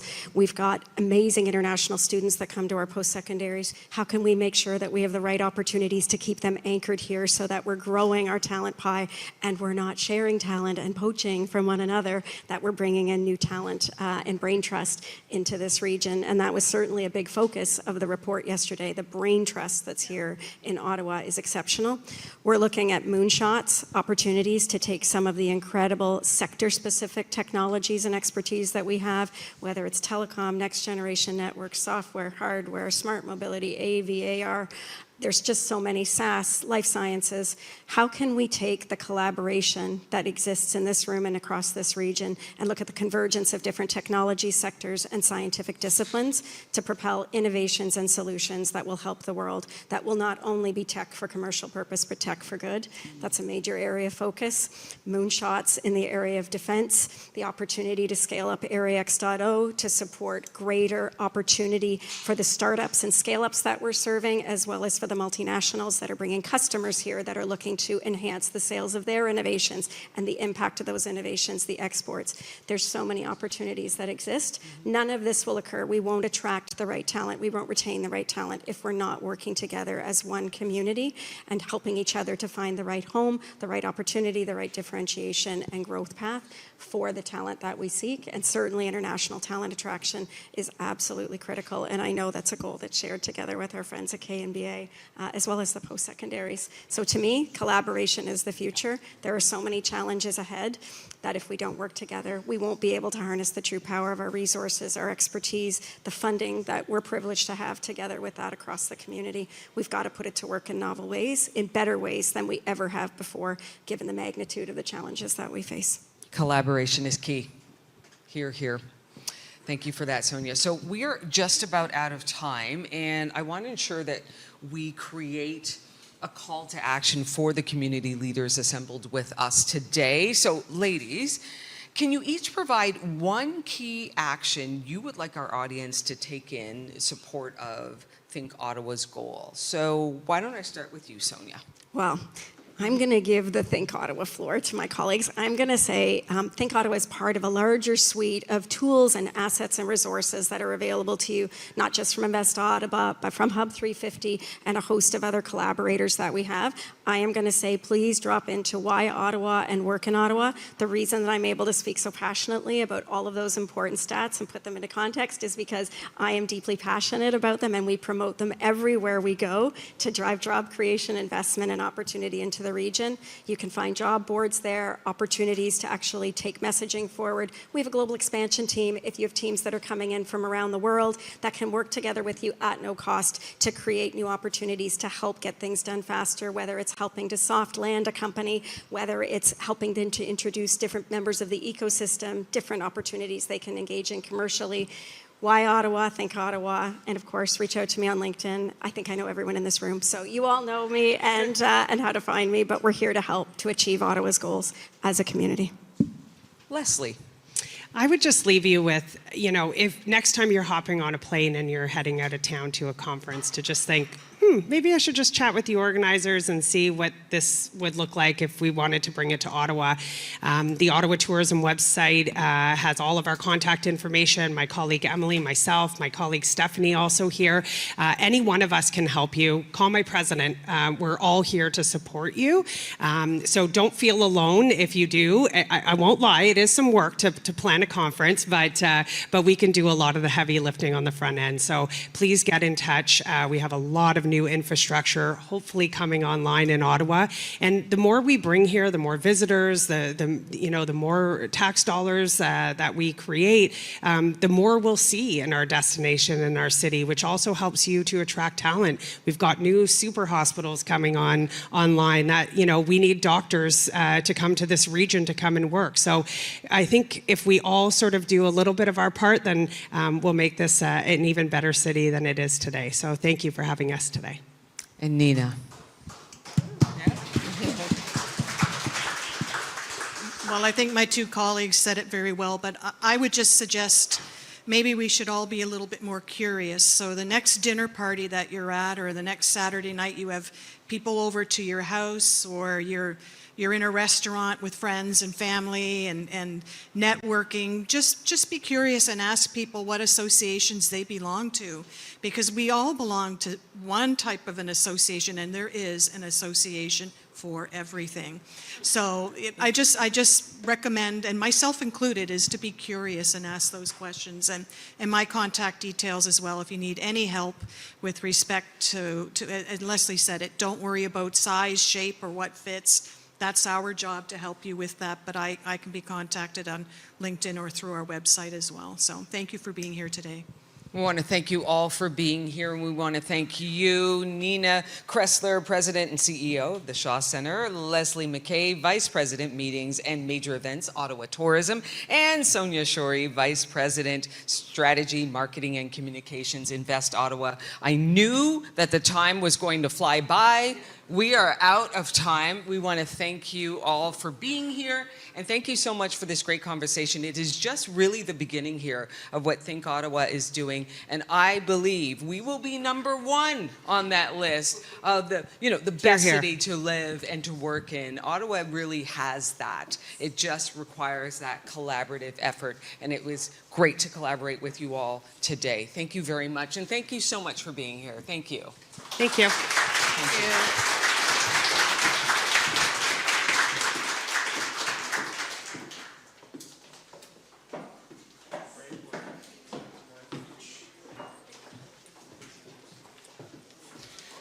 All right, I told you that would be a great panel, and it was. So thank you to those incredible female powerhouses. And of course, we want to reiterate what a great place Ottawa is. I am old enough to remember when Ottawa was nothing but a federal government town. So all the time that I've spent here has almost in a way erased that notion, because Ottawa is so much more than that. So I'm now going to bring your attention to the video screen for a brief recap of the Hub350 Accelerator program, which was powered by Elspark and took place earlier this year.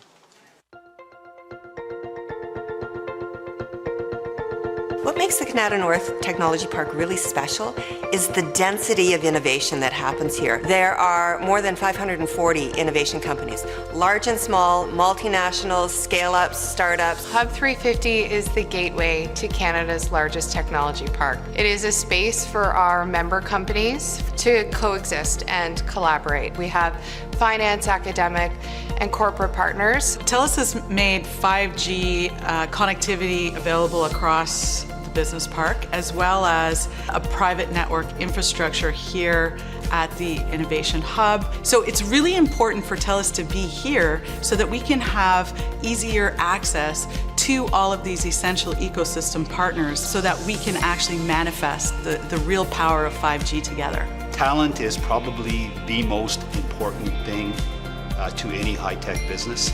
The idea of bringing universities, colleges, business all together in one place, the generation of what we call a living lab, whether it's 5G, whether it's autonomous drive on a public track right outside of this building, helps us to be able to shape the next generation of talent that we're looking for. It's our vision here in Kanata North to create, a complete and connected innovation community, one with mixed uses, with commercial and residential living opportunities, as well as an environment for our technologists to deploy their first to market solutions. And this is kind of at the crux of what we are aiming to achieve with the Living Lab. What I think I'm most excited about is that these entrepreneurs have an opportunity to engage directly with their customers. Yeah, I think Kanata North is an ideal location for the Living Lab. All the high-tech players are in a very concentrated area. I'm excited by our future in Kanata North. This will become an anchor place for people to live, to work, and to really enjoy themselves. And I see this as really a great model to stimulate, attract young talent, and for people to frankly live close and be part of the community that they work in. And I think it will really drive a great ecosystem for our company here. I've traveled many, many places around the world and in Canada, and I've never seen a concentration like here in Canada.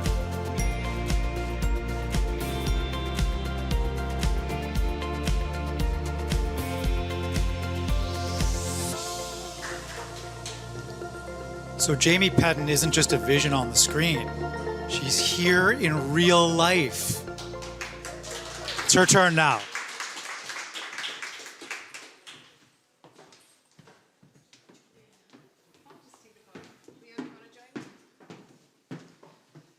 Okay, wow, what a jam-packed day, and it's been quite sensational to hear from so many of our partners here in the Hub350 ecosystem, and it's all culminating to this Living Lab showcase and partnership that we have formed with LSpark to really ignite the Living Lab here in the park.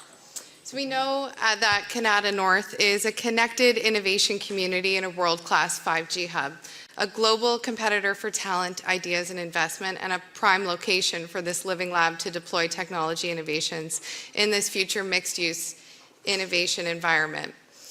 It's an initiative driven by Hub350. The Living Lab aims to showcase innovative solutions to real-world use cases from within the business park and targets new technologies that will have impact across all verticals, including commercial, residential, educational, health, entertainment, social, mobility, and environment. As solutions are ready for market, the Living Lab's objective is to then accelerate customer adoption and real-world deployment of next-generation technology solutions within Canada's largest tech hub. We heard from Telus earlier today, the 5G Innovation Zone that they've activated across the technology park, and what that's enabled for us, both from a public and private test infrastructure perspective. Now, together with LSpark, the Kanata North Business Association have matched up startups with pilot sites within Kanata North for deployment and demonstration of their solutions during an acceleration period. As early participants of this program, Hyphen Solutions, ThinkRF, Hilo, and Corality Drones deployed novel technologies in the park's inaugural Living Lab Accelerator program.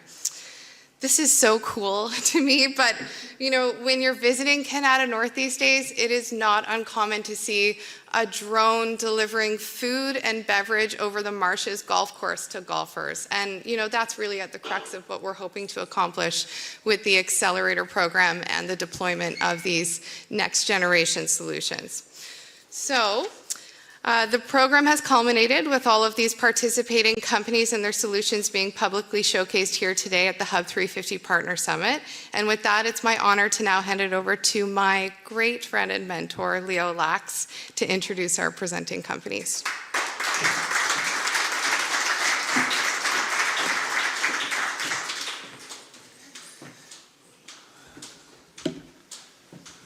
Thank you, Jamie, and hello, everybody.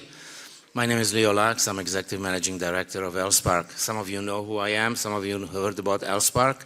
But first of all, I want to make sure that everybody understands how grateful we are to work with Hub350 and showcase the capabilities that a technology innovation hub can actually deliver. We've been lucky enough to be in an environment, in a place where we have technology enthusiasts who are early adopters, are willing to play and enjoy technology with the early startups and take the risk of using these early adopters' capabilities in their own businesses and work with these early stage companies to better understand how they can deploy their products, what their products' value proposition could or should be. At the same time, they themselves get to understand and learn how to use this new technology that's coming around the corner and how to improve their business. And with that, first of all, I want to make sure I thank the KRP community who have embraced these young startups, who have worked with them tirelessly over the past 4 or 5 months, bothered them enormously on a day in, day out basis to actually use this capability, use the network that was available here, and create some amazing innovations. LSpark is an accelerator. Our job, our mission in life is to help early stage companies change their trajectory over a very short period of time, accelerate their growth and revenue so that they can become sustainable businesses going forward. We are the premier SaaS, software as a service, accelerator in Canada. We have also one of the largest corporate accelerators in Canada, helping inject innovation into our sustainable large corporations when they wish to engage and determine how our innovation economy that's growing slowly can actually grow with their help and become more successful going forward. With that, I just want to make sure that everybody understands how challenging it is to create an enthusiastic, fertile environment, a community that embraces innovation. We in Kanata live in the innovational environment. Most of us work here in an environment that is technology rich, and therefore we can actually take all of this technology and use it ourselves, and I encourage all of our partners here and ourselves to actually participate with us in bringing all of this enthusiasm and energy to market and commercialize it, and use the Living Lab as that early fertile grounds where our young companies can test their mantra, can figure out how they can grow and become successful. If they make mistakes, they make it in a safe and good environment, because we understand what it takes to grow businesses, how to go from zero to infinity in zero time, and how to make sure that successes happen when you take that patience, capability. Abram is going to show you what Hilo has done to digitally transform one element of the business right here in Canada. With that, David, take it away. More and more people are working from, well, anywhere and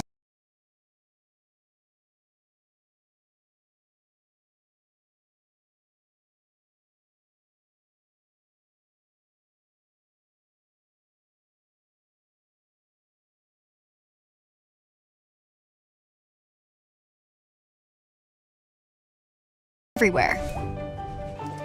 And in order to stay relevant, the physical workspace and office buildings can no longer stay siloed.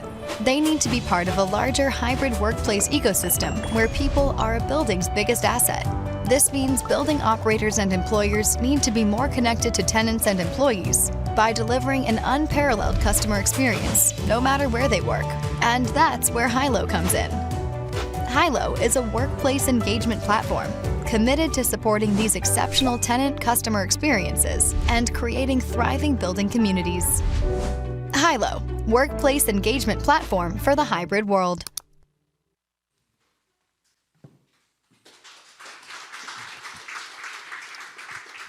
Hi, everyone. Test, we're on. Okay, my name's David Abrams. I'm co-founder and CEO of Hilo.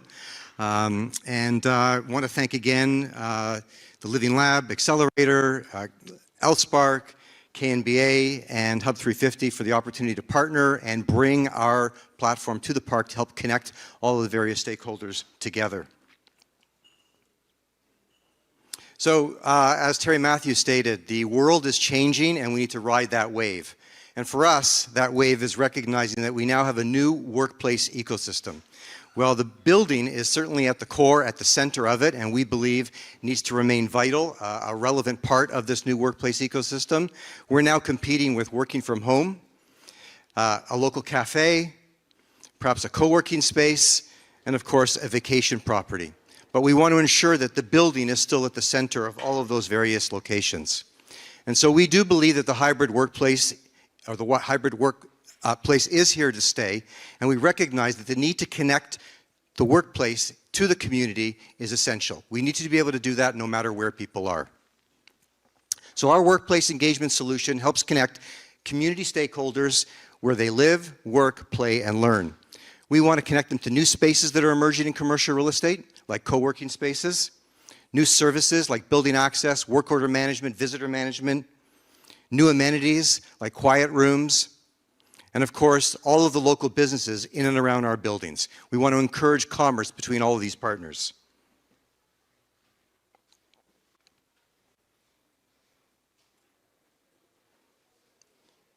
There should be sound.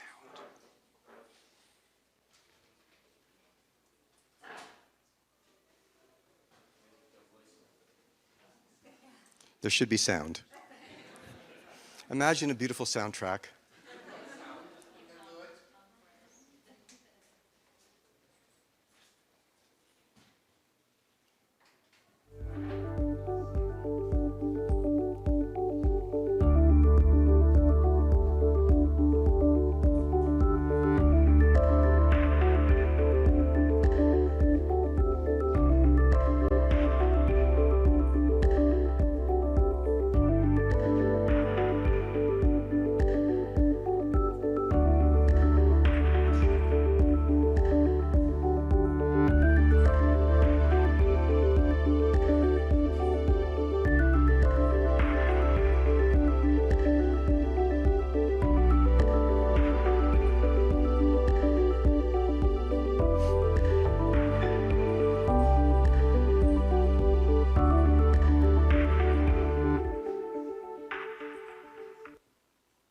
So how do we differentiate? Why are we unique?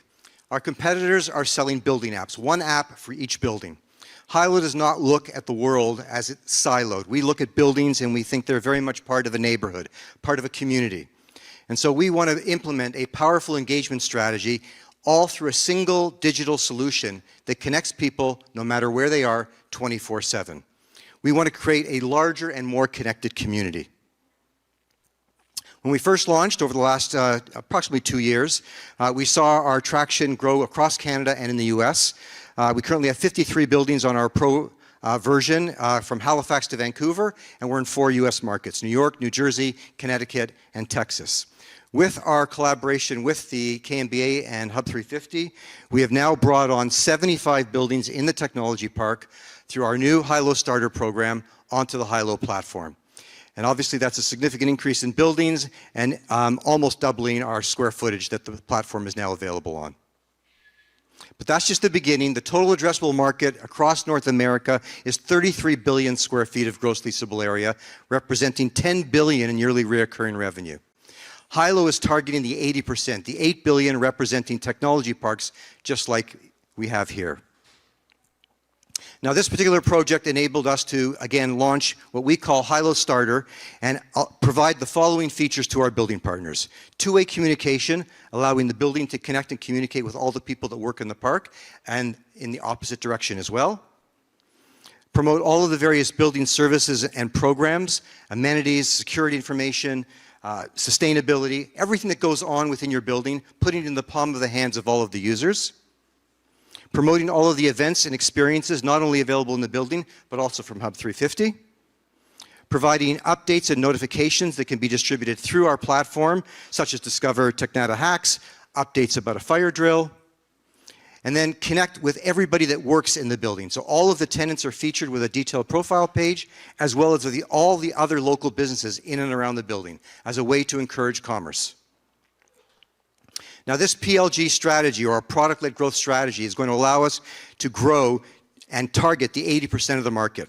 So Hilo Freemium, which we've been able to test here in the park, we're now looking to continue to expand and improve, providing for more self-enrollment, making it highly configurable, making it easier to onboard, and faster to launch. Now, from a perspective of launch, we actually work with our building partners and provide everything that they need to successfully connect with all the people that work in their buildings and provide all the necessary marketing collateral, all the necessary marketing initiatives, almost a toolbox, if you like, to help them be successful. The sky is the limit for what Hilo can achieve in collaboration with our building partners, with their tenants, their employers in our park, and the employees that are concentrated in Canada's largest technology park. And that was a quote from Jamie, who recently appeared on our podcast called the Tenant Experience Podcast, just dropped today. Check it out on your favorite podcast provider. We had a great conversation, and thank you for that. You can certainly scan this QR code to download Hilo. I've got a sign in the front room that you can visit me afterwards as well to meet me. Again, our goal is to create a digital gateway connecting all of the stakeholders in the park together and ultimately enabling us all to be more successful. Thank you very much.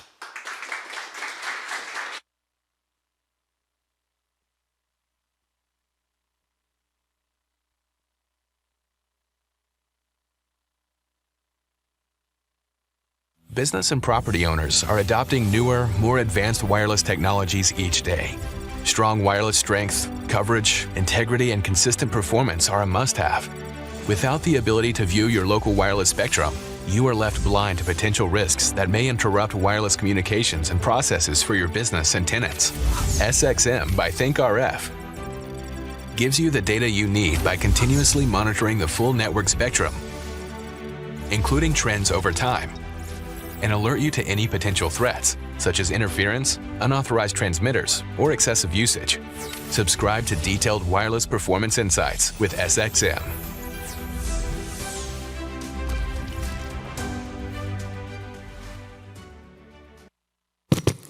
Well, good afternoon, everybody. My name is Cliff Element. I'm product manager at ThinkRF. We're very happy to be part of the Living Lab initiative. We are very interested in taking our SXM technology and bringing it into a new market segment, in this case, the property management or property owner segment. But before I get into that, I want to talk a little bit about what SXM is and why we developed this product line. So today we've been hearing a lot about 5G. And what's really, really important is that 5G is a catalyst for a change in the communications industry, where we're seeing wireless critical infrastructures and wireless business processes, which is great, faster, better, cheaper. However, if we're putting all our critical applications in a wireless basket, we have to monitor and protect that basket. And so we need tools that are actionable or provide real-time insights that are actionable to our customers to make sure those networks are up and operational.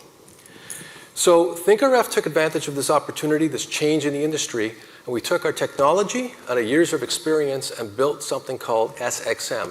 It's a real-time, continuous spectrum monitoring system, which is an IoT solution that provides breakthrough technology at the edge points, smart edge points, collecting spectrum information, sending that back to the cloud, and where it can be processed for insights using advanced analytical techniques like AI. So over the last year and a half, we've been working with 2 lead customers in the telecom and the regulatory space. Here in Ottawa, we deployed 24 nodes working with Telus and ISED that have been collecting lots of information and developing interesting insights that we would not have been able to achieve with the traditional spectrum monitoring capabilities. So this information was sent to the cloud, and we provide this dashboard to our customers so they can get access to this information. Now, in the Living Lab initiative, what we wanted to do was to see if we can take this information and provide it to a property owner. Now, in this case, property owners would be campuses, industrial parks, business parks like KRP. And the objective was to see if we could take this information and provide actionable insights from the wireless technology or the wireless environment. So our product would be a solution offer, which is a subscription to a service quality report that would include dashboards, alerts, and very important insights. So how we set this up, We put 2 fixed nodes in Kanata, one on 535 and one here at 350 Leggett Drive. And these nodes have been collecting spectrum and wireless information over the last 3 months. And information that's collecting would be the type of operators, the type of signals, 4G, 5G, the signal strengths, interference, all sorts of information around the wireless services. We also used a mobile node, as we can see here, that we went around the far reaches of the park to get more information to complement the fixed node points to provide a comprehensive view of the signal analysis. So what can we actually provide the property owner? So here's an example of one thing. This is an overview of the park. It's hard to see, but this is the map of KRP. We overlaid the signal strength average over a month. So green is strong, yellow would be, and orange would be a good signal, and red would be bad. Now we can see here that the park is being well served by the particular operator that we've analyzed in this report. However, we've been talking to property owners who are very concerned about the wireless service in their area. So something like this can provide them a very quick overview of how the wireless services are being provided in their area. With this information, the property owner can go back to their operator of preference and have a discussion about SLAs, or maybe look at what other operators in the area are providing in terms of wireless service capabilities, because we have the ability to look at any operator in the area. Another view we can provide is service quality over time. A lot of people are not aware that the service quality of an RF signal can go up and down because of interference or because of user capacity. So this chart on the bottom shows the service quality over a month period, and you can see it's going from good to below par. But from an operator perspective, we provide a summary or an average of the service quality in that given period, and they can take action just based on that. They can also go into the report and change the duration for a week study, 2-week study, or a month to get a view of how the service quality is in their area. Some power users, on the other hand, wanted not just to know if the service quality was good, but when it was good, because of their either doing experiments or they wanted to use wireless services for a particular application. So here we have a 2-month period of the average service quality by time of day. So you can see on the left-hand side, it's higher than on the right-hand side. The left-hand side shows, it's hard to see, but it's from midnight to noon. And that shows what we would expect: less wireless traffic, more capacity available to the user, so higher service quality. In the afternoon, more people are using the services, and of course the service quality will come down. Now what's interesting about this is, as KRP Park is introducing more tenants and more people coming into the park, this is something that Park Operations Prime would want to take a look at just to see if it's going below par at some point. Another interesting artifact is since we're continuously monitoring the RF spectrum and the wireless network, we're able to see any anomalies in the network. In this case, we're able to detect rogue base stations. Now, we didn't find any rogue base stations yet, but a rogue base station can cause some serious damage, because it can actually provide a denial of a service attack to people who are using wireless service pretending to be a real base station, or spoof an endpoint for private data attacks. So what we can do is, just because we're collecting information from all the nodes in the area, if we see a base station that shouldn't be in a specific location, or if it's coming and going in some intermittent fashion, that anomaly could be determined to be a rogue base station, and appropriate action could be taken. So the key takeaways that we have, that as we were talking to our customers in KRP, we understand that what we're offering is something that would be quite useful as long as they were focused on when services were below par and what actions had to be taken. We also have understand that there's always some power users that want to know more about what's going on. They would like to have interactive reports. They wanted detailed trend analysis, like we saw by the time of day analysis. And of course, as we're putting all our eggs in the wireless basket, security is going to be a key concern. So we've got to find out and determine if there's any attacks in the area. So just in closing, I'd like to all invite you back to our display so you can learn more about our property, management wireless system, and we're always open for opportunities and partnerships. Thank you.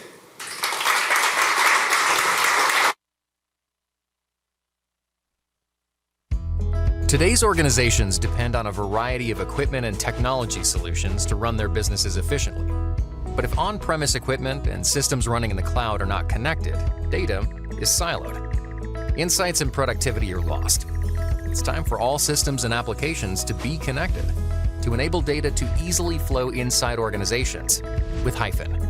Hyphen software is the highway that connects different systems, including on-premise and cloud-based, allowing organizations to optimize operations and focus on the tasks that really matter. And with its ever-growing list of integrations and no-code workflows, Hyphen is easy to implement and enables teams to quickly generate actionable insights and improve efficiency. Integrate, automate, and accelerate your organization into the future with Hyphen.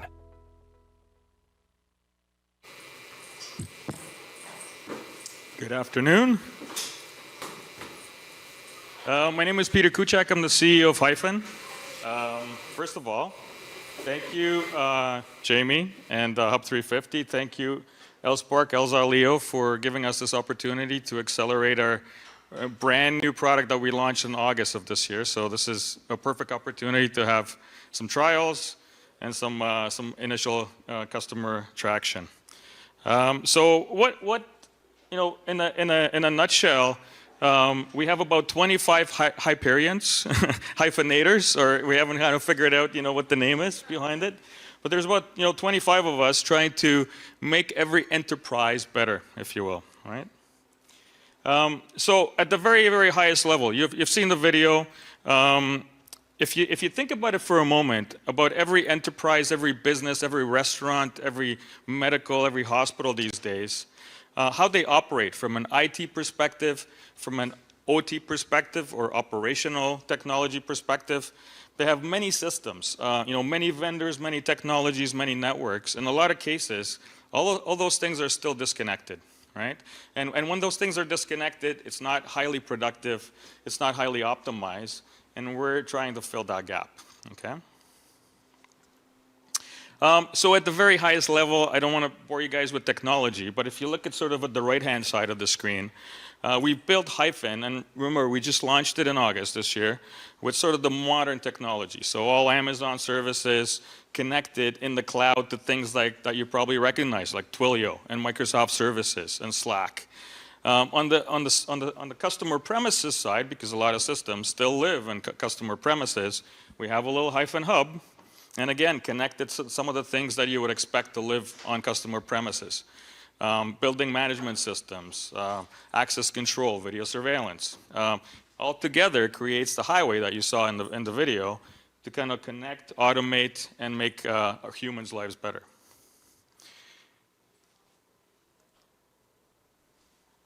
All right, few use cases. I'll talk about the first one in a second. So we'll talk about context-driven notifications. But we can also track, for example, track equipment at a hospital. If the nurses or doctors are looking for a specific piece of equipment, they can have that human-to-machine interface and find a specific piece of equipment at a different floor. Maybe somebody took it, or in the case of an airport, perhaps in a similar fashion, right? We can monitor critical assets. Perfect example is our deployment in the Honolulu airport. We monitor defibrillators, 200 defibrillators, inside, outside the building. Every time you open a cabinet door, there's notifications being sent to first responders. Obviously, there's a health acceleration there with response to access to defibrillators, but also automation and digitization to understand how that equipment is being utilized. And the last one is kind of interesting, digitizing manual processes, right? You probably will encounter that almost in every single business, right? If you think about how a bed may be assigned when you go to a hospital, right? It's a paper and pen process still today, right? If we can kind of make that experience in a similar fashion when you go to a restaurant and they assign you a table, all right, through a digitized, connected fashion, less mistakes, faster processing, less reliance on human thinking to actually do the work, right? We're currently, again, we just launched in August. We're looking at 2 different verticals. We're looking at healthcare for specific reasons. You're going to read everywhere. There's not enough doctors and nurses and professionals to kind of look after that vertical. I actually have a meeting at CHIO on Friday. Because we can optimize, help them with their workflows, connect things that are perhaps disconnected, like I mentioned. The other one is where we did a little bit of a proof of concept and a pilot here in the park with this program. So we'll talk about in a minute how we connected that. All right, so let's talk about the Living Lab project. The gentleman you see in the picture over here, his name is Mark. Mark normally would sit in this beautiful setup and look at the monitors to see how everything is happening. The problem is that Mark has so many things to do on this big campus that he's almost never in front of that, in front of those monitors, right? So if anything happens, these folks are usually driving around, but guess what? They have a mobile device that they can always rely on, right? So what did we do as one of the first pilots for Hyphen? Very, very simple, guys. We connected at the very, very first step to the access control system, and we have access, to the whole KRP park from an access control, system. So if after hours a door is open, we capture that event. Then we connect to the video surveillance equipment, and we take the video snapshot of exactly what's happening in the area that those doors are located in, and we, in a simple fashion, provide that to the security team in order to prioritize their workflow, right? Seems very simple, but again, that access control, the security camera system, and the email were not connected in the past. That took a significant step for the team to optimize their workflow, right? So, what did we learn from this exercise? First of all, those 2 points, to be nimble, to understand the customer requirements, to be able to adapt quickly, and then form technical partnerships, in this case the access control and the video surveillance, were very important. But guess what? Those are exactly the 2 pieces that are almost a core for our product, right? We have to understand what the customer is trying to automate and connect, and then form the partnerships with the vendors that will make that use case come to life, if you will, right? So that's it for me. Thank you very much.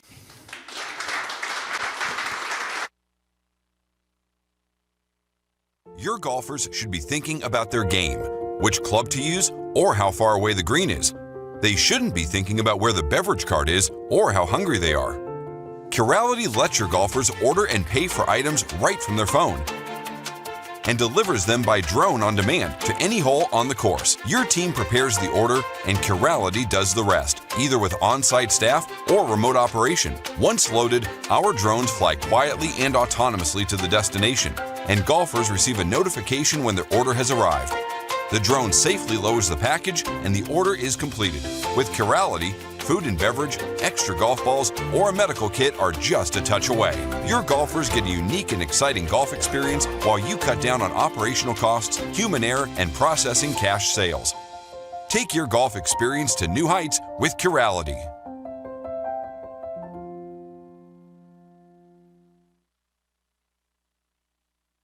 Everyone, we're just bringing your little baby to the stage. Hi, everybody.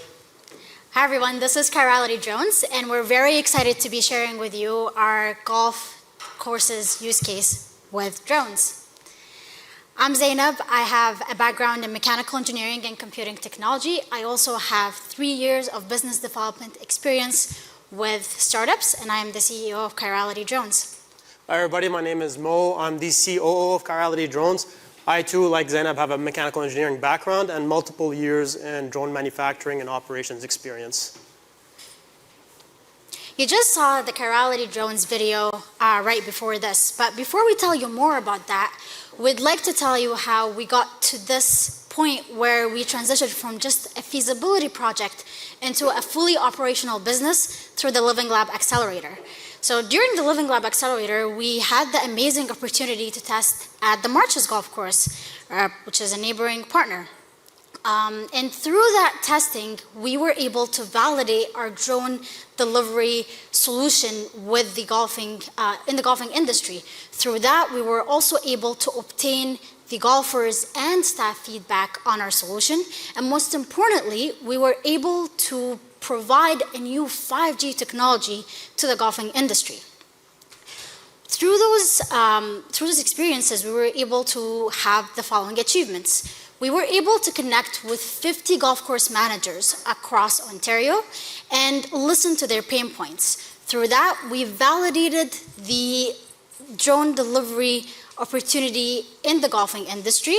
Through this information, we also developed a business model, and we were able to build a strong presence on social media for our target customers. So what you heard were some of the business achievements that we managed to achieve during the Living Lab Accelerator. We also had some technological ones. As you can see with the drone to my right here, we were able to onboard some 5G modules on our drones to improve the connectivity that we had through the remote operations.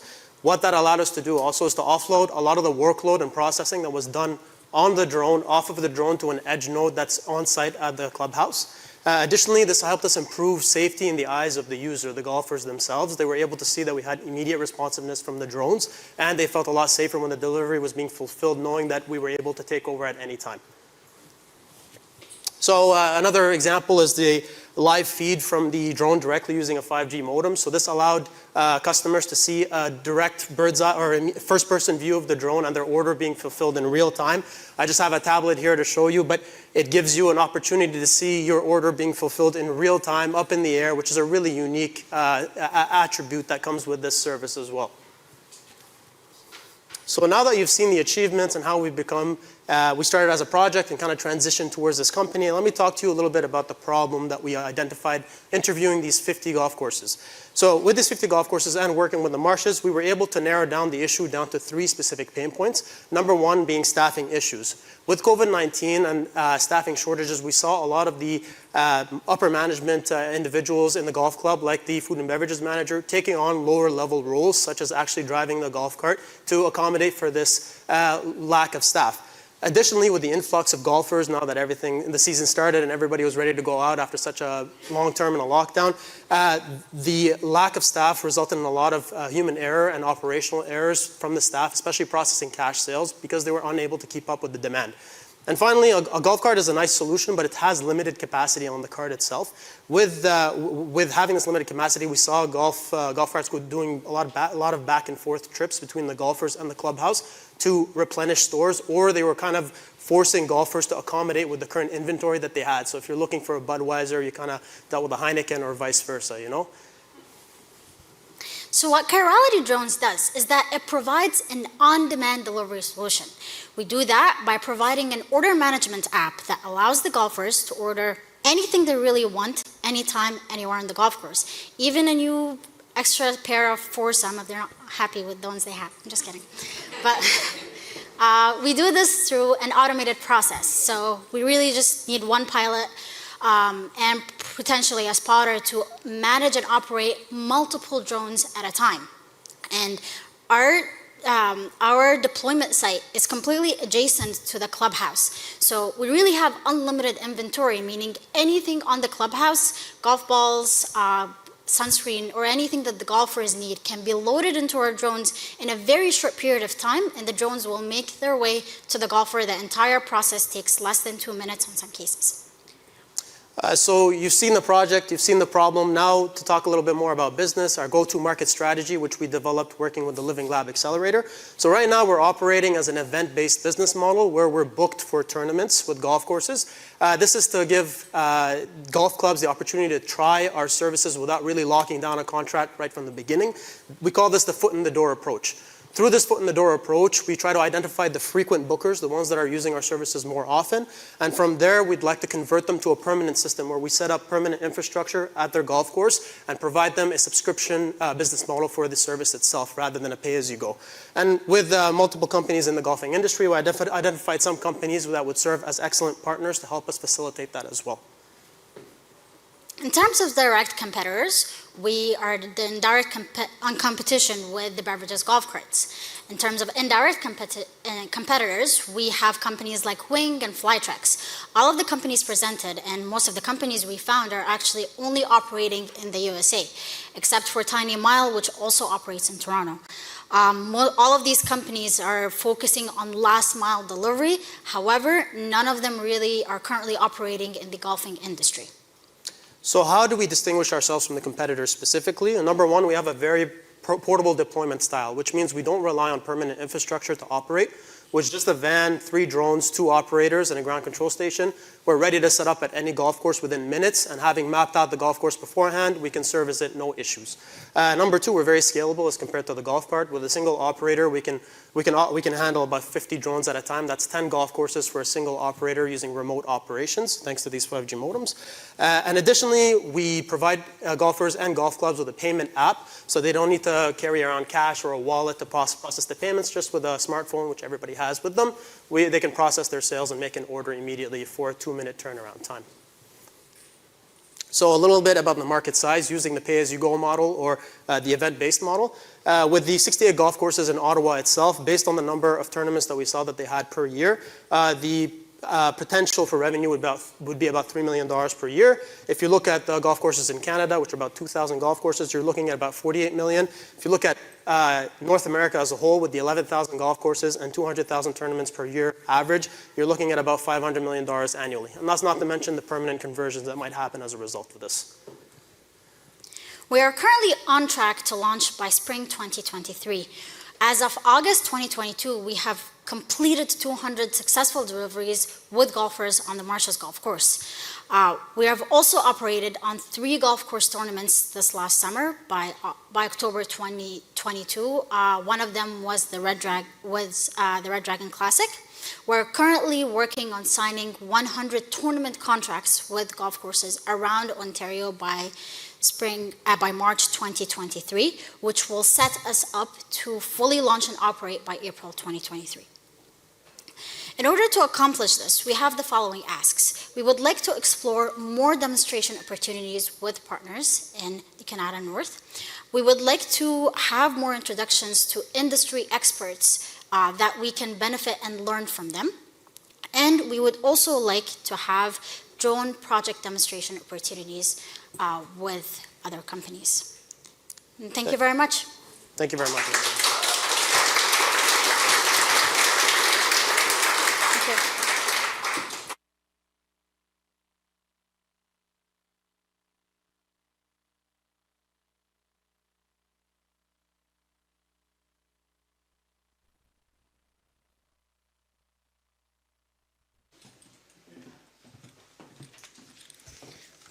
I thought you guys were going to fly the drone around the room.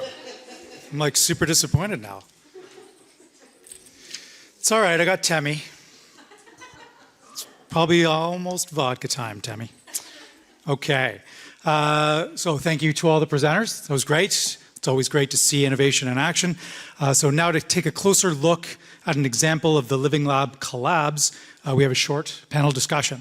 So I'd like to invite Elsa Saragelli, the LSpark Program Director, up, please, for the Living Lab.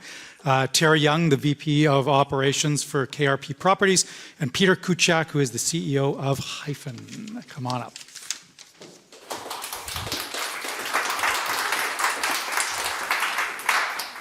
I bet that's almost as valuable as that folder was this morning. We're off center. This is going to drive me nuts if I don't move that chair. Yeah. Balance it out. You bet. Well, I realize we are between you and happy hour. So we're going to make this, it's not a matter of short, it's about a matter of really focusing on some really interesting things.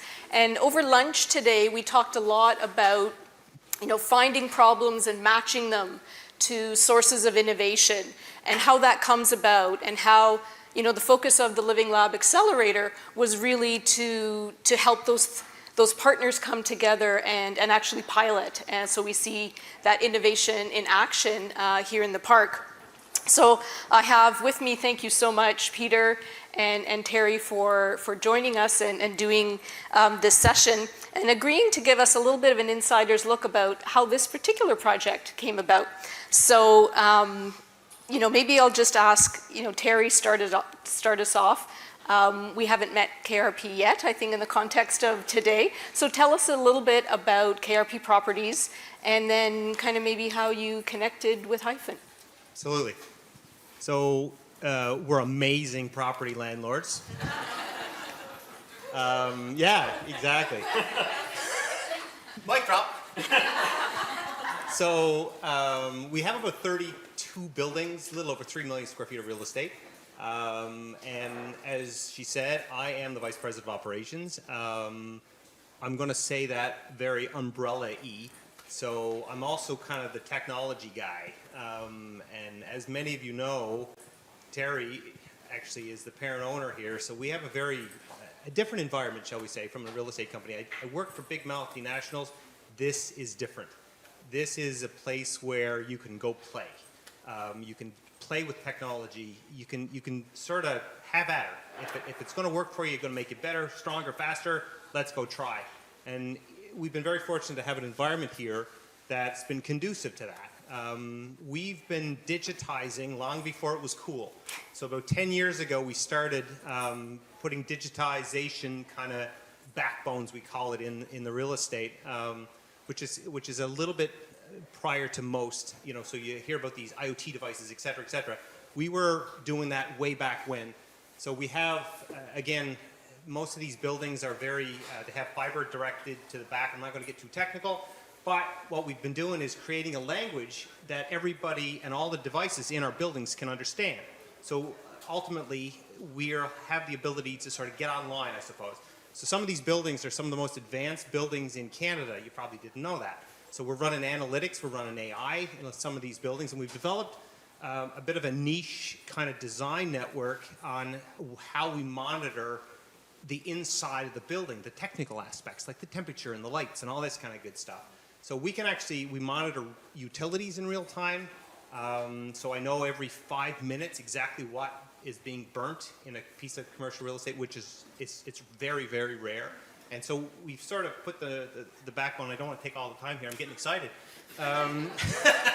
So anyway, long story short is we have the ability to actually look now for new technologies to come in and sort of sit on top and take a look at what we got. So when Peter and I sort of got together, and it might have been over a pint or something, again, another thing you can't do over the internet, and he sort of said, I had this cool idea, and I need something, I need blah, blah, blah, blah, blah. And I said, yeah, we do that, we got that. So I got a guy. So, hey, and this is Peter, and that's the guy that you see in the video. Yeah.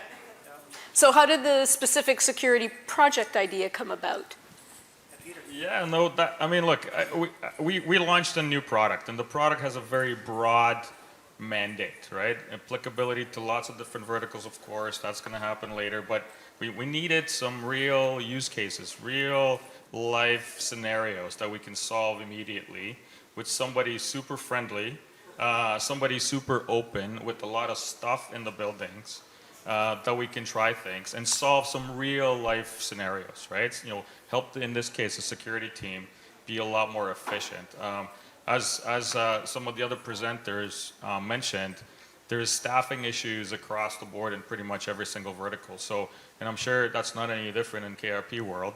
And even if it wasn't, even if they're perfectly staffed, a lot of the different systems and a lot of things, we can raise the human capital to more interesting, more challenging, more kind of career advancing tasks, and let the machines do their work, right? So we came, when we started to chat, there is all the goodies that Terry and his team put in the buildings, and I thought, wouldn't it be interesting to take this opportunity, use this program, thank you Elza, by the way, with working with Chris and everybody on our team, to realize a pilot that would be very useful for the park.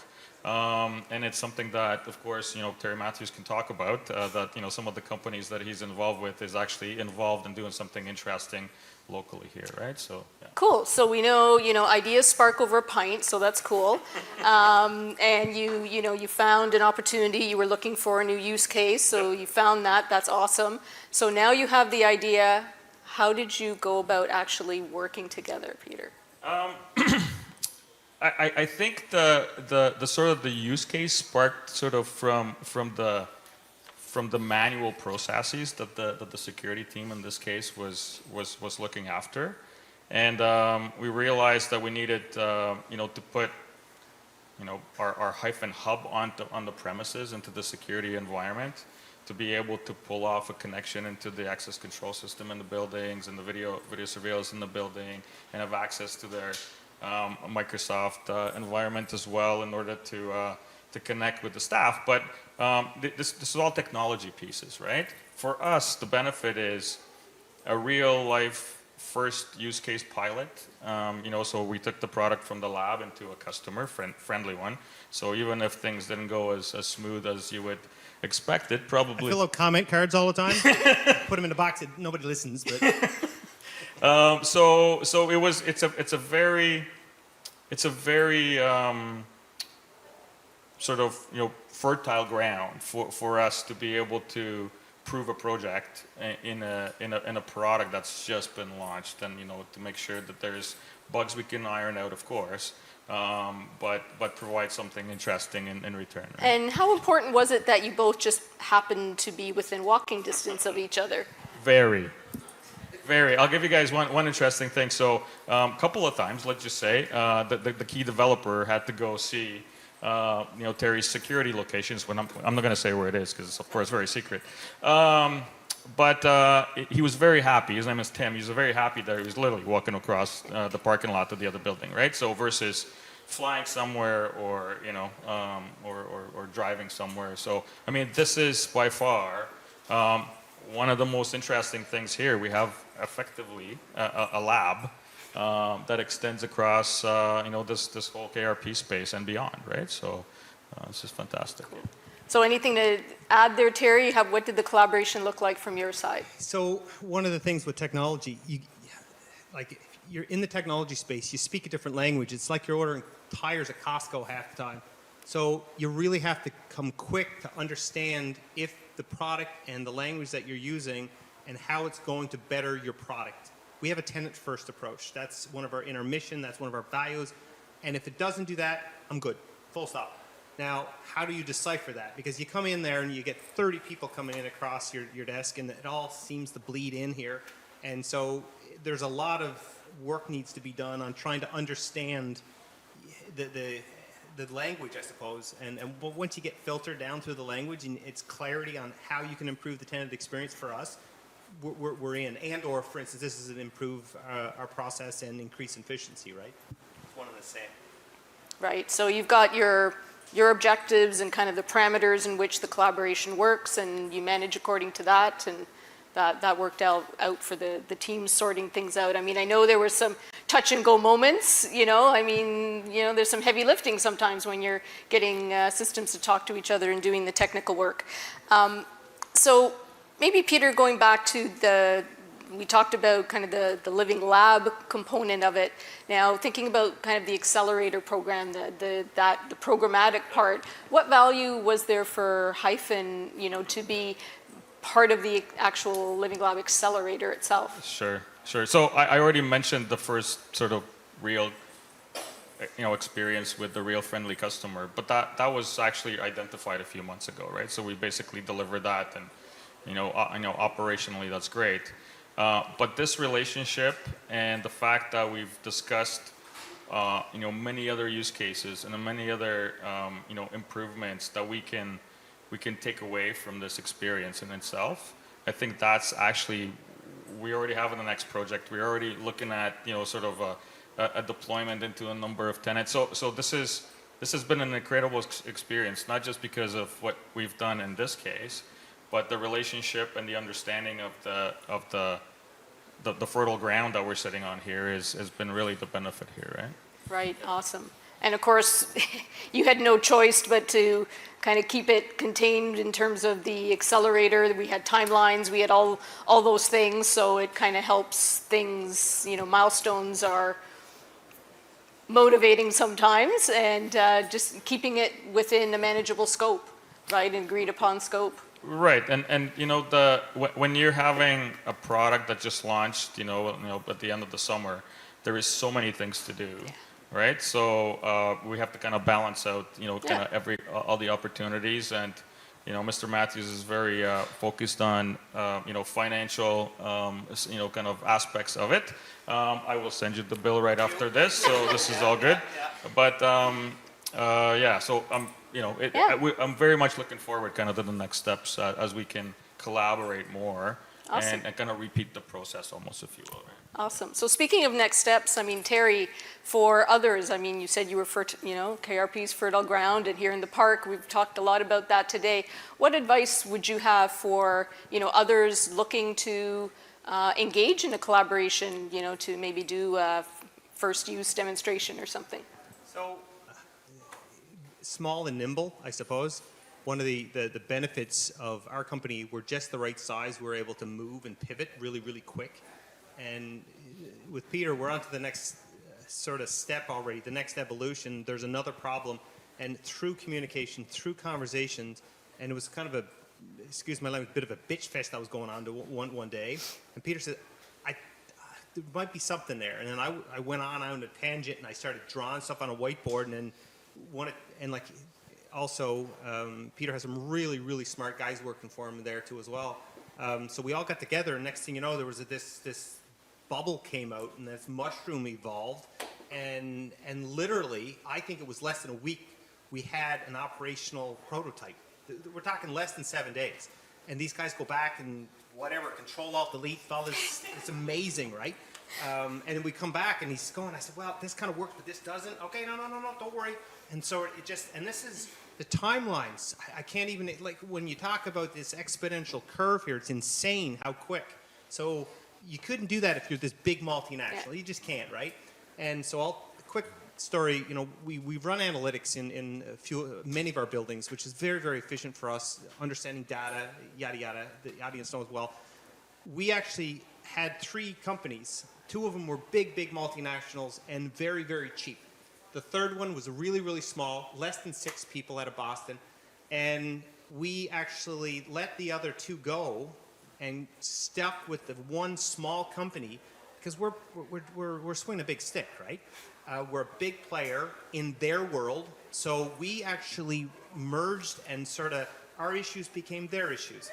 And the product became better because of it. It really did. And so I think small is good. Small is good. It's really good. It's agile. It's you can play really, really quick.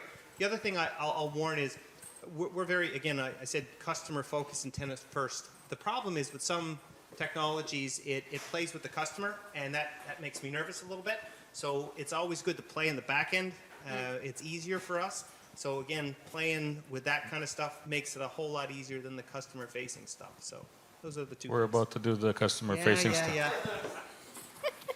But I really appreciate the, hearing about that feedback. Even the other example you gave with the Boston company and that, for the startup, that's gold. You cannot even place a value on how important that early feedback is to shape the product and make sure you're creating something that customers want. I think I'm echoing Terry from this morning. But Peter, I'll turn to you now for advice for any of the startups or the innovators who are looking for that early adopter, and any thoughts for them? I think it's if you keep your mind very, very open. My sort of advantage in this is a little bit, I've lived pretty much in every single building on this campus, right? So I know kind of the DNA behind it, right? But for any other company that doesn't really understand the footprint and the relationships and the value that you can, I hate to say it, extract or leverage or realize by partnering with this group is amazing. So my advice would be to come into the events and kind of get to know the people and participate and understand some of these programs, because you will realize things that you might not even understand walking in here, right? So that would be my... I just want to add real quick here, communication, and I don't want to get too soft here, but to be able to really have a conversation, a decent communication, to build a relationship. It's still a relationship business, full stop. It's a relationship business. The technology is only there, and we can merge the technology because there's two people talking to one another. And so when there's trust, and this is where project number 2 came from, you sort of let down your guard, and the next thing you know, there's trust that builds up. And this is over time. This doesn't happen overnight. And next thing you know, you can tell Peter and his team, like, what I'm this, and I wouldn't have normally done that if I didn't have a trust in Peter and what he's capable of, and he understands where I'm trying to go. I would never have sort of opened up. And again, not to get too mushy here, but yeah, so it's a little, yeah. Feeling like holding hands at least. But yeah, so it's a relationship thing. It really is, eh? So small, big, whatever, it's a relationship thing for us. So I appreciate that, and I thank you both very much for sharing a little bit about the story. And I think if there's a moral to the story, it's come to Hub350 and have a pint. Amen. Exactly. Thank you.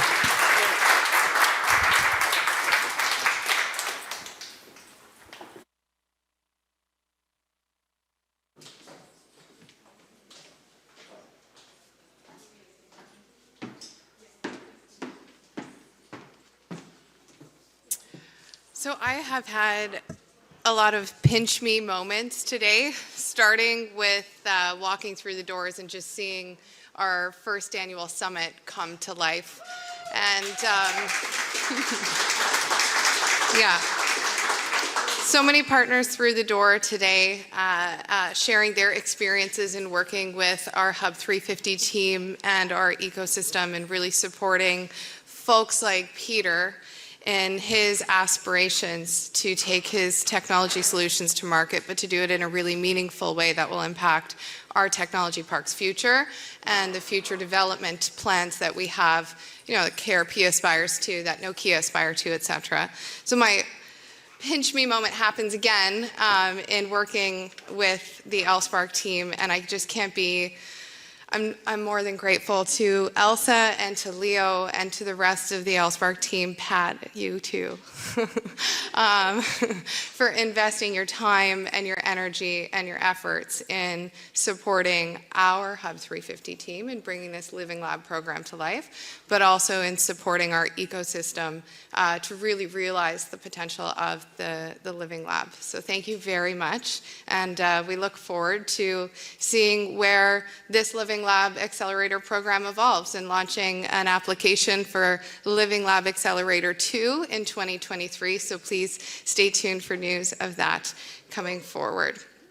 So in 2023, I look forward to continuing to explore the art of the possible as we continue on this journey of total tech park transformation, working in partnership with Ottawa Tourism and Invest Ottawa. We heard from our partners earlier, and I just want to call out one piece in this room especially. We have globally significant companies here in Kanata North, Nokia, Ericsson, Sienna, but we also have scale-ups that are doing business globally. When you're thinking of your next team building event, your global team building event, your next user conference, your next opportunity to bring your team's brand somewhere together, I just want to reinforce for Invest Ottawa and Ottawa Tourism that I think there's no better place than Ottawa and Canada's largest tech park to do that. So I look forward to working with them, and we're eager to establish the Kanata North Technology Park as a global destination for talent to visit, but also to live, work, play, learn, and innovate. With Nokia and the Brook Street Hotel well underway with their commercial and residential redevelopment plans, we can expect a very exciting new era of development across our special economic district. Our vision for a mixed-use, complete and connected innovation community is becoming clearer and closer every day. So I will pass it over, I think, to Sean to welcome our final few speakers to close out today. And just again, from the bottom of my heart, thank you for being here today and for sticking it through all the way to the end of our program. I know our entrepreneurs in the Living Lab Accelerator appreciate it, and our team certainly do as well. Okay.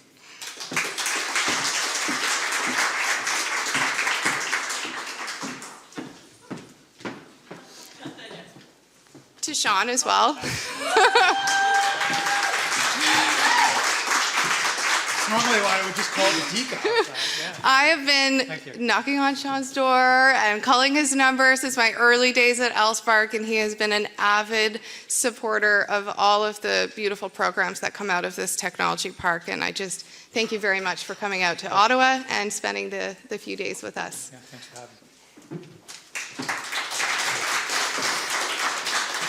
Thank you, Jamie. It's always worth the drive from Toronto. When I go to events, they're always really big, right? And so you see maybe the odd person that you know, but it doesn't feel as much like a community, even though Toronto likes to think that tech is part of a community there. But I come here and I always see more people that I know here than people that I know in Toronto when I actually live there. So, it's a real community, and I think community is really the sort of bedrock of everything that's being done here in Kanata and in the broader Ottawa area, which is why it's always such a pleasure for me to come back. So thank you for having me. I'd now like to welcome the chair of the KNBA Board of Directors, Amy McLeod, who will be our final speaker, and then I will come back to tell you about the final thing, which you will be very excited about. Thank you, Sean. I really don't have much to say. I think it's been an amazing day of talking about partnership, and I know that this is the first inaugural partner appreciation, and I'm leaving or heading home tonight maybe with a new definition and the many nuanced ways that partnership happens. I just sat here and listened to the Living Lab partnerships and the collaboration between a company that's trying to get a product started and a property owner, and who would think that a tech company could partner in that way? But they advanced the ball by working together. The partners in Hub350, those that came on with Jamie's vision and her team, to really see value before there was value here in Hub350, and who have been adding value to it every day in the last year since it's been opened. You see the way that this park, and I agree with you, Sean, it's unique. There's something special and community-minded and business-minded about what happens here at Hub350. So thank you to all for your time today, for coming out, for sharing your stories, for getting on board with Hub350. Jamie talked about this 5 years ago when we met. I couldn't envision what she was talking about. I just wanted to know when the map was going to be updated that showed where all the companies were. And to see this now real and utilized the way that it has been in the last year, and the level of conversation and business that happens here, outstanding leadership and economic and business development, and I'm super, super proud to be associated. So thank you to Jamie and to the team. Who here is KNBA? I see Aaron. Anybody else in the room? Yes, our board of director. Kathy is here. Anybody else? Julia's here. Everybody. We don't have most of the team in the room, but this team has moved mountains to create something that didn't exist. And to all of you who are in technology, you know how hard that is. So thank you. Thank you, thank you. And then one more thank you to our partners, to those who really, the Teluses and the Nokias and the RBCs and everybody who has come into this community and supported it to grow. This is really a day that acknowledges that. I'm sure I speak on behalf of Jamie when I say we wouldn't be where we are as KNBA, and the Hub wouldn't be what it is without all of the business partners, all of the academic partners, the financial partners, everybody who has jumped in feet, hands, and head first to make this something really, really special. So I think with all of that, somebody's going to declare the bar open. I don't know if that's you, Sean. Somebody's going to do that. There's one more. Oh, God. Okay. Okay, very good. Somebody's going to take the mic from me, and we'll move on. But thank you to all for attending today, and congratulations to Jamie and the team. And thank you as well, Sean, for making the trip. Really enjoyed the effort. One more speaker before the surprise. Councillor Kathy Curry, come on up.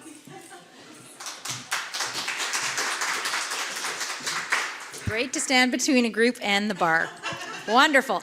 I will just make it brief then, obviously. Today was the day where we were all official as your city councillors, and the new mayor, Mayor Sutcliffe, I'll have to get used to saying that, had a very similar theme in his speech. It was about working together. You know, there's been a little bit of dysfunction on council the last 4 years, and potentially people weren't working together enough, and that was his main message. So I can only stress that the whole concept behind Hub350 and what happens in this tech park is about working together, and your city council is definitely keen to do that for the next 4 years. These will be four challenging years, I think, going forward. You know, we have some challenges with our LRT. We have new Bill 23 with some changes to the Planning Act. We have our official plan that was changed quite dramatically. But nonetheless, if people work together, I think we can get done what we need to do. I will just say, as a city councillor for Kanata North, it is a fabulous ward to be the city councillor for. And a big part of that, other than the amazing people that live in Kanata North, is because of our tech park. At every door, I told people, you know, do you know there are 540 companies over in that tech park? And often people were like, really? You know, they kind of thought there were maybe 20, 30, and I was, no, 540. Like, you're way off. So it is something that we need to make sure the community knows. The community was super supportive of the, you know, the original saying was live, work, play. Then it became live, work, play, learn. Now it's live, work, play, learn, and innovate. We're adding every time. But the community does support the concept of having the university's college here, where you can have kids do their internships here, stay and work in the park. They are supportive of the residential with potentially more commercial that will attract people to live in Kanata North. So anything you can do to help me get that message out, I would appreciate it. I say it at the doors, I say it in my newsletter, I say it everywhere I go, but I so appreciate that this is here, and it will, you know, as we extend our urban boundary, there'll be more and more parts of Kanata for people to live in, if they come from wherever they come from, other countries hopefully, and want to work here in the tech park. But anything you can do to let me know what you're doing, how I can support you, what vision you have, I'm happy to help. I'm super supportive, and I believe the bar is open. Thank you very much.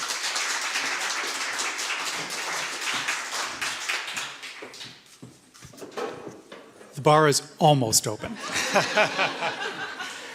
Thank you, Kathy. It's been interesting watching what's been going on in Ottawa for the last little while. I'll just leave it at that. But you do have your work ahead of you, but you're in the right place. So very exciting times. Okay, so that concludes the formal part of the inaugural Annual Partner Summit. So thank you all for joining us today. Take a few minutes to stretch your legs, do a final visit over to the Telus demo location, because we want to give the team about 5 minutes to set the room up for the networking wine and cheese, which is sponsored by SAS North. So I've seen the wine. The wine is real. Okay, they just want some time to get it set up. Come back in though in 5 minutes. Don't leave. Don't go home. Your families are waiting, but they can wait longer. The wine will be here in about 5 minutes, so like stretch a bit, check the stuff out, come back in. I'm Sean Stanley. I want to thank you all for having me here today, for listening to my dad jokes, for watching me sit in chairs, for trying to entertain you as best as I can. If you ever need any content marketing, let me know. You can Google me. I'm very easy to find. If you're ever in Toronto, look me up. And with that, I say farewell and thank you all very much.